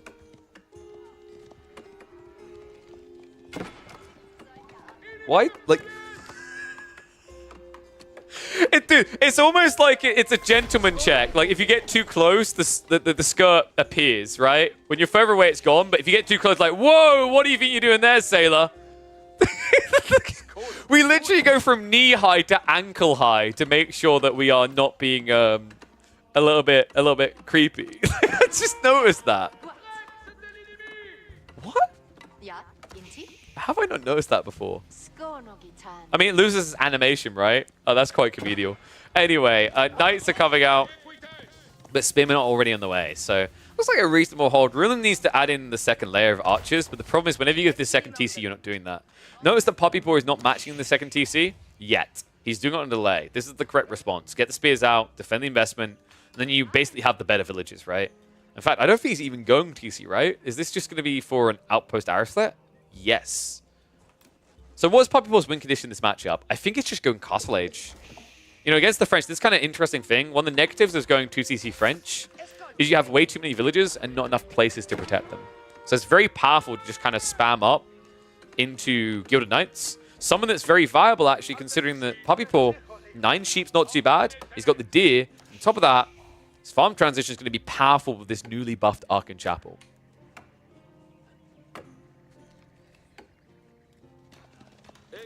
She's got the boots with the wool socks too. Just like I'm wondering what other units I haven't noticed that have. Wait, guys, Knights have it too. You seen that? It's the animation element. Like the animation element changes when you zoom in a bit. They go from having like a ripple effect on their stuff to having like a flat base. I'm pretty sure all my settings are on the highest as well. That's the most comedial part. Yeah, like what? Like they're losing like shading. Okay, we're focused on this a lot. Let's stop highlighting the fundamental engine flaws because it'll be a never-ending list. Let's focus on the power of Order of the Dragon because it's about to compel you. Regnitz is going to be on the way soon. Relic spawns are heavily biased to the right side of the map, and Ruland should know this. They've now scouted this area. Best thing they could do is shift Knights there. Right now, they're lacking any sort of substantial count in Knights, in fact. New Order of the Dragon Chapels like 2 systems? Yes.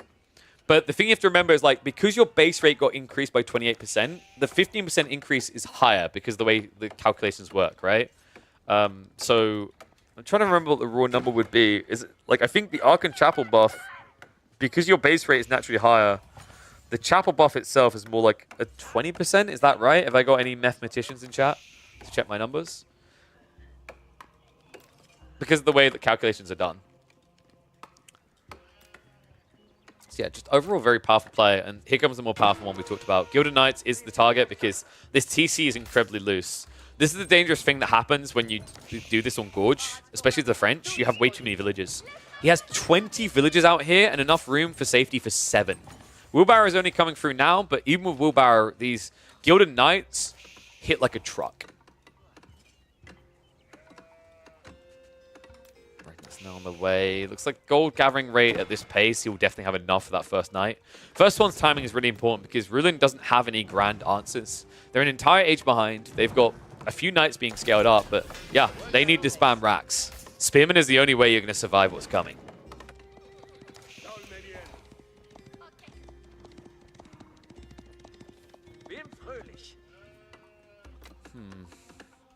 I'm wondering, like, Ruland, if there was another option than what he done in this game. Those first knights didn't really do much. He got a worker kill, which, you know, is quite a big deal against Order of the Dragon, but realistically, like, this is the point in the game that matters. And now you don't really have any knights to kind of handcuff the map, per se. Puppy Paw is a little bit short of what he needs for the first Gilded Knight. 1 freaking gold. But now it's on the way. And Ruland playing into Spears also feels really bad against Order of Dragon Spears, right? Like, if Puppy Paw just runs across the map with a few Gilded Knights, a few Spearmen, right now Ruland has no solution to that. And the problem is, because there's Gilded Knights now coming, he can't stop off the Archer solution.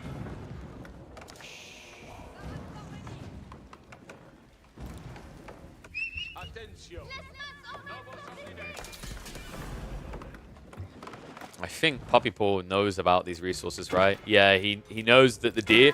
Oh, dude. This is the type of game that it sucks in. It's like when all the deer is on one side like this, it makes Puppy Paw's choice really easy. That's a big deal because one big issue with Order of the Dragon is if they whiff on their first night, heavily hits their timings, right? It's 42 seconds each. So if you guess the wrong side of the map, your array is just completely staggered compared to, for example, School of Cavalry French knights that come out in 29 seconds and you tend to have a lot more of them. Voldemar's like the biggest Biz fanboy? What? Voldemar's like the biggest English fanboy, no? Voldemar, what are you fanboying the hardest right now? I don't feel like it's Chinese on ladder. I mean, like, you know, competitive, it's Chinese, right? It's kind of interesting, actually. I'm not seeing you play much Chinese. Because I feel like they are low-key, subtly really powerful right now. He likes ABBA? Yeah, we know about ABBA.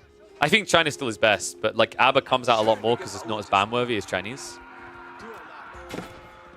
Voldemar's one of my favorite Abbasid players, actually. I think he has a very kind of logical and calculated approach to that Civ. Sometimes gets a little bit too greedy, but overall some really thrilling games.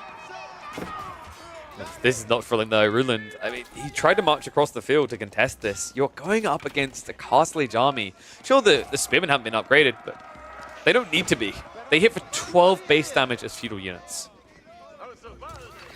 That's kind of what Puppy Paw wants, right? Like, he realizes that Ruland needs to contest relics, but the weird part is the contest is in a separate location, in that the reason why Puppy Paw's fighting north side is to attack eco.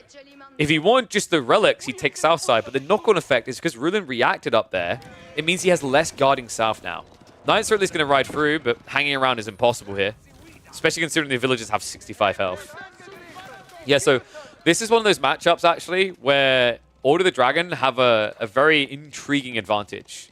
French Knights struggle to get kills because usually a French Knight will charge in and kill a villager in 2 hits. The Lance from the first hit, then the Sword Swing from the second. Ignore these numbers. This is with +1 melee. You don't need +1 melee for that. The damage buff gives you the second hit to kill. You can't do that against Order of the Dented villagers. 65 health instead of 50. So you have to hang around for an extra hit, which quite often is difficult to do against these early spears. Speaking of which, dancing around over here. Relics are being grabbed on the right side, though. Ruland, easy intercept. Puppy Paw a little bit slow to react to this. It's going to now try to actually do some damage in return. Oh, and that's going to be a free knight. If you just pull back now, these 2 spears will win this. In fact, instead, he just commits for the A-click. More troops now on the way. Reinforcing Guild Knight is going to be caught off, but the problem is with only 1 spear here, this actually is a terrible trade for Ruland. And the Knights are in. Exactly what we were worried about here. Ruland's pocket ecos are going to be in quite the doozy. The only upside right now for Ruland is that Puppy Paw doesn't know about this.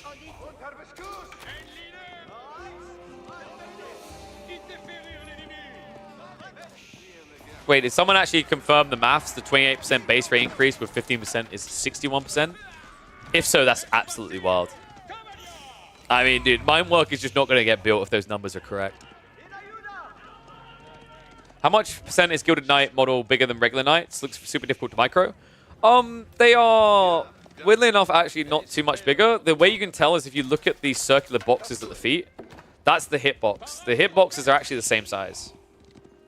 They look bigger.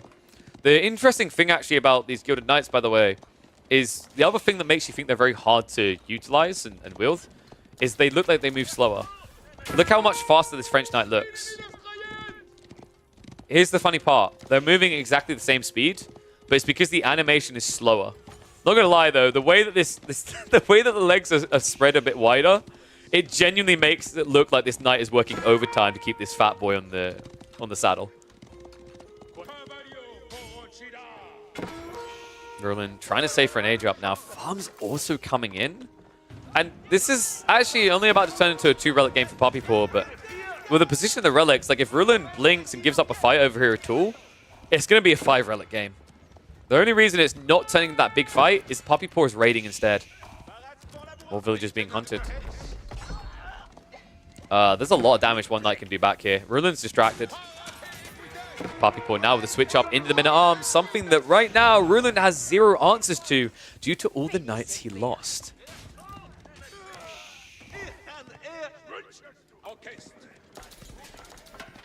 Yeah, I'll give the points out after this one. Chill, the prediction points aren't going anywhere. Borendir now being grabbed on the flank as well. I mean, Poppy Paw is not running out of food at this stage. There's no way he goes for like an Imperial. No, I'm glad he's not. Like, I think Imperial kills your game. Because I started to see him actually stockpiling for a little bit, but it's just because you have to pay so much for the men-at-arms. It's kind of hard to stay on top of being macro perfect with Order the Dragon, because you can't just like drift by and mash key, extra unit gets queued up, right? Like quite often you need to bulk a bunch. These men-at-arms, for example, 200 food. The Gilded Knights, 280 food. That's before we start talking gold.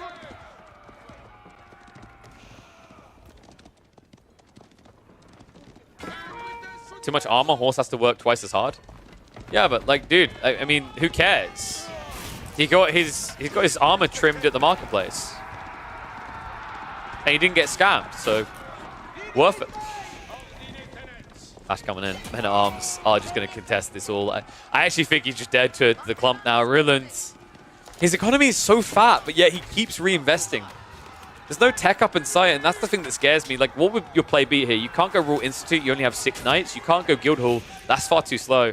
I think Poppy Paw has played this correctly. He's handcuffed all options away now. And the other worry is, like, Ruland's paranoid. Look at this, dude. He's so worried about the relics being picked up. He's not guarding his economy. So Poppy Paw says, okay, why do I need all these relics? If I can just march in and kill your entire base, that's much more worthwhile. Dude, that's such a sick read. So many players would have just been tunnel visioned onto the relics in this type of game, but, you know, 2 is decent enough. More feels a bit greedy. A knight is at least going to march in and do some damage, but realistically, at this stage, I just wonder, like, how do you answer these men-at-arms? Okay, that would work. Okay, guys, so he can beat the men-at-arms if it's 1 versus 20. Kill the knights and choke points as well. Just feels like the spearmen aren't actually hitting the right target. Other side of this, men-at-arms are still not going to be contested. And I mean, Ruland, like, this is a huge miss macro now. If he actually just recalibrated his economy, he could be up. He's sitting on 2k wood as if there's meant to be more farms, but he's already got a decent number of them. This is wild, man. I think he's just getting bogged down by Poppy Paw really well. And Poppy Paw, we talked about that idea of Imperial Age earlier. He's going for it now. So Ruland's about to find himself 2 ages behind, and he shouldn't be this far behind. Like, realistically, if he just bought food, sold wood, he'd maybe have a recovery mechanism, but with Palace of Swabia now on the way, and your army being so small, your food income being so irrelevant, I don't really see how he's going to stay in this any longer. I mean, it would take a miracle, right? Like, we're talking about a game where Poppy Paw has 6 Gilded Knights. It's double that count, right? Because these knights are doubly powerful. And you have 9 spearmen to contest that. It's rough. You know, in some ways, actually, it's good because, remember, if there's less units and you brace, then actually you have additional spear stabbing. But the counts just don't lie here. Guildhall now on the way from Ruland, and, you know, this is the rough news. We talked about the fact he didn't have enough units to use Royal Institute. Guildhall was about a delay play into Imperial Age. What do you do when your opponent is going into Imperial already? You're going to find yourself a mile behind. Wallow's going to come in and fail. Give me another attempt. The archer count should be high enough to put a stop to that. However, there's nothing to put a stop to the real win condition for Poppy Paw. Imperial Age has been reached. Ruland, army's about to get cleaned up. And that is going to be an immediate GG. Does not even bother to waste more time. Puppy Paw, not greedy in his approach here, plays enough of Castle to ensure that Ruland cannot play deeper. Oof, bit of a brutal one. So, let me have a look here. Yeah, dude, what is going on with the encoded details? My OBS is still being a bit laggy. That's weird. So, food should be ready now. We can probably come back and cast some more games, though. Well, let's see. How long are we going? We're going for like 5 hours. Yeah, we got more in us. So, guys, what I do now, for those that don't know how this works, what I do is I put up a replay, and then I come back and we cast a few more games. So, have you casted my game against Vortex yet? Did we cast that one? I think we did. I think we did, Dragavan. How can you count this Civ as impossible? Order of the Dragon actually is very weak. They have a lot of issues because their initial units, if the count comes out, it feels like you're doubly counted because like you can't diversify your unit pool as much as other Civs. So a lot of Civs actually can find early pressure in Order of the Dragon, or you just play later on because Order of the Dragon can't play late game at all. They're like they're probably the worst Civ in late game in the entire game. So yeah, there are definitely different options.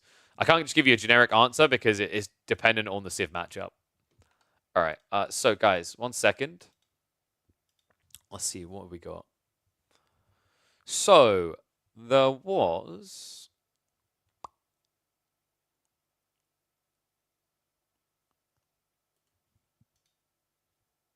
Byzantines versus Ottomans? Which one was this?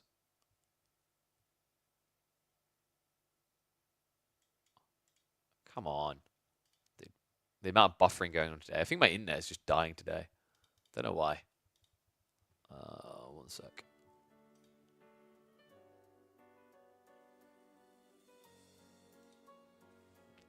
Okay, my YouTube just crapped itself. Oh, this is the Louis Wham game. Did we show this already? I don't think we showed this recently. Ottomans versus Byzantines. Guys, I'm going to play this game between Louis and Wham from several days ago while I go and eat. When I come back, more live games from the ladder. If we have enough people, we might even be able to do some free-for-alls like Meat Grinder. So definitely hang around. We'll see what we can get done. For now, enjoy what was that an absolute banger of a game, actually. Ottomans versus Byzantines. We get to see some Hippodrome gameplay. All right, the comment section should say everything it needs to. I'd have to scroll up, but Philipsbo just said he's switching full-time to Byzantines. Philipsbo, the guy who spams Mongols, has only ever known Mongols. He was born in the Khanate. He basically came out of his mother riding on a horse. And yet he is willing to convert to the Greek ways. That says everything it needs to about Byzantines on this new patch. So let's see what Team Elephant's very own Louis MT can do with it when he's up against the Canadian Phenom. He's up against the one and only Wham playing as the Opiments. Is it truly that OP? Or has the Byzantines taken the wind out of them? Are they the new threat, the new big kid on the block? We're here to find out as we hop into a game on a rocky river. The nerfs to the Ottomans was like pretty decent, right? Like if we actually open the most recent patch notes, I think they'd like done a pretty big number on the Ottos. So I'm wondering actually if they are going to be that worth it now, considering the changes. Like when you consider not only that the Ottos received a nerf hammer, but then on top of it, you have got the Byzantine buffs, right? Let's double check. Ottomans, because it was the Vizier mount, right? Like I think the Vizier mount and also the production speed kind of feels like Ottomans are now locked into this need to go into Imperial Age. I actually think Ottomans just are going to get let through in the Grand Finals weekend. I don't think they are first pick ban now. I think they're like second. They're still decent. Like they can have some impact, but there's no denying their time has been hurt. I think one of the biggest interesting factors you're going to see actually with these changes, we'll hit the 2x speed for the early game, is that Delhi now are probably going to be crotch stomping Ottomans left, right, and center. I actually think that matchup that used to be kind of a skill-based 50-50 is now one-sided. The problem now is, like, with the Vizier nerfs, you don't get your points as quickly, so escalating your army and fuel age is much more difficult. Add in the passive production being worse, and you need to get out of these crappy production rates into the better ones ASAP. I also think that this build with the military school has kind of been hampered now, right? With the changes, now that you went from 4.5 to 5 times production speed. I have a feeling that these opening spearmen are going to be used less for aggro play and more for pushing deer. Unfortunately, on a map like this, there isn't a great option for shoving deer. 20-minute redresser on the way, though. That hasn't changed. It's kind of surprising to me that they still haven't revamped the landmarks. I would really love to see them switch the landmarks around so that the Seagate Castle becomes a tier 3 landmark and Mehmed Imperial Armory becomes a tier 4. But maybe with these nerfs, it'll be enough in itself. And will you look at that? Hippodrome is on the way. You know, I actually think like the Hippodrome play is going to be one of the biggest changes. I think I said before the patch that to me, Hippodrome on paper sounds broken, right? Fundamentally, what this landmark does sounds OP. But in practice, it never was. And I think part of it was to do with the timings, right? You couldn't hit your early timings in good stride. And the late game, it just felt like by the time you got the late game, you'd already scaled for infantry in the mid, so you didn't have a transition to mass cavalry in late. I think that's going to be a big change here, and Louis has definitely been one of the kind of dispensers of justice with the Hippodrome, right? We've actually seen him take some phenomenal games against opponents. I think he actually had, was it competitive series against Recon, up against the Ibids, where he was able to dismantle him with this focus around the Hippodrome. So, curious to see how he wants to address this, especially the Ottomans opening already the spears. Villagers being a little bit harassed here, but with the Akratoy, I love this. For 20 seconds, he's not really touchable, right? So he can keep gathering and not have to worry about being contested. That's going to be enough time for the Hippodrome to complete and for him to get his first Horseman out. You'd be like, wait, whoa, KP, Horseman against Spearman? Yes. Because with Triumph, you could actually push them away easy peasy. Instead, though, it's going to be the Merc House. Big changes here, guys. I think there was a lot of testing done around the timings. You can pre-5 minutes have your first Mercs out now, which is just such a huge buff. Like, overall, your timings are now... Oh, what was the timing? I think it was like 30 seconds quicker than they were, at least, which is kind of bonkers for an early phase of the game, right? I'm curious. Are we just going to be getting longbow? I imagine it's longbow. I really like longbows against Ottomans. Lanceneck are great against the men-at-arm spam play if they go towards it. Janissaries struggle against longbows in the late game. And you don't really even have to worry about going Streltsy. Then again, with the fact that Javelins now seem to count as Springolds, nah, we're kidding. It has to be Merc House every day of the week. Let's look at the spawns as well, because, oh my dear God.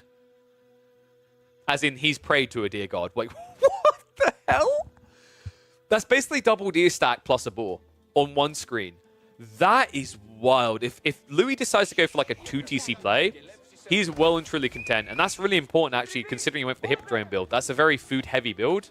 And yet, it feels like now it's going to be very easily enabled. And dude, if that wasn't enough, are you kidding me? Okay, is there anything that did not go Louis' way here? He got 20 of the 29 sheep on this map. And on top of that, he intercepts the wall. Is Louis one person, or is he many people? Is he a supercomputer? I just feel like this guy is on another level right now. This is crazy, man. The timings, everything around it, like the scouting, the spawn on the map, obviously supercomputers can make that happen. And then also the timings on intercepting these walls, getting in with the horsemen. Like, there's so many boxes that Louis is ticking. I feel like Louis has been kind of praised for his late game presence a lot and how actually insane he can be, even against players like Beastie in the hyper late game. But you know what's not getting enough praise is his early game. His early game is absolutely bonkers. He has so many permutations and so many kind of curves that he throws at players. I still remember, like, several months ago even, watching a Danube River showdown, Chinese mirror between him and Dimu. I remember watching it live on Dimu's stream where he was like, oh my God, this guy is so uncomfortable to play against. Like, I did not expect this when he got ambushed. That's the type of thing, right? Like, even in situations where you've got these fishing boats, you've got the scouts, you can see everything coming. Louis always finds a way of surprising you. This is a surprisingly good timing. Sipahi spam is going to be on the way. Wham, not looking to just bend over and give up that easily. Doesn't want to bow to the power of Louis here. But realistically, when you're scaling to Sipahi, it doesn't feel great here, right? Like, when you're up against the Horsemen, not with Triumph. That's the thing that I really like about Louis' build. I don't think Hippodrome is forever in every game, but Ottomans makes a lot of sense if you're going Western Contract. Because your opponent doesn't really want to go archers there. That feels like you're going to get hard countered. So you have to do Spearman and Sipahi. And with the Hippodrome, funnily enough, your guys hit as hard as the Sipahi. In fact, they hit harder. Good timing here. Wham is probably thinking, okay, I need the 1-1-1 build. I need to buy a little bit of time here. The longer this age goes on, the more I scale benefit from the Vizier points. Nemo for Louis, I wouldn't be surprised that this is kind of like a delayed second TC type approach. Probably still going to be Castle Age. I feel like that's the big primer still for the Byzantines, is you can win more games now in Feudal. But Castle Age still feels just as good as it did before.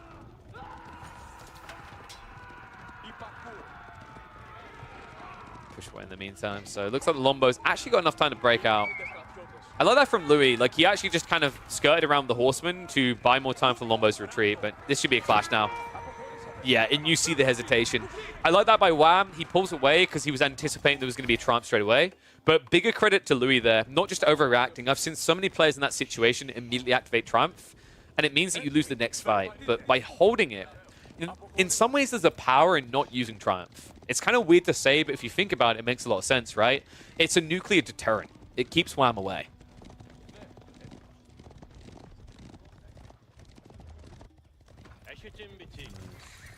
Montezuma. Okay, Wham now actually looking to go for a flank raid. Unfortunately for him, he took too long here. Louis, perfectly timed to finish off all the walls before the enemies arrive. Love that big change, by the way. Remember, you can now upgrade your palisades, right? You can just turn them immediately into the gates while they're being before they're being constructed. So, really helpful change. Just makes it a lot less annoying when you're trying to actually get those walls up last second and make a switch over.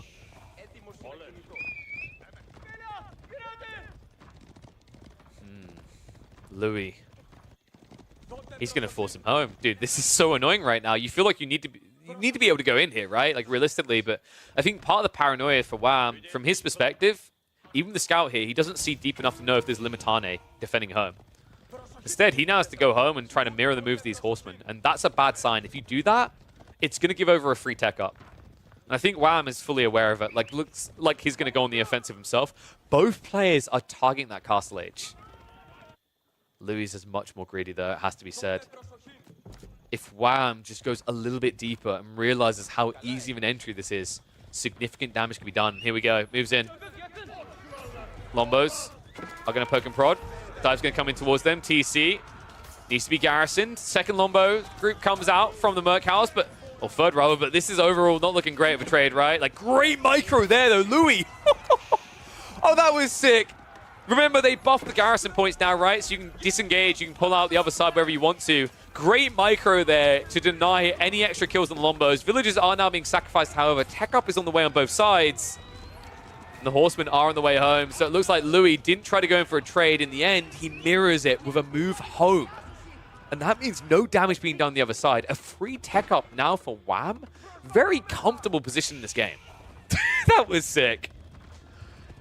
Oh, man, I'm such a big fan of the change to garrisoning. I know a lot of people are going to feel like it's going to get cheesy, but I found it kind of silly the way it was functioning before. This is going to have so many cool knock-on effects. You just saw one there. Even for things like Regicide, it's going to make it a lot more interesting for escapes. I'm a big fan of that change. Dude, that was sick. In before that change now makes it so we have to remove automatic building fire. Palin's going down. Louis like, just in case I'm about to get dove for my tech up. So what's Wham's goal now? Is it going to be just a gradual crawl to Imperial is what I'm wondering. Like, do you really want to hang around and castle that long? Like, what are your strong points here? You're up against Horsemen, Lombos. I mean, yeah, you can start scaling Janissaries. That doesn't feel great. Men-at-Arms play could make a lot of sense, but as we were highlighting before, like with the Hippodrome, Horsemen actually do deal with Men-at-Arms quite well. Feels like you'd have to play into mass spears if you want to do that. For the time being, looking for the spy upgrade. Both of them looking for their upgrades, actually, but the Horseman one isn't through yet. Louis has to back away from the fight. And I do believe someone may have forgotten to activate Dialecticus. They most definitely did. Yeah, big mistake there. He could have actually had the research complete midway through that fight, and he could have easily turned with Triumph. Instead, he has to run away, so misses an opportunity to do significant damage to the backbone of Wham's army. And wait, is the system not connected? No, it is. We're good. We're connected in. So Golden Horn Tower. He hasn't got the contract through, right? Only just completed. So you guarantee the first load, of course, is always going to be Lombos when they come out. Behind this, the berries are exhausting quite quickly. And unfortunately, one of the negatives of this spawn, sure, he's got all those deers and those balls on his side, but that means all the berries aren't. He'd have to play far north side to access ones on his side of the map.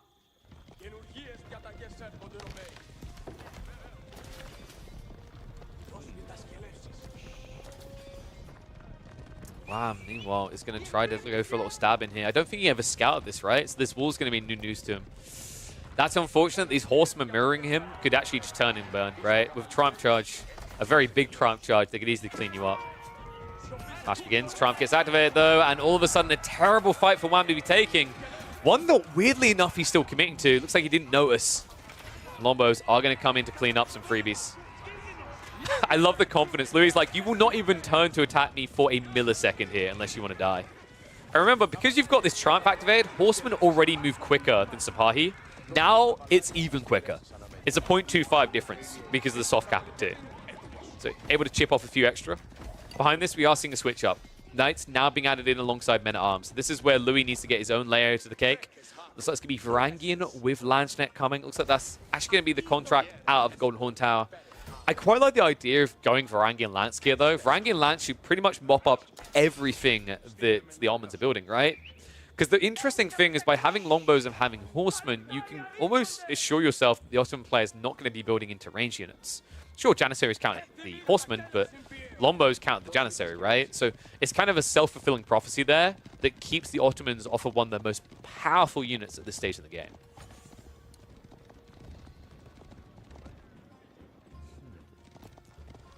Meantime, Wham. Now with the Knights in the mix-up, this is kind of awkward. Losing that many Sipahi, if you kept them alive, burning through these walls would have been a breeze, right? Now it takes a very long time. That's going to allow enough time for Louis to easily react, right? With new troops coming in at home. So yeah, no ideal. I think that loss of troops is a bigger deal than it appears. Sure, you could argue, oh man, you know, he's moving away from Sipahi. What does he care? It's the burn through speed. Like, realistically, look at Louis right now. If you had those extra Sipahi, this wall's already gone. Instead, he gets an opportunity to keep it alive. Needs to be careful of the Sipahi range, though. They can melee through that wall. Second TC coming in from Wham, though, and this may be a little bit too greedy. Varangian are moving in. Gonna have to block them out somewhere. But Horsemen, they ride around. Triumph gets activated, and that is going to be the first Mango going down. Lombo's now moving in for the eco. TC does get denied. Wall is going to hold up as well. Limitan, they have arrived there. He's not going to be able to break through, and instead, he has to cancel the TC and restructure it behind. Lombo's in the meantime as well, just able to keep sniping out. The range 2 upgrade. No range 2 defense coming out from Wham, so actually these heavily armored units don't trade that well up against Lombo start stepping. In fact, you're seeing the impact of this, right? Knights and the Men-at-Arms just getting sniped down. A terrible fight now for Wham, all because he neglected to get that range 2 tech. Even Meta getting sniped out. Dude, this is great trades by Louis. I think someone said earlier in the chat, like, Louis is like Clem. Kind of fits, right? I'm just imagining that, like, that kind of comparison and then thinking Marines equal Lombos here. It does feel like that right now. Louis just on point.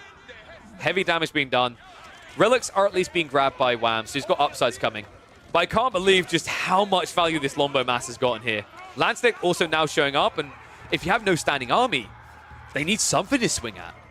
I wonder if there's a target, a squishy underbelly to the economy that they could aim for. Louis on the other side has gone for that second TC, so reactionary after he saw what his opponent done. Wallow isn't going to go off. Nice Berserk. That's another thing that makes Varangian really nice, right? Is if you activate Berserk, one guy should be able to wallop down a Wallow attempt on their own. So pretty powerful tool. Relic situation still looks like it's going to be positive for Wham. He's got 3 relics back here. 2 look like they should be grabbable for Louis. Keep in mind, Louis didn't rush towards that relic timing because he hasn't gone for the Grand Winery.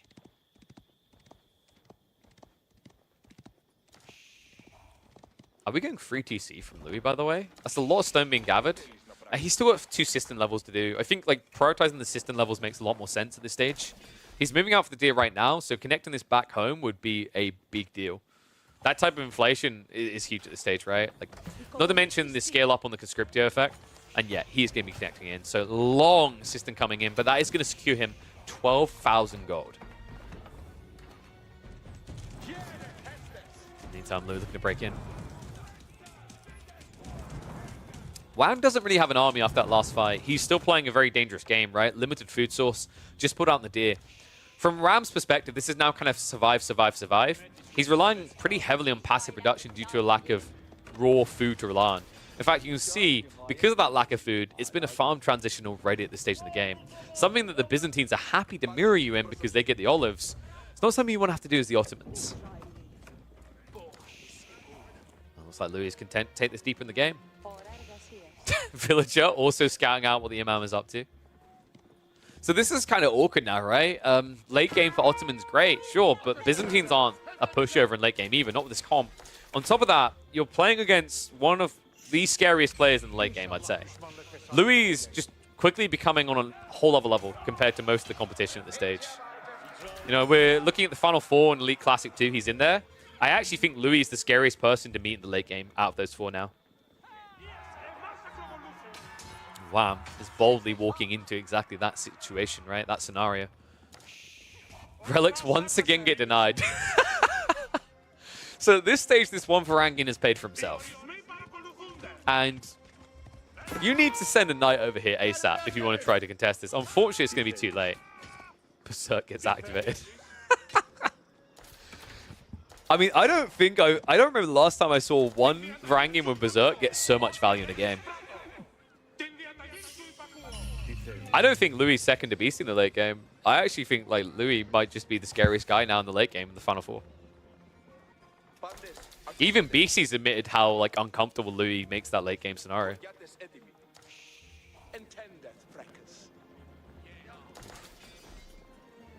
So, wham. Remember, by the way, this is the guy that got 4-0'd by Louis in the playoffs. Probably, firstly, for some sort of vengeance. Probably felt good getting this game, getting the Ottomans, but with what we've been seeing the Byzantines do right now, like I'm starting to feel like Byzantines maybe just shy of Rus on the tier now. If you had to like power rank these civs, I would probably put Byzantine second at this stage. They're insane. What this civ can do in the early game now, as well as the late, is incredible. Oh, Ray coming in. Mangonel Tower has been upgraded, but at the same time, it's up against chunky Lancers, so you're not going to kill quick enough here. So, Adelico and a runaway as well. Walls are at least up at home, and remember, Louis has got 2 TCs, so he's not going to fall behind too much with 1 or 2 little losses here or there. The Varangian, interesting that he's sticking to it. Looks like Limitane are now coming in, now they're seeing this as Mass Lancer. So Wham is just looking to play mobile cavalry. The problem is with these walls up and the time it takes you to scale into this, it doesn't feel great. I think this is not Wham's real objective here. It's not to try and get in. It's just to keep Louis reacting. And while Louis is reacting and now building a new counter, Wham is going to be looking for an age up.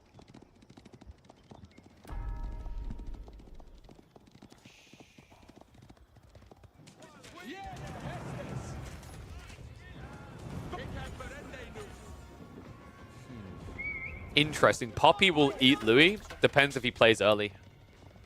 I think a big thing that played to Puppy Paw's advantage in his recent series with Vortex is that he played an insanely aggressive style of gameplay.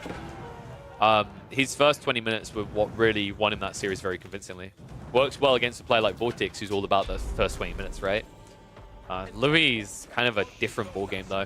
If you can't close him in 20, he can easily turn you in 40.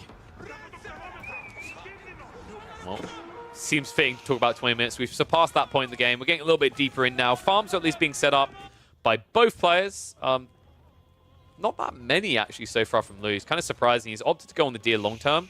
Maybe him a bit weaker on the scalability into Mercs. That main army is moving in, and a lot of it is Merc Force. 26 Lombos, 6 Landsneck. If they find a cluster of eco, they can immediately massacre it all. Outpost coming up over here. Louis, this is interesting, really. It's him scouting vision, making sure there's no trade, but also he's fully aware that Wham should be looking for food somewhere, right? Like, he must be gathering. He can't just be a full farm transition and still have this many troops coming out. So great read there by Louis. Race coming from a few Limitane. Not a great fight for the Knights here. Yeah, you gotta be careful these kind of like these building scaffoldings, right? They force weird choke points where usually if you saw 3 Limitane there, this many Knights would win, but because only 2 of them can fight, it's an ugly fight. Double Mango, make that triple being ran from here. So Louis is probably going to peel this fight back and then look to turn around in about 10 seconds when he knows the Mangoes are nowhere near. At this stage in the game, right, there's not going to be Siege Works, there's not going to be the Siege Workshop, there's not going to be Greased Axles, which means there's not going to be a gap close. I mean, right now, Louis could just start attacking. With this many Lombos and Varangian, Landsneck, he could easily turn around on this. Weirdly enough, he just keeps dragging it back, though. Wondering why. There we go. Finally turns around. I think he was just trying to guarantee that the Mangoes are definitely nowhere near him. Berserk even getting activated here. Good God. Oh my. That I did not expect. Landsnet now getting the cleaves out. Mangoes have arrived. Second wave coming in now on the backstab from Louis, though, and this is going to be an overwhelm. Left side is going to flop for Louis, but the right side is left wide open. Lance and Varangian go in, and the Mangonels need to run. They're not going to be able to run quick enough. Great pincher with just 4 units able to pick up one of those, and now with 4 extra joining in, that's going to be 3 siege weapons going down. The main fight is an absolute rout, and Wham completely misreads the situation. Louis is so on point, man. Think about how many players would have turned around a little bit sooner to kind of just snipe down as they go, hit the lombos, hit the lombos, hit the lombos. Those Mangoes would have arrived 10 seconds sooner, and they would have got a good warp to the backside, but Louis understands that it's worth it to just keep running. And either your opponent comes out and meets you, or next time you do fight, that second wave is going to be able to join up. This game is now getting incredibly uncomfortable because Wham wants to go for a tech up. The difference for Louis, with an army this big, you're definitely going to be going for that tech up, right? Like, if he lost the fight, you'd have to reinvest. But now it's going to turn to an imp on imp. And an imp on imp, folks, this is very interesting. If you go for Siege Engineering Company here as the Byzantines, insanely powerful. It keeps the Ottomans off of one of their most powerful comps, which is Janissaries, because of the volley with Lombos. It's insanely powerful. The Lanzknecht as well are just as impactful with the extra Marcher Drills gap close. So I don't think this is going to be a cozy situation. It might be that we're looking at the Palatine score from Louis. I find he tends to build that quite a lot, and it is quite nice to the Varangian spam, as well as Limitane here. Limitane, like getting extra Limitane makes a lot of sense for free, especially if you think you're up against mass Sipahi. But personally, I'm still a very big fan of the flexibility you get out of the Foreign Engineering Company. Istanbul Observatory about to complete. Louis yet to make his choice. But considering that Wham made the tech choice first, you now have the option to go in, and it is indeed going to be the Foreign Engineering Company. Okay, this game just got scary. It's going to be marching around the back. No army to react with right now. Wham has to hold it all back until he's got his upgrades in. Men-at-Arms being spammed by him. I don't like this. Men-at-Arms spam against Lanzknecht and Varangian doesn't feel great. Even the Lombos actually sting you pretty effectively at the stage. Remember, this is a better archer. More base damage. Louis just doing it again. Wait, no. Fool me once. He's not going to fall for it again, surely. Flanks moving in. Cleave's coming out. I think he is falling for it again. The Mangoes, they're body blocking each other. Berserk gets activated. This is crazy. Louis, every time he looks at the fight, he says, I've got more numbers, does not hesitate to use the Berserk. A little bit of a weird interaction there with the Palings. But still, worth it to trade out before this army gets its quality in. Now he'll have to retreat away. So enough men-at-arms in there. The upgrade did come through for halfway through that fight, so Wham is going to be able to hold here. But this is just wave number 1, guys, and this is going to be stronger next time, right? Varangian being respammed. This time they're going to have the ferocious speed. That movement speed is going to allow a quick gap close around the back on the siege. Siege is no longer being a factor in these fights. And, well, it looks like we are now seeing the Ottomans go in the Janissaries, and that worries me deeply. If Louis just spams Varangian and Lombos, he counters the comp he's now up against.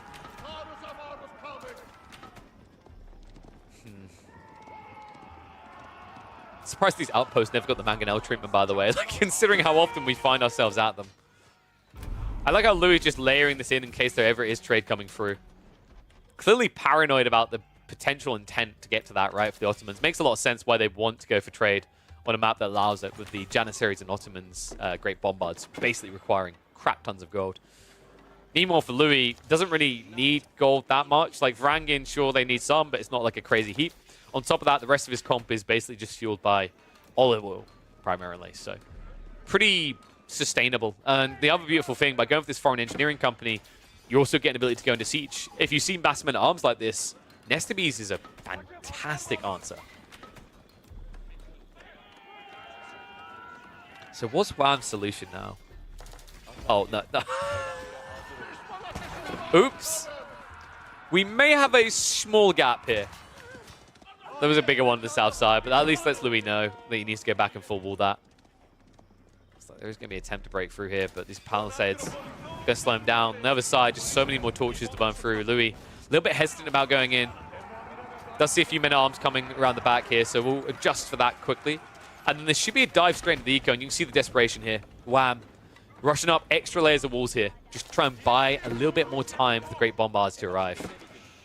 Louis now with the keep drop. Wall's going to be broken through. And these guys are not going to be able to hold on for long. Mangonels are on the way, but you need to be careful now with the ferociousness, with the extra berserk speed. He can immediately gap close. Oh my god!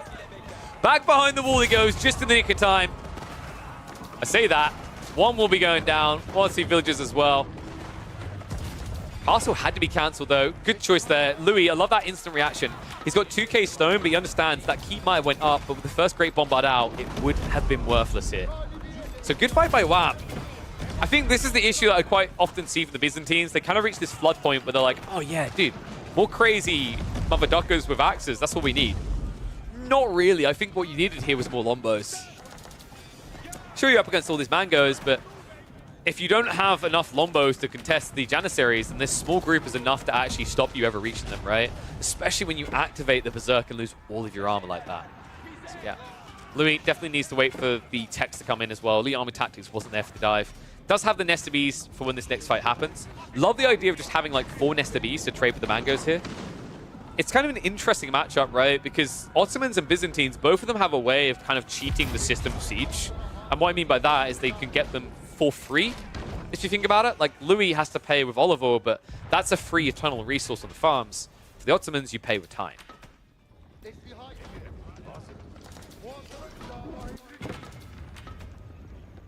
It's like those Varangian are still going to keep pumping.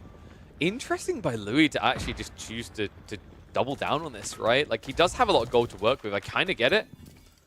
But you need a backbone behind this. I guess his logic is, I don't need Lombos, I just need enough siege, right? If I have enough Nest of Bees, that's still good enough to beat this. It does give Wham an opportunity, though.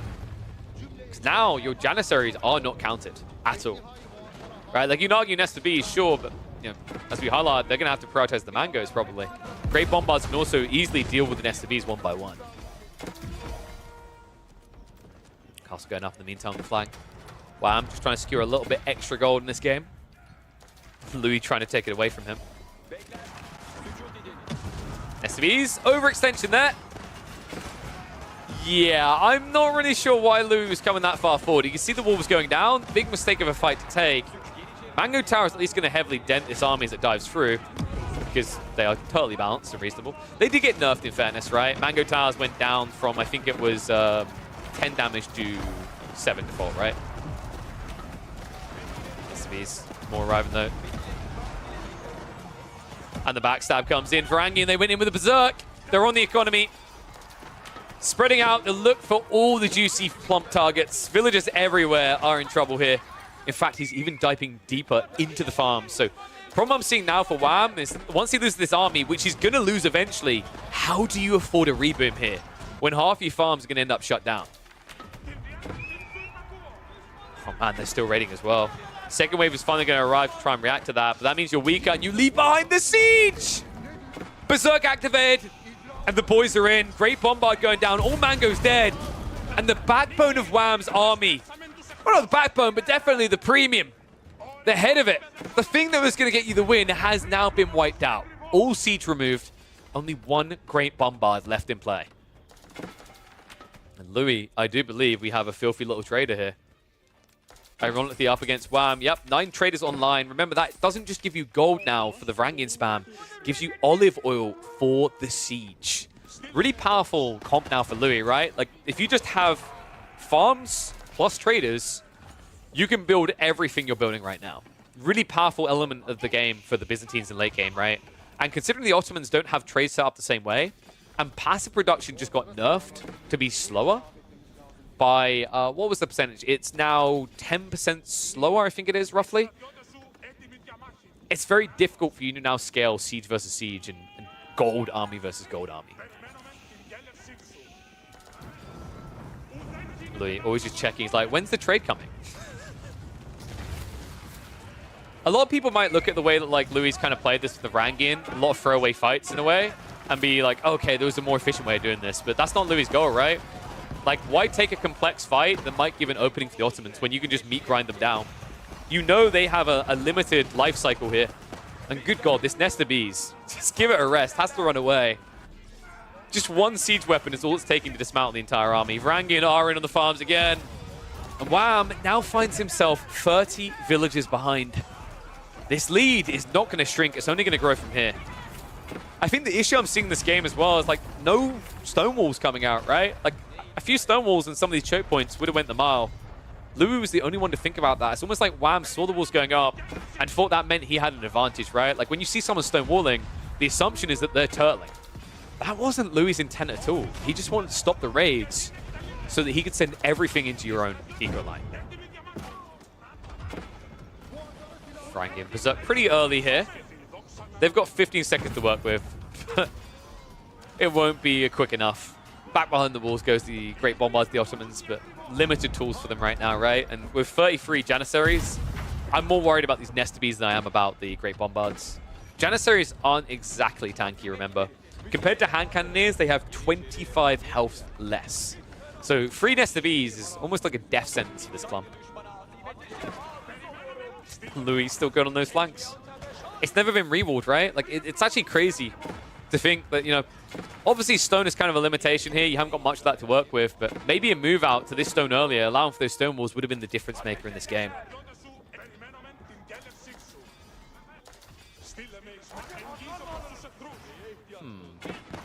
Oh. Oh, I love that. I don't know, like that genuinely was as you're falling to the floor dead, your gun just shoots off. I don't know how the melee unit didn't actually stay alive there.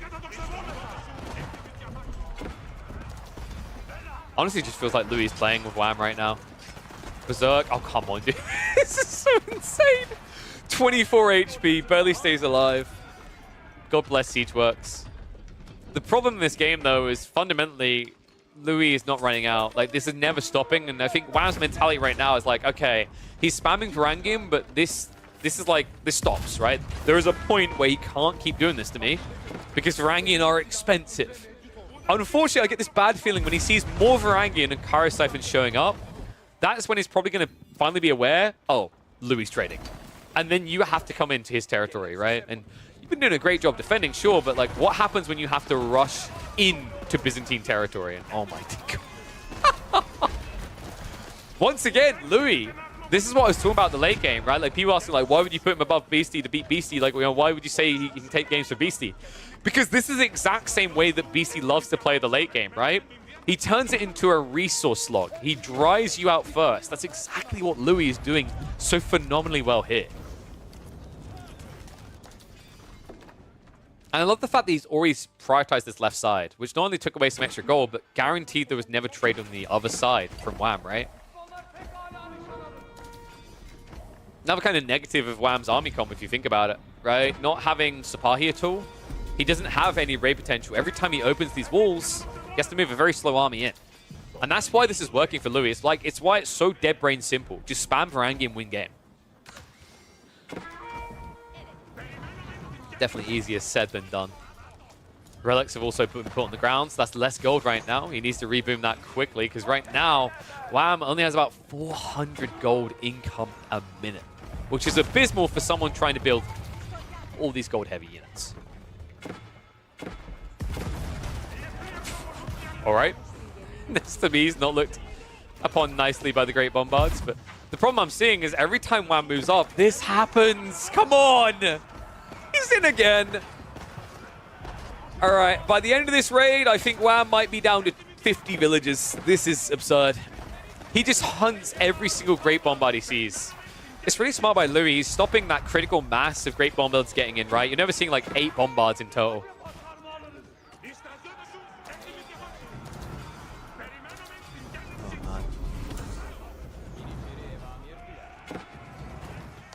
Yes, Sassy, he should definitely get 4 Great Bombards and walk in. The problem is, you'll never get more than 2. Oh, they're never reaching him. Dude, Varangian are just brutal here. I think in hindsight, looking back at this game, Wham's probably thinking, I needed the wall. I needed some stone walls. He's been playing like the wide flanks and getting away with it with just Varangian alone. He's never needed siege other than Nesta Bees to take the main fight. And that raid, I said he'd be down to 50 eco. It's looking like that's where we're heading. There's still a few left over. He's down to 60 as it stands. This is a GG attempt. It's not looking like a great one. The army mass is not really a mass. There's 20 of them. Nesta Bees will clear up the Janissaries, and then it's going to be GG from there. Damn, what a brutal game. Louis is an absolute beast. And if you give him the Byzantines, you're making a mistake in competitive, mark my words. Early game, all right. Pretty cool game, right? Like, that was actually incredible the way he drew that out. So, back full of food, feeling good, and ready for some more AoE for action.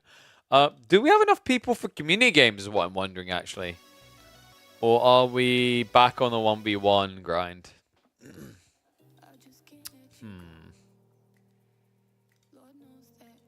We've got quite a few people watching, so free-for-alls might be feasible.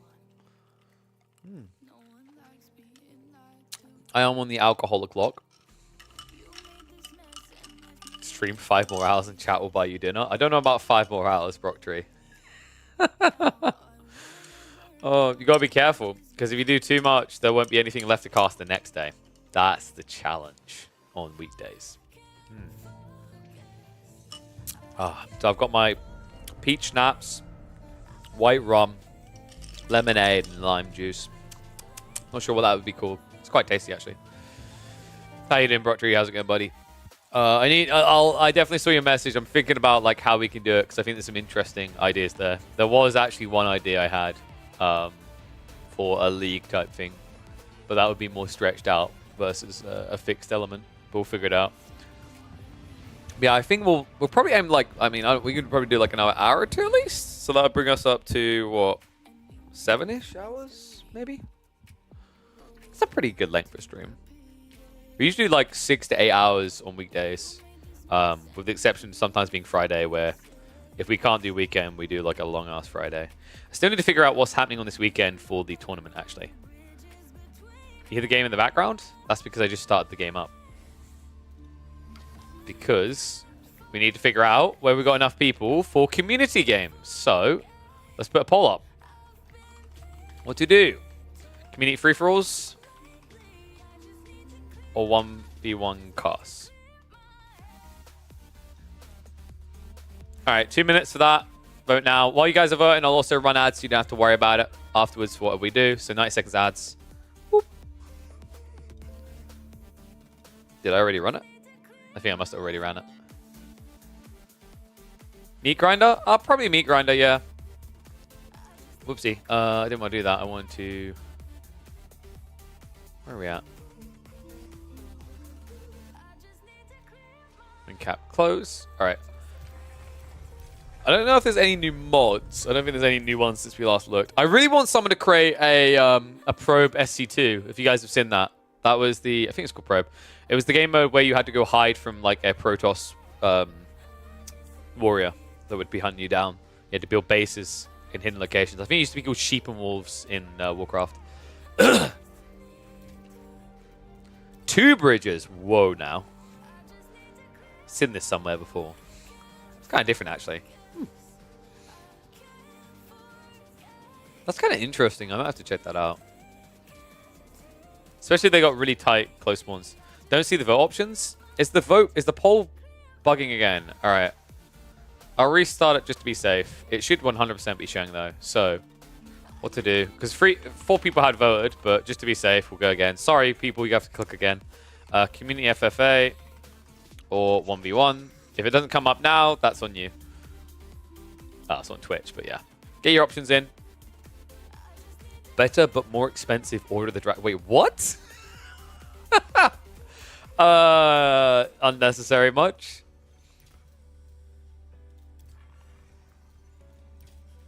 The Battle of Torreda. Nice. Some people still making single player ones. Stone Age. Oh, whoa. Okay. Stone Age, Iron Age, Classic Age. Someone actually turned it into 7 ages. Damn. Oh, wait. They limited the people you can put to mines to 5 to 8 workers. I haven't tried that Godsworn game, actually. I really should get around to trying that. I heard some mixed things about it. Some people really liked it.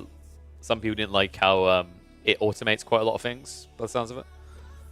So we got 2v2, we got 1v1 and community games drawn at 2 votes each. Sorry if you're in the YouTube side. There's no way of doing quickly a cross-platform poll, sadly.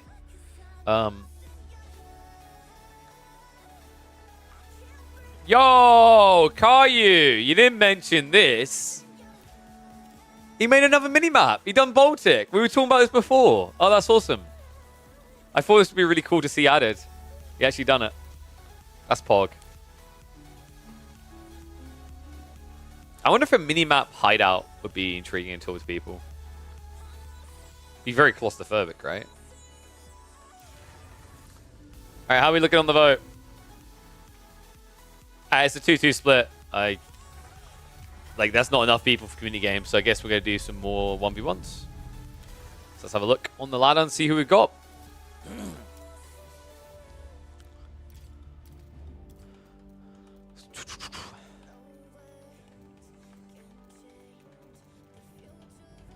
This is really tasty, actually. Surprised. I wasn't sure the white rum and peach schnapps would mix very well. So I usually just go for... I'd usually just mix vodka with peach schnapps. So we've got Ronnie Pickering playing. Who's their opponent? Ronnie Pickering's Zerton, right? I'm pretty sure it's Zerton's account. Yo! What's up, Minu? Thank you very much for the Prime. Welcome to Swarm. Don't forget, guys, get those Primes in. Minu just reminded me. You haven't done my Vortex game yet. What, from the tournament?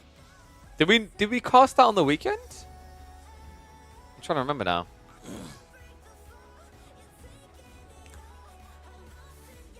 Like, what was this a ladder game you're talking about?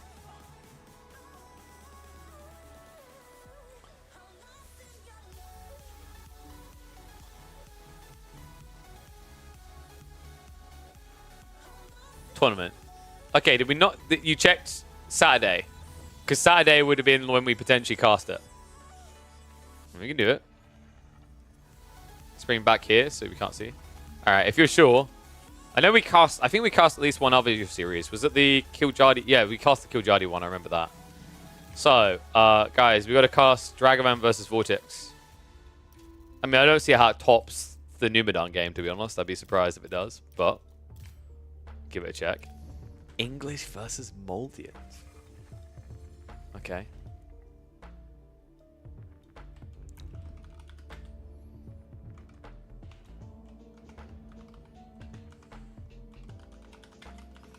Alright, so... Oh, now I'm going to have to reload the logo from before. God damn it. You don't... Alright. 1 second. Let me put the logo back up. I'm a nice guy. I try to make sure that I give the appropriate brand. By the way, well, like big clap for me. That logo is literally just as big as mine. I'm such a nice guy. You know, like if you really want to be scummy with tournaments, you know what you do? You're like, oh yeah, don't worry, EGC. Let me just put the logo in. Yep, EGC. I've got the logo in.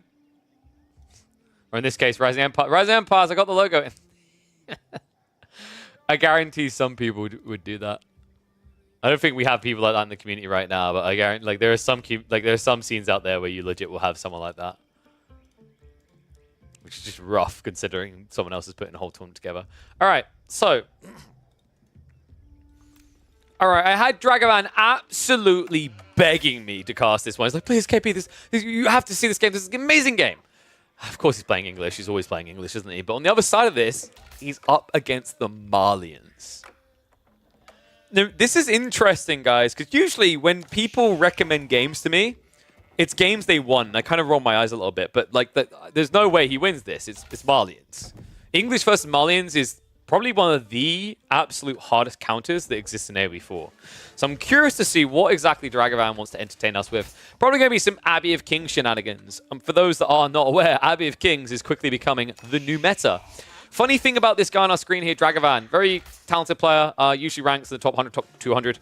He has believed in Abbey of Kings longer than anyone else. He has been building Abbey of Kings on English as a main for months. He's been doing it in tournament play. He done it actually in the earlier Warchief Club. So curious to see, we're doing this recap of the Warchief Club number 71, what he's going to do exactly in this game. Because Dragovan... Dragovan has actually been the only person so far I've seen do a proxy archery range drop after doing Abbey of Kings, and I was impressed. So I kind of want to see a return to that. Vortex spawn-wise, actually not grandiosa levels of Pog, right? He's got gold on the forward, gold on the back, so it's a little bit split, and gold on the side, but actually quite wallable down here, right? The thing is, I'm looking at this as quite wallable, but I'm also looking at this as quite proxyable if Dragavan is going to get up to some shenanigans like we've seen before. Scout-wise, not too bad of a start here. 9 sheep already compared to 6, and great cutoff. Notice what Dragavan done here. He played length. This is genuinely going to be the meta. I think this is the new approach that makes a lot of sense. You want to identify, when you're in Dry Arabia, you can tell where your opponent is roughly going to spawn based on where you've spawned, right? Because it gets mirrored and flipped. So you know the Vortex is roughly in this area. So running across the map like this makes a lot of sense because a lot of players are going to try to take the short route. There's two kind of regular done paths right now. The first one is to do the back corner like what Vortex done. The other one is to do full length like what Dragavan done. So typically the way this works out is you can very easily get half the yields, and then if your opponent decided to take a safe rotation, you can catch more afterwards. And the interesting part is that Dragavan, he played a risky game the way he done this. The reason it's worked out is I think he had a little bit more on gold, whereas in the base of Vortex, I think it was a hard pivot over on the food after the wood. So realistically, both of them should have been able to stay out that long. I'm a little bit surprised Vortex took this approach, but looks like he does understand what's happened here. He's going to recover this side of the map for himself. Dragavan, though, on the way up with the Abbey of Kings. Now, this Abbey kind of changes a lot in this matchup, actually, I think. Think about the timings involved in this right now, folks. Abbey of Kings is going to complete roughly around the same time as Vortex completes the Man's Quarry. But the difference is Vortex now has to rush into Iraq to have a solution with the Donzos. You're going to want 2 Donzos, though. 1 Donzo versus the King is not going to end well because the King can easily just take the bad trade and then heal afterwards, right? So another thing that's really important is Vortex needs to actually scout the enemy base. Timing is actually nicely lined up here. He's about, what, 25, 30 seconds away from his tech complete. He will be able to see what the landmark choice is before he commits to an opening production building. Very important details. All about identifying your scout timings for these type of interactions. And that's meant to be the difference, right? It's like he's probably assuming like Dragavan can't get any critical info too early usually with the rotation he done. This is perfect time for Vortex to snoop it out. In fact, he sees no gold gathering. This is very telling. It doesn't mean... It means we're probably not looking at like a fast castle build. If you were going for a fast castle Abbey of Kings build, you'd actually have more people on the gold. But tech up completes for both players more or less around the same time. About 5 seconds difference there. And now we are just 35 seconds away from that free king. Blacksmith techs affect king? Yes. Everything works in that regard. It's a typical unit, right? Zhong gets affected by Blacksmith techs as well. So it's no different. It's kind of weird right now. While this doesn't have the scalability that Zhong does, the interesting thing about the King for the English is it's kind of like getting a temporary feeling of level 3 Zhong at an early point in the game. Right? You have this unit that heals on the go. It can do decent damage. It can raid. It can block your timings. It's very hard to actually pinch and slow down. It even has this weird kind of interaction on movement speed where it's the glorious 1.69 to just let you know how ducked you are. Right? Usually heavy calves are 1.62, so a little bit extra juicer there means that you can easily even get away long-term from Knights chasing. Not that we're going to be seeing those here. Instead, it is, of course, going to be the Dons as expected. And as we said, 2 of them being queued up, but Dragavan already has got the archery. Oh my god, dude, he done it again! I was watching the south side. I can't believe this. I anticipated a drop here, not on the north side. It's the proxy archery ranges from Dragavan. He's already a few longbows in. Also, the outpost coming up as well. Sorry, house. Should be an outpost afterwards, but you need to get those initial longbows to justify. This is bad for Vortex, guys. So Vortex's issue now is he made the correct counter. He's solved for the Knight effect. But now his time is completely skewed. Typically, you're okay to actually react to archers because they come across the map, right? You can get into javelins in time. These guys are right next to you. So how are you meant to actually get the javelin reaction out quick enough before it does damage? Dude, I can't believe this. Is Vortex about to lose the unlosable matchup? Because that's how a lot of people feel about Malians versus English. It's just a free win for the Malians, essentially. Unless you're playing on a water map. But then again, why would you ever pick Malians there? Right? I remember when Malians first came out, everyone was obsessed with the idea of garrisoning a transport ship and shooting. And then they realized it's not worth it. Since then, this has been a landlocked matchup that has always favored Malians, but Lombo's now moving in. Ooh, Dragovan, like a little bit mistiming there. One short of actually insta-killing is a big deal. He only got one villager where he could have actually probably got 3 otherwise. So now Outpost drop is coming in on the pit mine here. Very brazen. Love the snipe on the cattle. Actually, like, you need to cancel these right now, Vortex. There we go. So you just lose one. It's one little bovine down, so now you go down the crap hole. But Vortex, like, this has to be Farimba now, right? You can't play full-fledged farms. I don't think you want to commit into the enemy too hard here. You've got, what, enough food to get there? Ooh, that's debatable. I mean, the second pit mine is going up. Unfortunately, Lombo's already there as well. Donzo's can at least throw their spears to do a bit of damage, but the problem right now is Vortex, he knows he can't go for like a fast castle here. He's going to have to address this now. And that is desperation mode. 18 villagers to build an archery range says everything it needs to. Notice that he builds it away from where the Lombos are, because actually if your first javelin comes out and meets these Lombos, he'll lose. So that's a good read. Behind this, Dragovan, like, what's the play? What's the follow-up maneuver? Blacksmith's now coming in, so Steel Arrow should be the absolute rush priority. Villager, in the meantime, is going to be able to get that outpost up, and that's going to give a very powerful aura here in these engagements that makes it even more difficult for the Javelins to win out. I also do not like this Musafadi. Was this a misclick? There's an outpost coming. You can't build Musafadi. You'll get seen trying to stealth in, so there's no kind of cheeky shenanigan to be had here. Good short walls coming, but, I mean, Vortex, the damage is already done. Dragovan just needs to rotate north side, and you come in the back of the base, right? In fact, I'd love to see him just go siege engineering straight after Steel Arrow, get one ram out, and just start blitzing all the houses. Because look at where both of the pit mines are. This proxy base that he's sandwiched between them both has ruined Vortex's day. Dragovan, you cocky son of a gun. I mean, I can sense you're still going to lose this because it's Mali and English. But I understand why you want this game to be seen.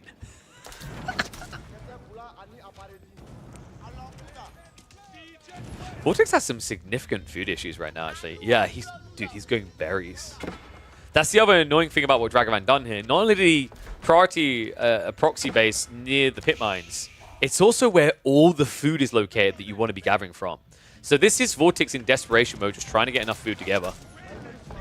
You know you're having a bad day when the Lombos have enough chill time that they're actually attacking mills to kill them.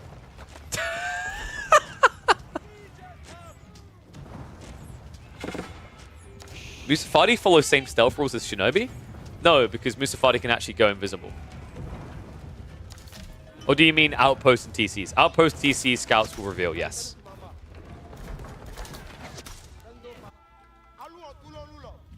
Vortex is like, what is he doing next? So this is interesting. I think Vortex is a little bit paranoid. Yeah, he's checking the stone to check if there's ever going to be a second TC timing. This is telling him that Dragovan's all in. In fact, the ram now showing up should be enough of an alarm bell to that. Now, here's the funny thing, actually. Once these pit mines are gone, you can't build more jabs. So there's a scary point in this game for Vortex. But Dragovan is also a bit paranoid because he knows about this retracted gold, right? So for all he knows, Vortex could be down here. You can't rely on your opponent running out of gold here. Perfect number of Lombos. This is so difficult, actually. Remember, Javelins have less range than Lombos. You can't walk up. In fact, it was gluttonous for Vortex to even try. Ram now coming in. So we've got double ram play. The other one, has it gone over here? Wait, am I blind? Was it oh, it's... Hey, the flame icon was big, guys. Turns out the ram was using disguise all along. The fact that he's literally building his houses here to remain eco-efficient. Oh, this is absolutely fantastic. Vortex is about to get housed as well. That's going to slow him down further. Lombos will not have the attack speed or if they fight on the east side, so the villager does need to rush up the outpost now. One scary thing I do see for Vortex is actually this king could tank a lot of damage. You hit for 8. He only has 2 armor, but he has 220 health, so that can bait and waste a lot of your time. And that can free up the Longbows to do more, but looks like instead Vortex doesn't even want to take that fight. So we're just trying to dodge death here.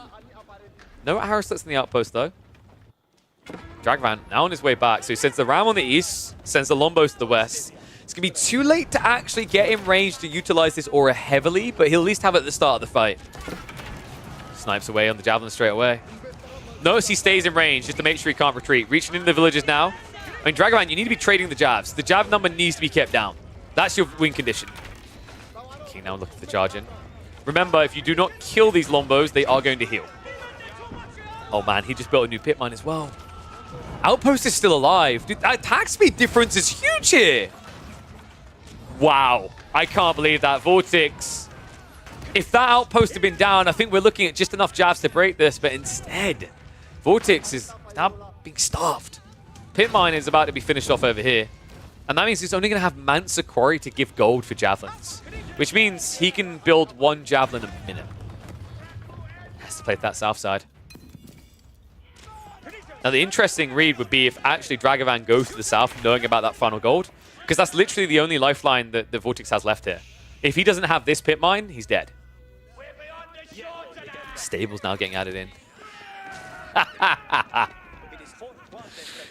You know, this is really solving the weakness of the English chat. Remember, like, the issue for the English is getting their army there. Everyone always talks about Lombos OP, Aura OP, English OP, but they're not because they're so slow. How do you overcome that speed issue?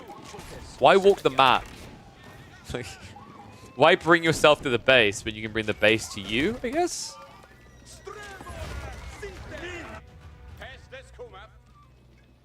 House is going down, so Vortex is going to have to inflate much quicker. Otherwise, he's going to find himself pop-locked again. Vortex is still waiting to see something happen at home. Like, yeah, he's going to stop now, right? He's going to tech up now, right? This is so genius. Because Dragavan, like, if he built stables at home to be safe, it would be getting countered right now. Because Vortex is so busy looking for, like, the castle timing, right? Like imagine you have Vortex's vision here. This is 100% what looks like a castle build to you. You know there's archery ranges here, but you don't know anything else. So your logic is, well, I don't see anything in the base, so he's not building additional units, right? He must be going towards Castle Age. Vortex is just going to keep adding javelins to solve for that. Little does he know that Dragavan is actually solving the feudal army issue. Horsemen being hidden for the time being.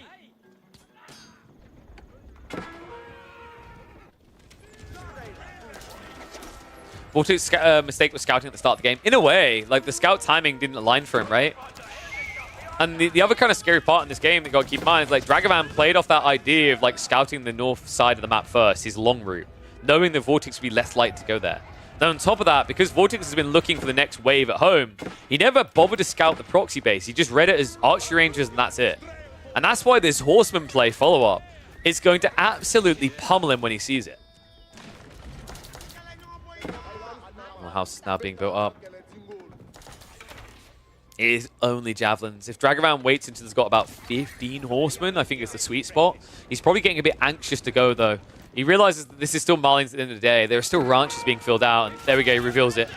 Horsemen are seen. Great micro. Actually keeps one alive there. Just short the number of javelins you need to actually insta-kill. TC's going to make a difference, though. King now tanking. Lombos are diving in range. Dragavan coming to the trade here. The King is absorbing a lot of fire, but he's getting insanely low. Horseman taking ages to arrive on this. King is going to go down. Jav count down to 15. Lombo down to 20. Vortex does have the steel arrow in the undermesh, making the world of difference here. The new outpost for Dragavan surely cannot go up. No, Villager's going to get sniped. And Dragavan, we need to talk about this rally point because the Horseman should be engaged here. Right now, he's giving over the advantage. I mean, this is it, right? Like, there's no coming back now. That Jav count is too big. Oh my god, I think there's multiple issues here. Dragavan, for a start, he targeted the villagers with the horsemen on the side there. We saw them coming in late. On top of that, he had additional reinforcement horsemen not coming in straight away. You're diving into the Malian base as well with the TC assisting. There's just layers upon layers of the cake. I think what happened is Dragavan got a little bit too gung-ho and worried about the Malians getting their greed and getting their tech up. He should have been more focused on critical mass of horsemen to win the fight.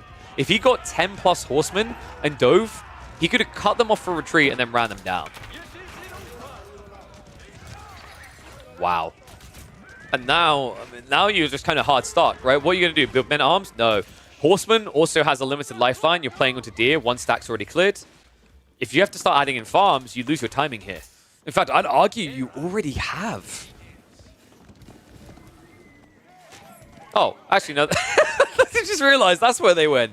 So he's taken the deer away from the enemy side. So, okay, maybe I've called him out a little bit too early here. Credit to him. This is a really smart play. Playing the deer stacks, the boar stacks, like this is a jackpot area. So maybe there is still hope for him, but he needs to wait for that like golden number of, I think 15 is now the count. And the king might be needed again. I think that aura is going to be very valuable. When's the time for community games? When we have enough people, which is why it's important for people to always be tuned in. Not just hopping in for a sec. I always recommend hanging around because we literally done a poll earlier and only 2 people want to do community games. Tracker fan. I mean, if you just hide this count, the weird part is Vortex isn't adding in Donzos, right? Like, why would you? You're up against mass Lombos. Donzos are the worst thing you could do, right? And in fairness, Javelins have really good base damage. They can deal with Horsemen quite well. Okay, this is ambitious, right? Maybe one Ranch at a time, but Vortex doesn't think he's going to get back out here. Javs now coming in. The attack speed aura is going to be there. Dragavan in with the dive.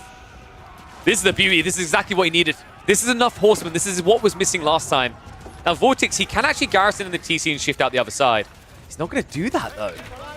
Just retreats further in. Okay, at this stage, Dragavan needs to start finding villagers to kill the Lombos. Horsemen can still trade out the Javs. Count is now down to barely 10. And the Horseman number's now higher.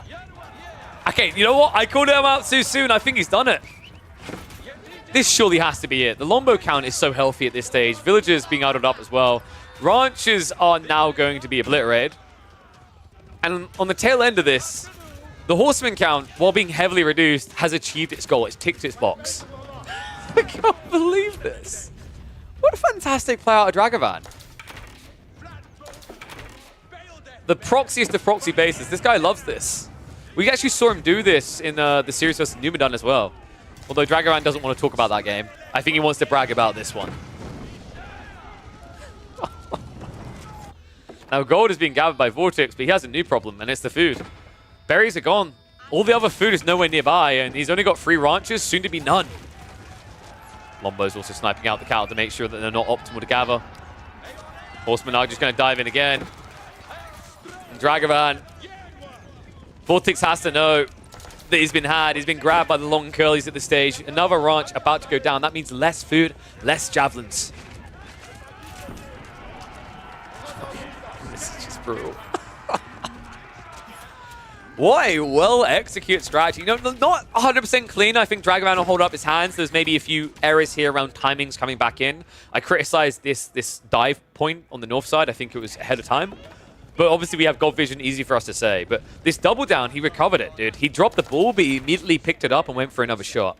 And now, with 5 stables, you can see where the real priority is for him. Donzo's switch up is coming in, but this is now incredibly difficult for Vortex. He needs to actively actually be clubbing the cow and killing them, right? Yeah, and this also now puts your entire economy that matters on the forward side of your base. So these Lombos can easily and freely snipe. There's still no textiles from Vortex, despite the fact he's lost 8 villages.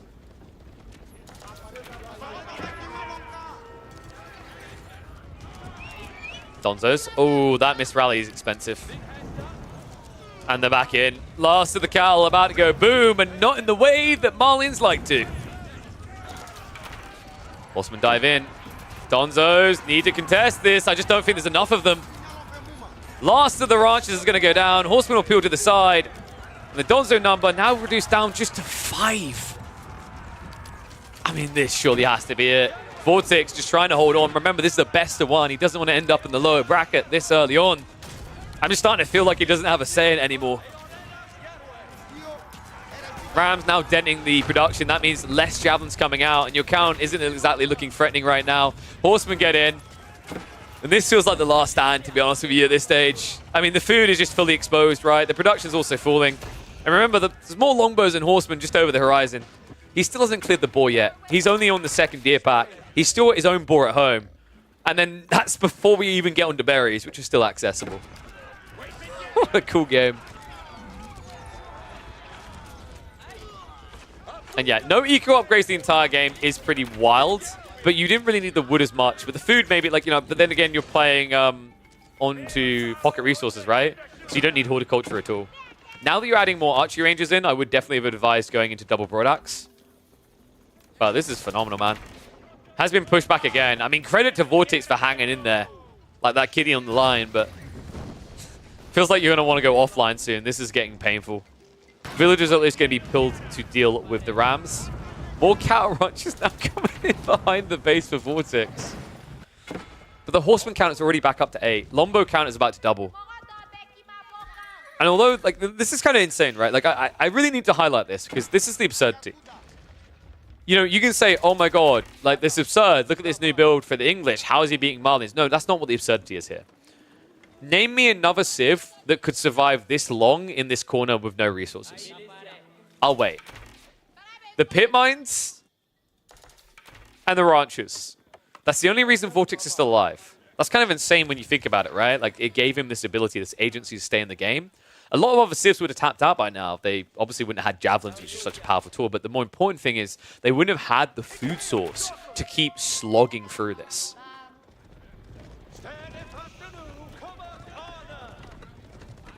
Ball now being grabbed. Vortex has got a decent number of troops together again. But I just feel like 19 Lombo should be able to clear up the Donzos. And then the Horsemen should flood in. And guys, my god, half the army is now Cav. Hey, Dragovan, are you subscribed to Mr. by any chance? You should be. I think you get along with that guy. Ram's going to come up. Doesn't want to waste time in range of the Javelins burning through this wall. Love how the houses are being torched. That actually is going to matter because Dragovan is about to be housed. Oh, dude, he's immediately ahead of it, though. Finger on the pulse.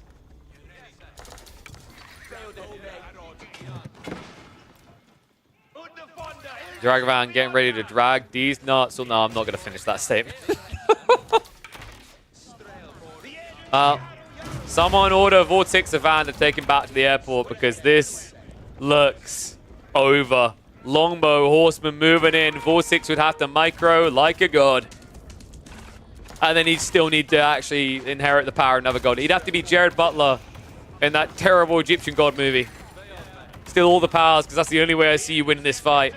Aura is now being extended. We are at 27 horsemen, 30 archers. The raw HP of this army far outweighs that of the Malians. And that's what's going to be his downfall. It's the fact that you can just tank this. Lombo's moving in. Dive underneath the TC. Rams need to start hitting the ranchers. Donzos do get baited in range, and Lombos will start trading out with it. He's just trying to fin the herb before he commits. Soon it will be the A-click moment. Donzo count down to 12. Horseman still at 24.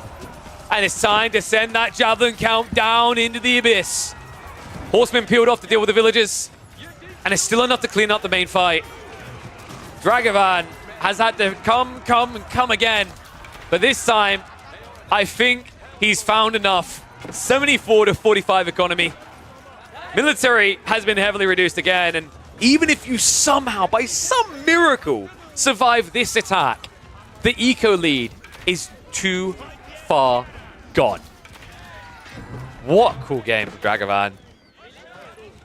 You know, he might have the record now as the biggest throw in competitive AoE 4 history, but he also has the title of the Don of Proxy English. And yes, that had the slight undertone of referencing Don Artie at the same time. Even he would tip his hat to this.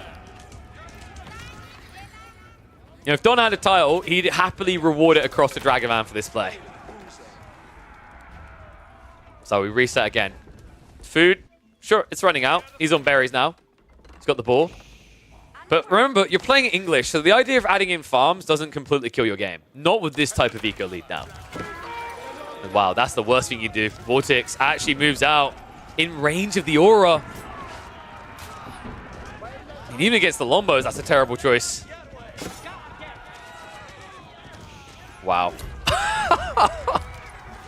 Brutal. Javs have nothing to defend them this time.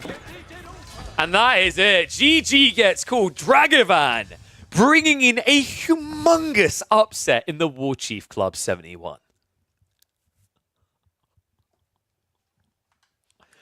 Oh, yes. Oh, you dirty, dirty boy. Oh. I feel like I need a shower watching that. Oh. Well played, Mr. Dragovan.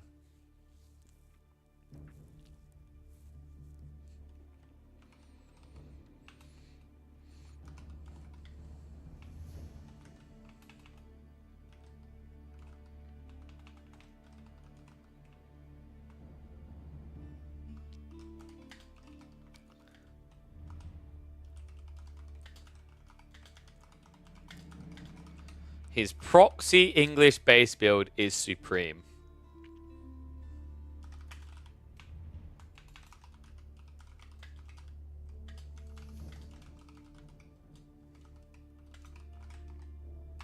Alright, there we go. High praise for him.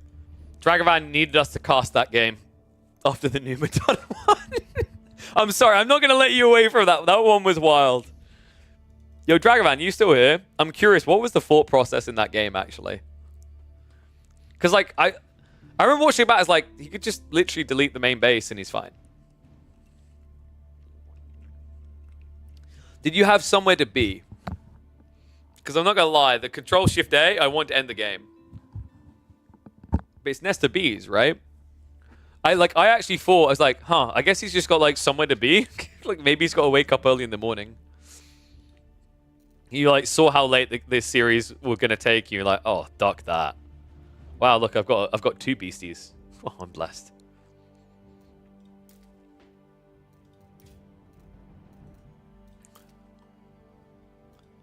Ooh, Rogan?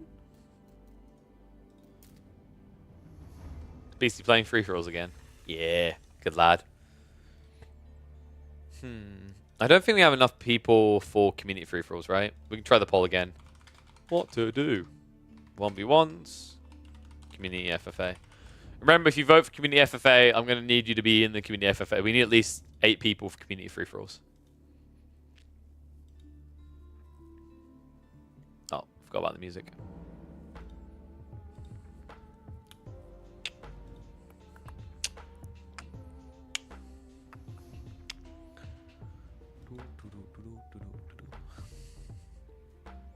The complete Order of the Dragon is in that game. Huh? Oh, Jesus. Triple Dragon? Damn. That's a loaded lobby. And double Jean? Whew. Oh, they got like an interesting little kind of Baltic-y type thing going on. Yo, what the hell is this King of the Hill crap? Whoop. I think people want 1v1s. See, we've only got 3 people for community games. Yeah. I don't know where everyone's been recently. I feel like in the last week or 2, we just haven't had enough people to run commie games. Before that, we had loads of people excited and biting at the bit. So I don't know what happened. We'll have to figure that out. Alright, I guess we'll check 1v1s. Might just have to start casting pub free-for-alls. Okay, yeah, that's an easy win. Anatan versus Numadon. We'll check that out.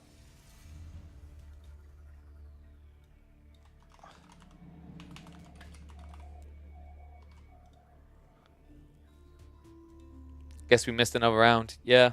I mean, I don't know. Like I said, people who like want to do free-for-alls just keep tuning in. We'll get there. I think what's happening is people like someone will come in and they'll like, oh, no community games, damn, they'll leave, and then someone else will come in and there's like that, and then it'll happen on different days. I've seen this happen before. People just need to, I think, hang around if we want to be able to get enough people together for free-for-alls again.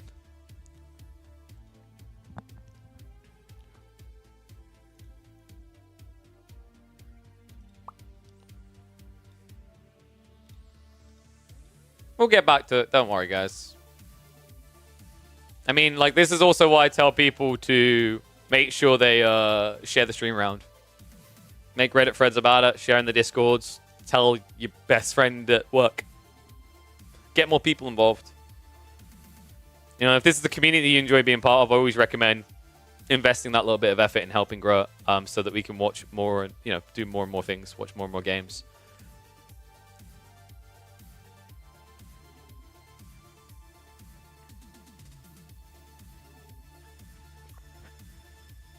Need a Dragavan proxy Hippodrome 400-meter Aqueduct Longbow Merc build. Jesus.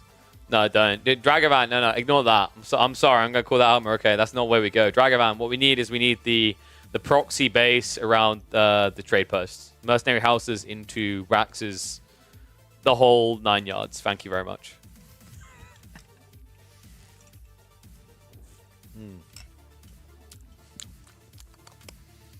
Okay, so Numidan and... Oh, I need to give the points out from earlier, don't I? Poor Voldemar.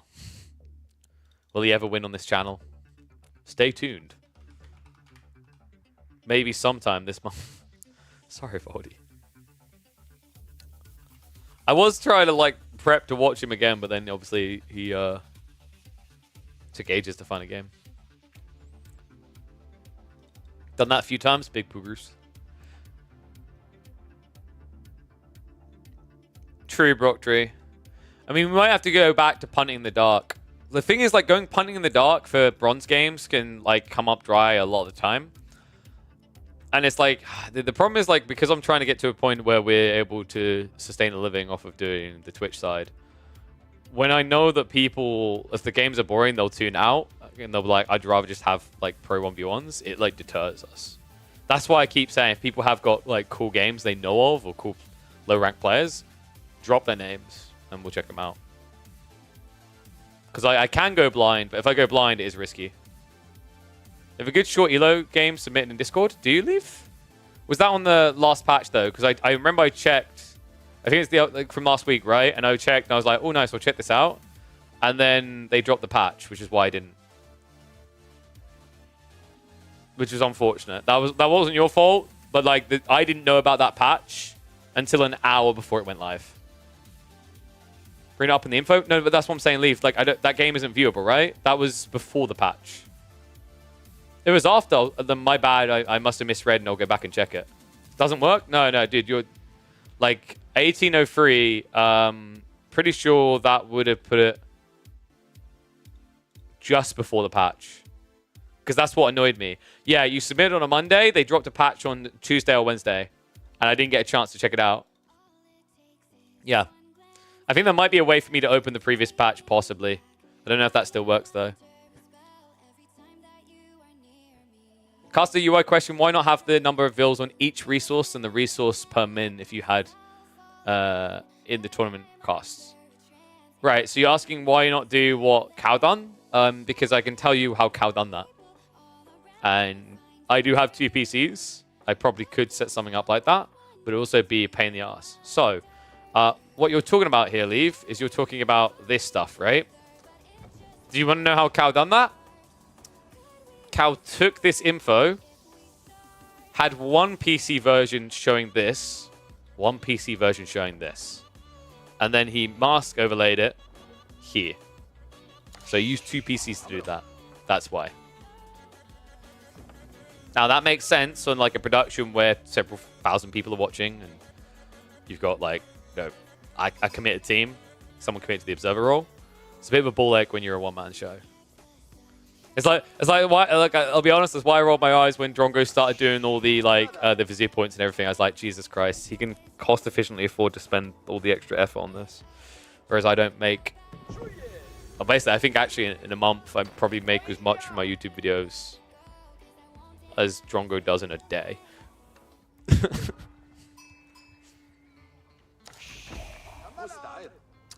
All right, shall we get ready to go though? Because we are live from the ladder for a showdown between Anatan and Numidan. I love this. These two are really exciting to watch on the ladder. Anatan, I don't think he needs any intro. The wild builds we've been seeing out of him. But I've also really been enjoying Numidan. Missed him from the ladder for like a week or so. Wasn't really impressed with what I saw in tournament play. I'll just be real with that. I think he'd accept that he didn't really play like himself. I think the description I used for it before was it reminded me of Kasva, where the person you see on ladder and the person you see in tournament, you'd think 2 entirely different people are playing. Whenever we watch Numidan on ladder, there is this unbridled, like unrelenting aggression about him that is so refreshing and enjoyable to watch. But when we watch him in tournament, there's almost like there's an uncertainty, a missing killer instinct. So in a situation where we got these two players that definitely have killer instincts, I'm excited to see how they're going to clash. Abbasids versus Byzantines as well. Interesting matchup. I think Abbasids can do quite well here by playing 2 TC and just scaling towards castle. I'm expecting a military wing opener because every single Abbasid game is a military wing opener. I don't think there's any weirdness that can happen here, right? Like trade... Oh my god, I was about to say trade could happen because of the trade posts. And it's exactly what we're going to get in this game. I can't believe this. Other side of it, Numidan Well, that is going to be, well, I'll call that, like, quite simply a misrotation. He should have been checking the base. This is very important against the Bastards because, like, actually they have 3 pretty viable options. Culture Wing, not much, but Trade Wing is kind of an off-center variable. Most of the time it's Eco or Military Wing, but you still need that info ahead of time. I wonder if Numidan knew that this was actually going to be Trade Wing, would he have changed his choice? Would he have actually gone for the Hippodrome? Because Hippodrome makes a lot of sense against traders, guys. For a start, you're actively blocking Anatan's Eco choice because you just can't trade cross-map like that. On top of that, by going for Hippodrome and getting this Horseman out, remember, Expilatores, very interesting tech, gives you +2 damage to workers and gives you 20 gold when you kill workers. Interesting little thing about those traders. They have the worker tag.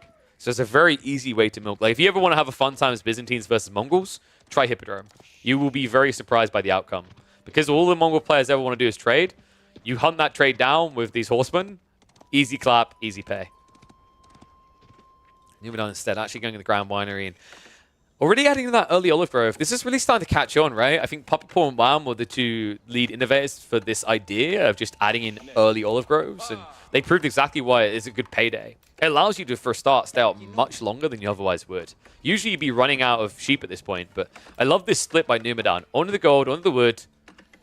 Barely anyone left on food, and he's going to actually optimize this timing to shift them just as the sheep is running out onto the berries. That's fantastically optimized by him, actually. And it means that he can stay out for a very long time, which he kind of has to get the punt on the remaining little sheep that might exist. It's always difficult in this type of matchup because Anatan doesn't have to come home either for different reasons, right? Because he's got the berries to keep him busy for days.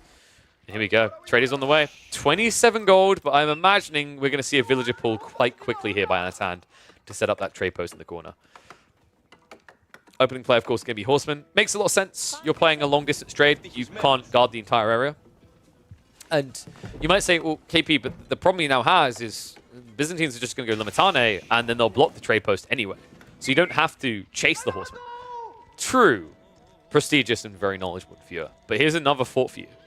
If Anatan plays Horseman, those Limitane aren't going to be blocking the trade. They're going to be protecting his own villagers. Very interesting little thought there, right? That's why I've always rated Horseman as an S tier unit. The malleability, the flexibility of this unit is insane. Whether it's cutting reinforcements, countering archer mass, of course, raiding economy, shutting down scouting vision, reacting on the flanks. Like, there's so many value points to Horsemen. A lot of people try to focus on the fact they're expensive and they can't fight most units directly, right? Like, they'll suck against Spearmen, they'll lose in one-on-one. But you should never be using it that way. The whole idea is by using such a fast-moving unit, you get to always make a move before the Byzantine player. And that means that they can't really afford to trade, right? It takes way too long to get in a position for that. So instead they have to react. Here we go. Numidan actually did move out those Limitane. Going for an outpost drop as well. Oh, the timing might be great for this as well. First Horseman's going to hit it. Anatan now prepping the archers. Now, this outpost is not the end of the world for 2 reasons, folks. 1, he can just build a ram with the archers. 2, would you care to take a look at where the other trade post is? This is just as playable, like distance-wise. It's kind of a similar distance, slightly closer to Numidan, but nothing crazy. Actually, if anything, this outpost here is closer to Numidan's base.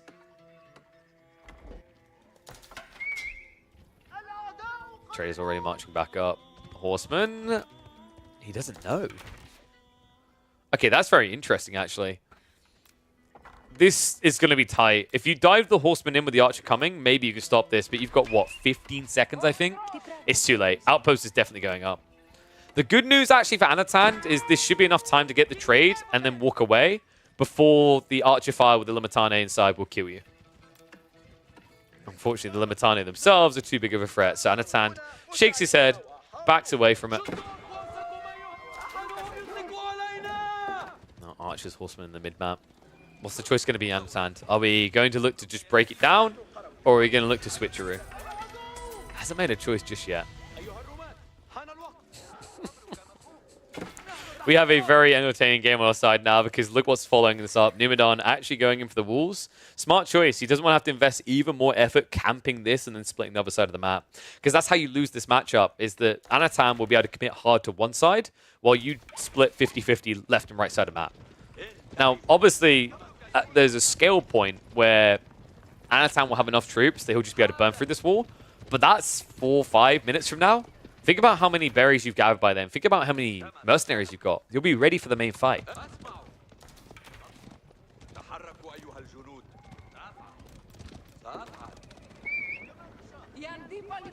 Anatan. Walls are going up the south side, but they're at least not blocking the trade, so he will be able to get his hands on that. It's only 35 gold. It's not crazy. We also have not seen Grand Bazaar come out whatsoever, so not getting any additional surplus in different form. And no trades being added in by Anatan. It is just this trade going on with a free. Nothing additional beyond that. Which is kind of worrying to me, actually, because I say that gives Numidan an edge.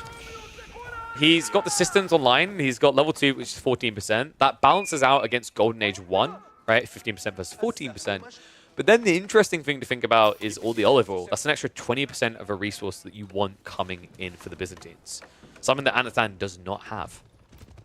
What he does have, though, is good timing to get in here ahead of the walls going up. Should only be a little bit of out of time achieved, nothing too wild. And I believe Anatan is indeed heading towards Castle Age. Is the 4-vil difference due to TC idle time? It's due to the traders. Remember, this makes up for 3 of them. And then outside that, Numidan, I think, has skimped a bit. It looks like he may have actually missed out on villager production slightly.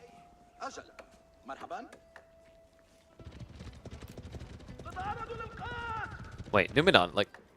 Okay, he missed out on quite a bit of villager production. That's insane. So there's almost a 5 worker difference. Traders only account for 3 of those. So there's definitely some mistakes being made here. That's expensive. Also, another cool thing about Anatan's comp, the reason why this is affordable, while teching up as well, is the fact that he's got fresh foodstuffs. So each of those villages is building less expensive, right? It's interesting when you kind of dissect all these small, like, micro details between the two civs. We talked about the Golden Age being negated by the system and the extra 20%, but then you think about the fact that Numidan is spending 150 food a minute on villages. Meanwhile, Anatan is only spending 96 resources. So an extra 50 food a minute. You do that for 5 minutes, all of a sudden that's 250 extra food. Right? It starts to explain how he's able to tech up this much quicker than Numidan. Especially when they both have the exact same goal. Army is at least in position, so this is where Anatan should realistically end up losing these traders. Horsemen are marching down, but you're not going to be able to like contest this at all. You won't even be able to get a good trade because your archer is going to be way too slow to arrive. Horseman. Ooh. Yeah, okay, well played. That's actually really important. Anatan, the horseman spotted that out early, so he peels back the traders. So kind of annoying you're not using your traders now, sure, but you've already got your tech up on the way. This is a very big power spike. Notice that Anatan continue to add in archers. That's for a good reason, folks. Those archers are going to have composite bows in their future. And that's a difficult matchup, even for these javelins. Golden Horn Tower now being rushed up with 15. It's tight towards the base. Realistically, these horsemen shouldn't be able to idle that out whatsoever. No attempt to go towards the second TC on either side, by the way.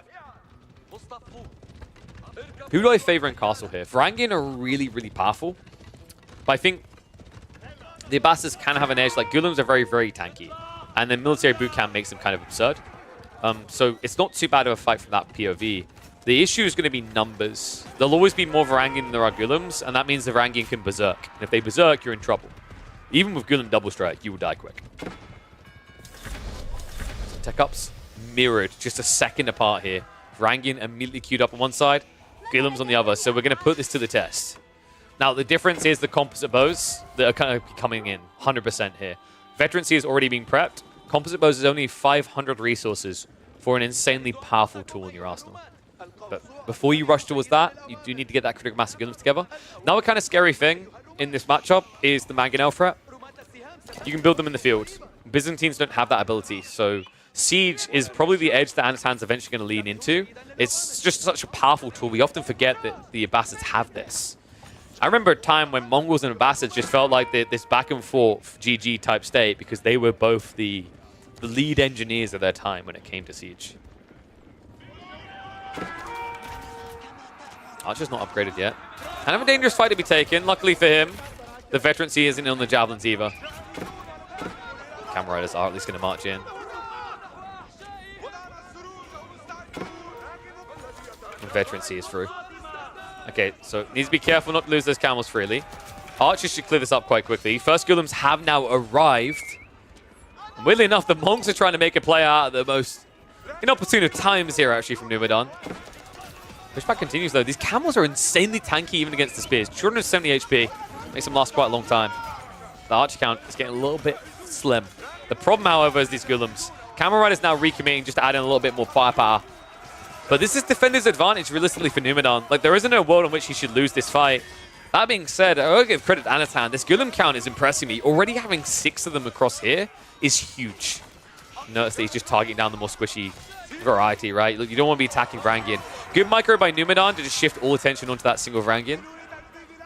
Because the alternative is that Varangian dies just before you pull away and you're losing 3 extra jabs. Numidan, he's got a power spike timing coming in the next 20 seconds. 2 extra groups of jabs about to join in. What scares me now is just how big this army is getting. Composite bows is also on the way. And we're talking about 12 Golems when Numidan doesn't actually have any real answers. He didn't get Steeled Arrow. He's only now getting the +1, which means your damage output is halved on these Golems that already have an extra amount of health. I think he's broken him. I actually think Anatan's in full control of this game now. The walls haven't gone up, so the trade has also been resuming this entire time. And when the Golden One Tower gets reached, you can't produce your freebie units, right? They're going to get cut off straight away, so GG gets called. Anatan, he may have been denied his trade twice, but this Golem timing is so bloody lethal. Managing to outpace the Varangians on the Byzantines, or Byzantines on the Varangians rather, timing, out of all the civs, says so much about this as a potential build. Really impressive play by Anatan. He may not have got much of the trade, but what was important here is the reaction he forced to it. Yeah, really well played, actually. He forced a big commitment to come out of Numidan to try and contest that. He had to build an outpost, he had to build the walls, then the long walls. Meanwhile, Anatan, how many walls did he build, chat? Grand total of 0. He didn't even react to it. It's a really smart play. Okay. Do we maybe like one more? We're what, live for almost 7 hours now? Let's do another game.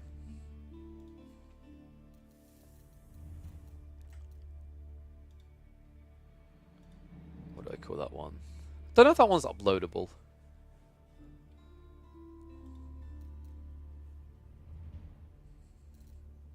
So let's have a look. Draggy's playing some. Anatan's loaded into another one. Mr. Anachad, what have you got for me?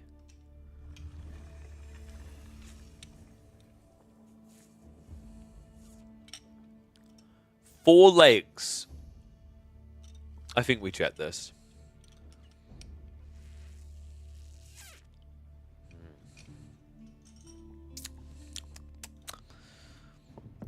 You know, I've got to stop drinking all this alcohol while I cast. Stuff ain't cheap. But it is tasty. Oh, I've got so much stuff I need to catch up on afterwards, haven't I? Yeah. Yeah. The things I gotta do. Oh. I think Wednesday, my off day, is going to be a very busy day for catching up on behind the scenes things. So many things I need to do. I need to hunt down new caster work. I need to keep hunting for new sponsors. And then there's more influencers I need to bring onto this agency. The list goes on, chat. The list goes on. Oh, I'm going to run ads so you guys don't have to worry about it in game. There we go. I mean, you should be subbed anyway. Then you don't have to, like, I mean, I'm such a nice guy. Doing you a favor. Don't have to worry about the ads. What a cool guy.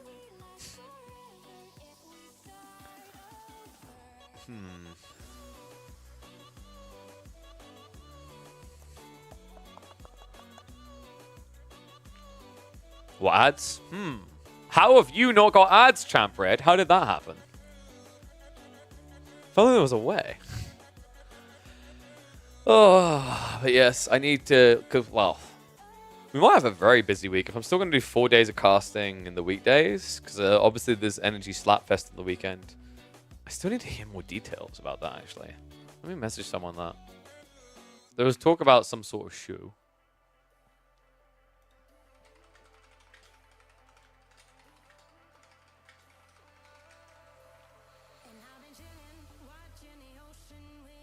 I just remember I need to actually go for an optician's appointment as well. Need to try and get that squeezed in ASAP, actually, because of the thingy. Because of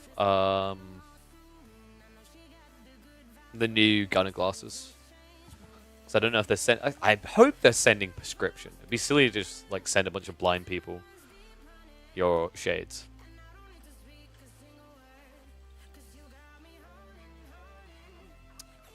All right. Oh, I can give you guys predictions.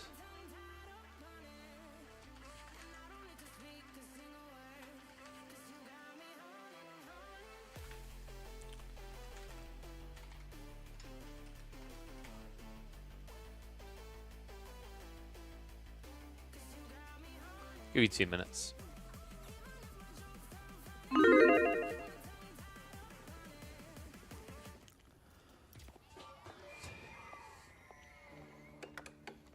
All right, predictions are online, but all I'm going to say is it would take a very, very brave person to bet against Anatan Juji.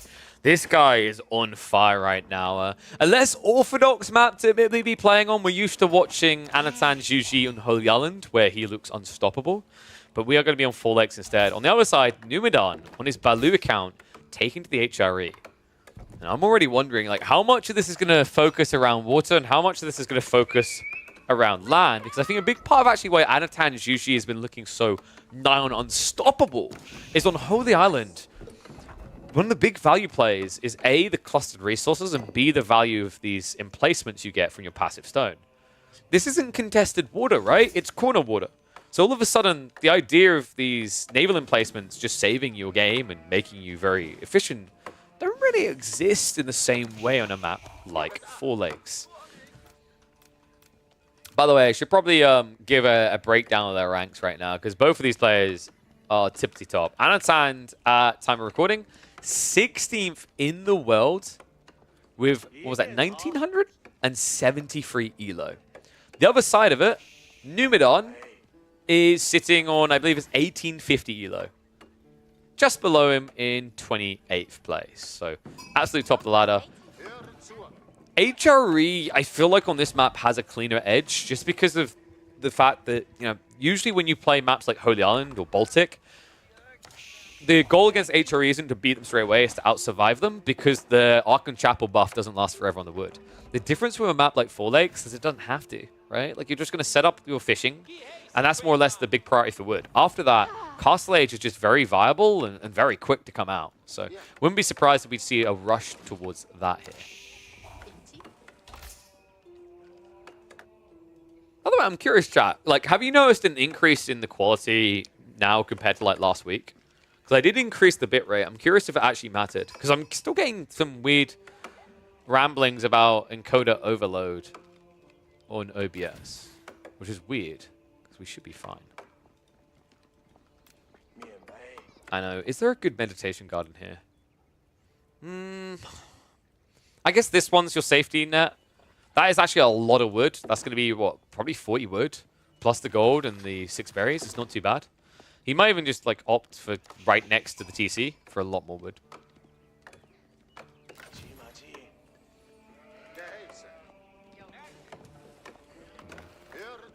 Other side of this, I'm going to be shocked if we get anything but Arkin. Mind Work did get buffed, right? So, like, realistically, they are trying to really goad you into going towards it, but because they decided at the same time to make marching drills free, I just don't think it's a necessity anymore for HRE. In fact, we should kind of identify the win conditions of these two civs. For Anatan, I really think the goal of GG is to end sooner rather than later. I think HRE just have a much higher ceiling. If it turns away from fishing, the Ark and Chapel farm is just much more efficient in the late game. In fact, I believe someone done some recent tests, and HRE's like farm cluster is the best for food income out of all civs. On top of that, the Relic is a very important element. I'm wondering if Anatan's golden solution to getting that earlier end timing would be to go for a fast castle. I really love the idea of going for the Shaolin Monastery here. Very powerful landmark. Allows you to contest the relics. And the cool thing about the Zhu is between your Imperial official supervision, the efficiency of getting extra fishing boats out, and the fact that you build the landmark so quickly, you're actually capable of contesting HRE timings.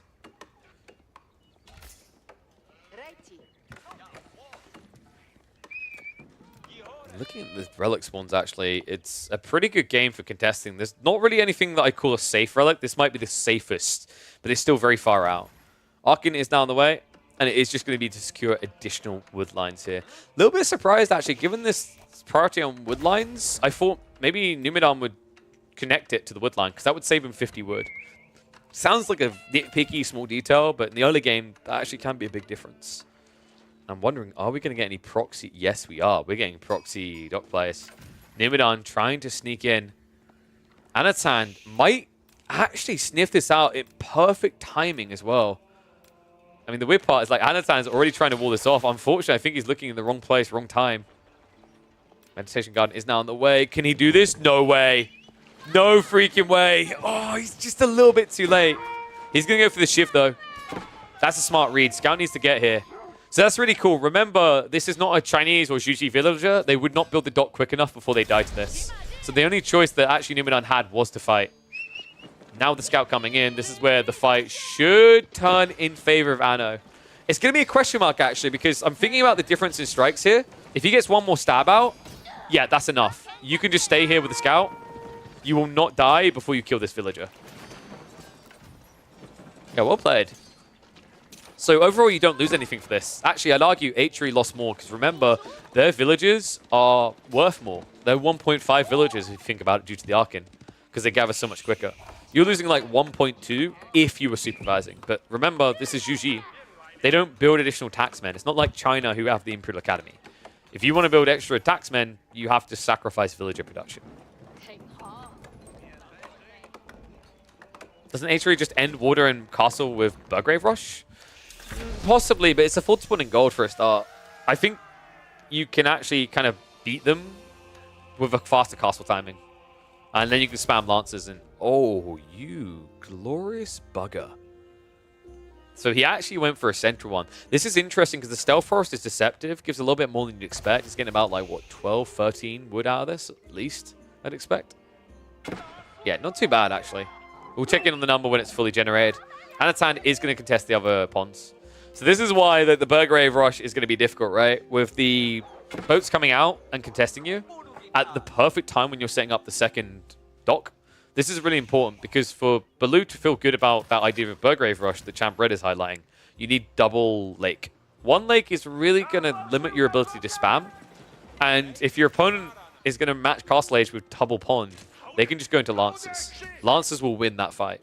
You know, men-at-arms are great, but the problem is, even with heavy maces, if your opponent is cycle charging you, you never get to commit to a fight long enough. We've got docking action from both players here. No sneak coming in on the south dock. Numidan is actually setting up the additional docks, which A, gives vision, but also B, gives you an efficient drop-off point for when you move to the other deep water fish.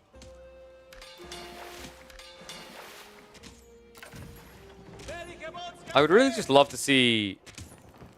Yeah, Smirrod is on the way. I was going to say, because you can't play demos here. Demos is problematic. But this is going to get really weird fast, as it often does with 4 lakes. Nice maneuver, immediately getting the advantage here, though, taking out that first galley ship. And Numidan immediately cancels. Worse still, he doesn't know about this dock. Oh, man, this is going to hurt. So he's been blocked of getting any advantage up here. Demo ship is here. Basically, every box is ticked. I think Numidan got a bit too greedy here. He was so focused on the Castle Age timing that he kind of sacrificed any momentum on this lake. And now he's about to be punished on the east side. This is going to be a Regnitz. The other reason why that Burgrave idea is kind of like a bit rough, Champ, is you need those relics. The relics in the late game, like gold makes the world go round for HRE. So this is 100% a relic race. Okay, ignore me. He's actually going to go for the Burgrave. Bold. I think that's quite bold. Anatan is going to be slightly behind him on the tech up timing. But remember what we said, with the speed at which you build landmarks, you catch up. So he's going to be aiming for Shaolin Monastery. It's just a given. You can easily go after relics. But the interesting thing besides this, I want to see Anatan adding in 2 archery ranges. I don't think he's scouted out what his opponent is doing yet. In fact, he's being held hostage on the vision side of things. So Numenor might be able to hit with this.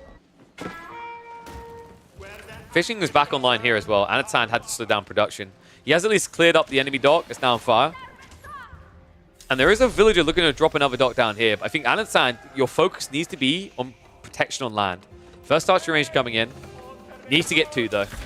You could supervise, but it feels really bad to have to supervise here with your Imperial officials, as opposed to just, you know, keeping the gold and wood flowing. But I guess he's just opting for that. Yeah, so it means he's not getting the additional wood. Then again, food and gold is the biggest priority, right? It's kind of one of the weird things about Zhuji that I also like when you compare them to the choice of Chinese, is on a water map, you don't have to supervise a food source, right? So that's one less Imperial official you need. So usually on land compared to at sea, they suffer a lot less on sea because they don't have to build and sacrifice, thus, as many villages because they're building Imperial officials. And arms coming though. Don't really want to fight a Shaolin Monk here. This is the other thing that had me skeptical about this build. Look at the damage the hand cannon slit's already doing. Crossbow sharp, and all of a sudden Numenor is going to have to add in something else because this is not going to work.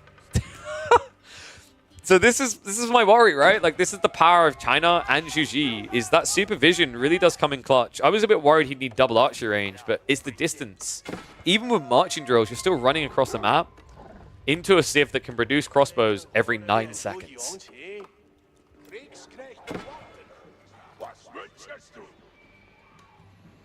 And we have got a dock. Oh my god.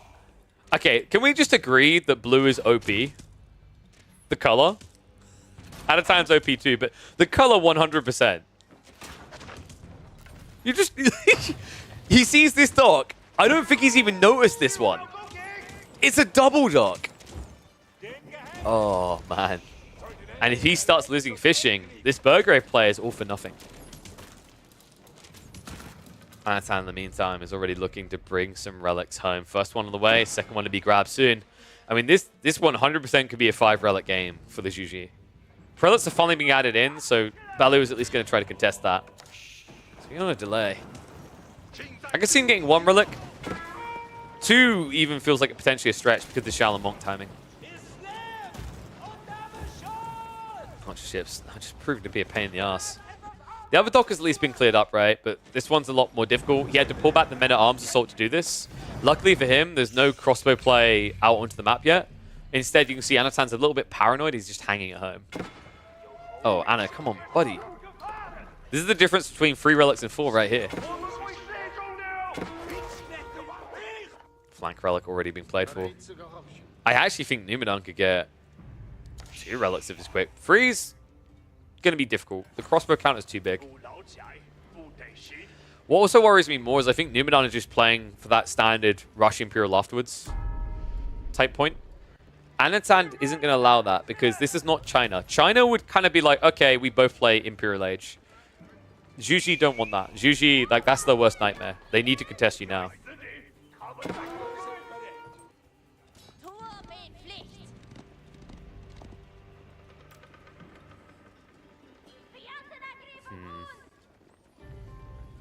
I think Numenor has a big problem in the next few minutes. Sub Bez Chrono, thank you very much for the sub, buddy. Welcome to Swarm. Always appreciate the subbers. So Anno's timing should be pretty aggressive here.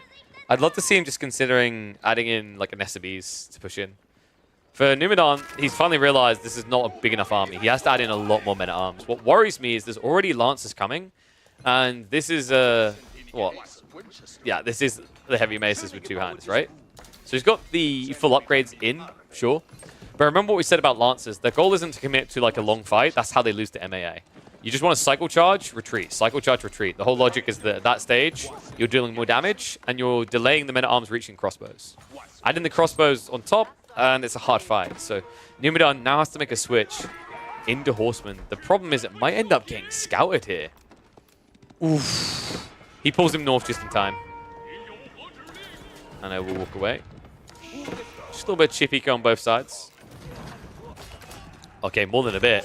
Anatan slowing the reaction here. No textiles, so that definitely packs quite the punch. But 1 or 2 reinforcing lances should be able to shut this down. On the other side, however, the damage may end up being a lot bigger. Anatan now diving the base with a scary army. Immediate pivot towards that villager line. Near done. Own base getting pretty claustrophobic here. Lance is chasing down more villagers. The Warlord home is at least going to keep the men-at-arms away from the TC, but I don't think that's a good idea. Actually diving out the backside of the base. They're just going for the trades on both sides. Lances have been cleared up, and now the crossbows have to contest the horsemen. There's only a few of them, so at this point it's kind of holdable. But with this much production behind it, it's only a matter of time before Anatan gets booted out of the base. Yeah, the best thing you can do is try to trade out as many MAA as possible. At the end of the day, if he's forcing his opponent to go into Horseman and he still has Lancers, this is good. I think the problem now for Numidan is he has to start walling himself off. This map is getting kind of uncomfortable at this stage. Right? Like, you just saw how easy it was for crossbows. Just mainly crossbows to run into your base like this. He did at least re-secure his own pawns, right? So we have got 2-2 split, nothing crazy going on. Our Meditation Garden, by the way, in the end was 78 food, 16 wood, and 25 gold. Not bad considering how hard nerfed this landmark was. Still get 120 is respectable. Hello? Nimidon? Okay, he does realize. Yeah, interesting actually. In a way, I think you could have dragged him in just enough there. The Charlemagne goes in with the fight. But this is, I mean, that's the 4th relic, right? The 3rd one's already on the way home. So this one can still be contested. Prelate needs to come out. Looks like it's going to be a 2-haul for HRE, which is pretty good considering the way this played out. Kind of sucks because you played Burgrave and you didn't get the majority of relics. It's all about aggressive timing, right? Meanwhile, your opponent got to, I don't want to say be greedy, because obviously the alternative is a full eco option. But he played for relics with a very expensive unit and didn't really get punished for it.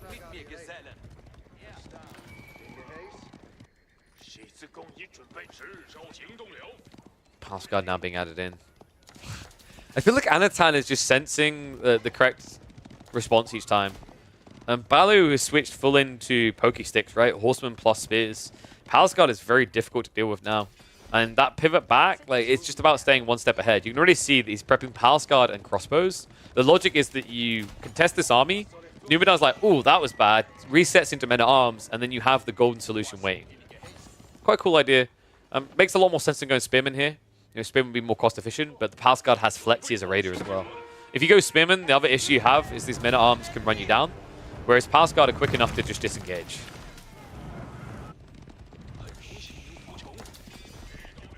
Lancers. Ooh. That could be big. Actually going deeper. Numidan. Okay, a little bit of a miss micro there. Anatan late to react. But I like this split. It's going to be checking the backside. Meanwhile, Meditation Garden has been taken out. So, basically 3 extra villagers worth of gathering removed from the board for Zhuji. A lot of idle time at home for Numidan, though. I mean, even with his marching drills, right, it feels like it takes a long time to actually react to these raids. And you're not really killing anything unless they're committing for something in return. So instead, you need to commit yourself. You're shifting the base. Spearman now being added in by Anatan. So he feels he needs to address the Horseman that way. Pass Guard not quite able to hold the choke points. The crossbows are going to get reached, but the Horseman count is not high enough. He's going to be pushed a little bit deeper in his own base, but realistically, this wave from Numidan shouldn't be able to break through. Other side of this, it looks like the Lancers have at least been cleared up.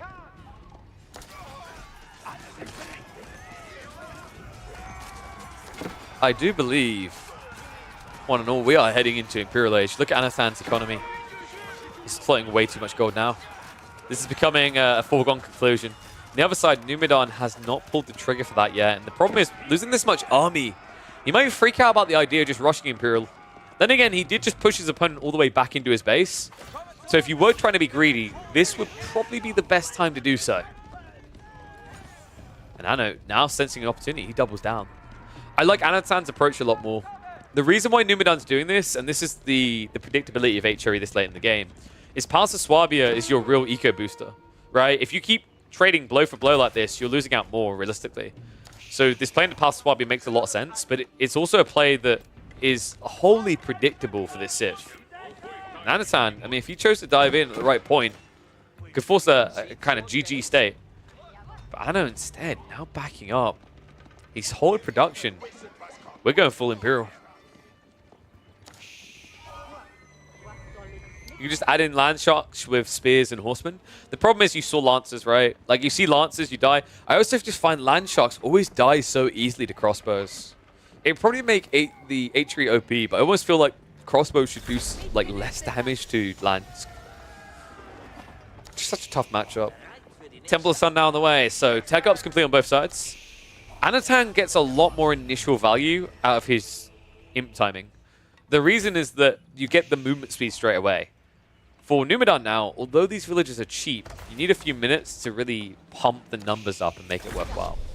So I would be surprised if Anatan doesn't go aggressive here, because now these Palace Guard move like two-legged cavalry, right? The Spear move at 1.44, the Palace Guard move at 1.58. And wait, did he really sneak back on? What the...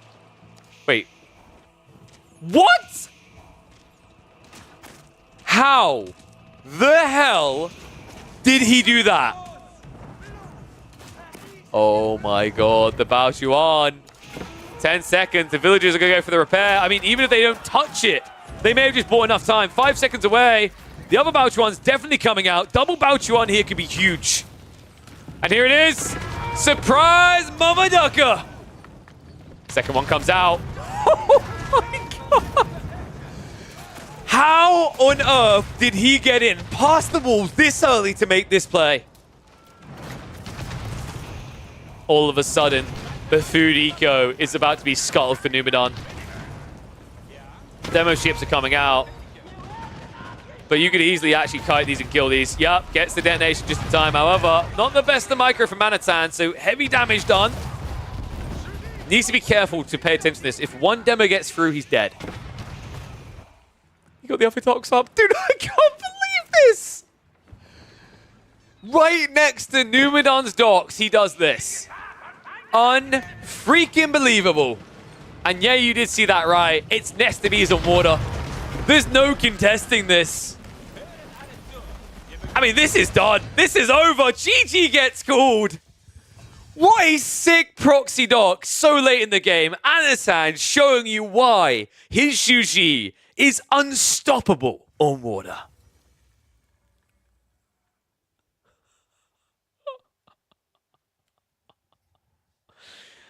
Oh my god, dude. That was incredible.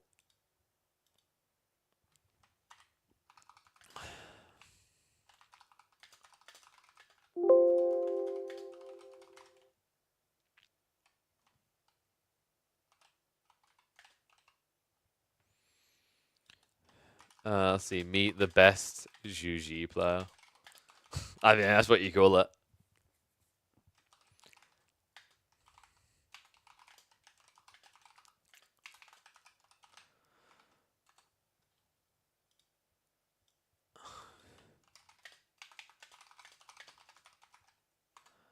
Four legs so hard to play. Anatan so hard to play. I think is the correct term you're looking for, sir. Blue OP, can we get color bands? For real.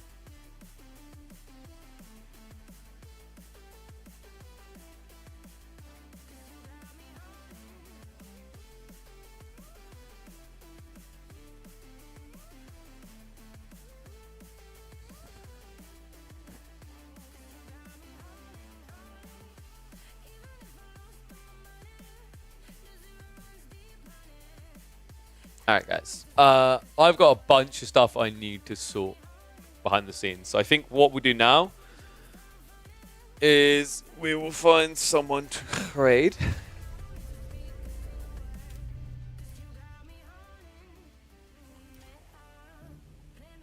Just give me a sec. Let me have a look. We'll see who's online.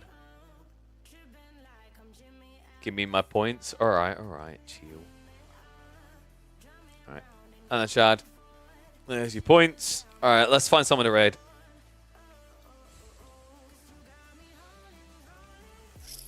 I think.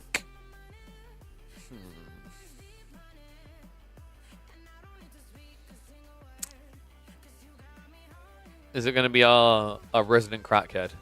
I think it is. Jesus, I got to stop calling him that. It's the crack guy. You guys know the crack guy, right? Love the crack guy. Yes. Anyway, I'm going to raid Crackety. I will be back tomorrow for more AoE4 action. We'll see how we go then. Maybe we'll be able to do some community games. It's always a case of tuning in, and then it makes it possible. You leaving already? It's a 7-hour stream, dude. Leave it already. It's a pretty long stream. So we're going to call it out. Thank you very much, though, for everyone tuning in. Hope I'll see you all tomorrow or later on the week. Go have some fun with Crackety. And just remember to ask, is this the place for crack? I probably shouldn't. No, that's not the... Just go.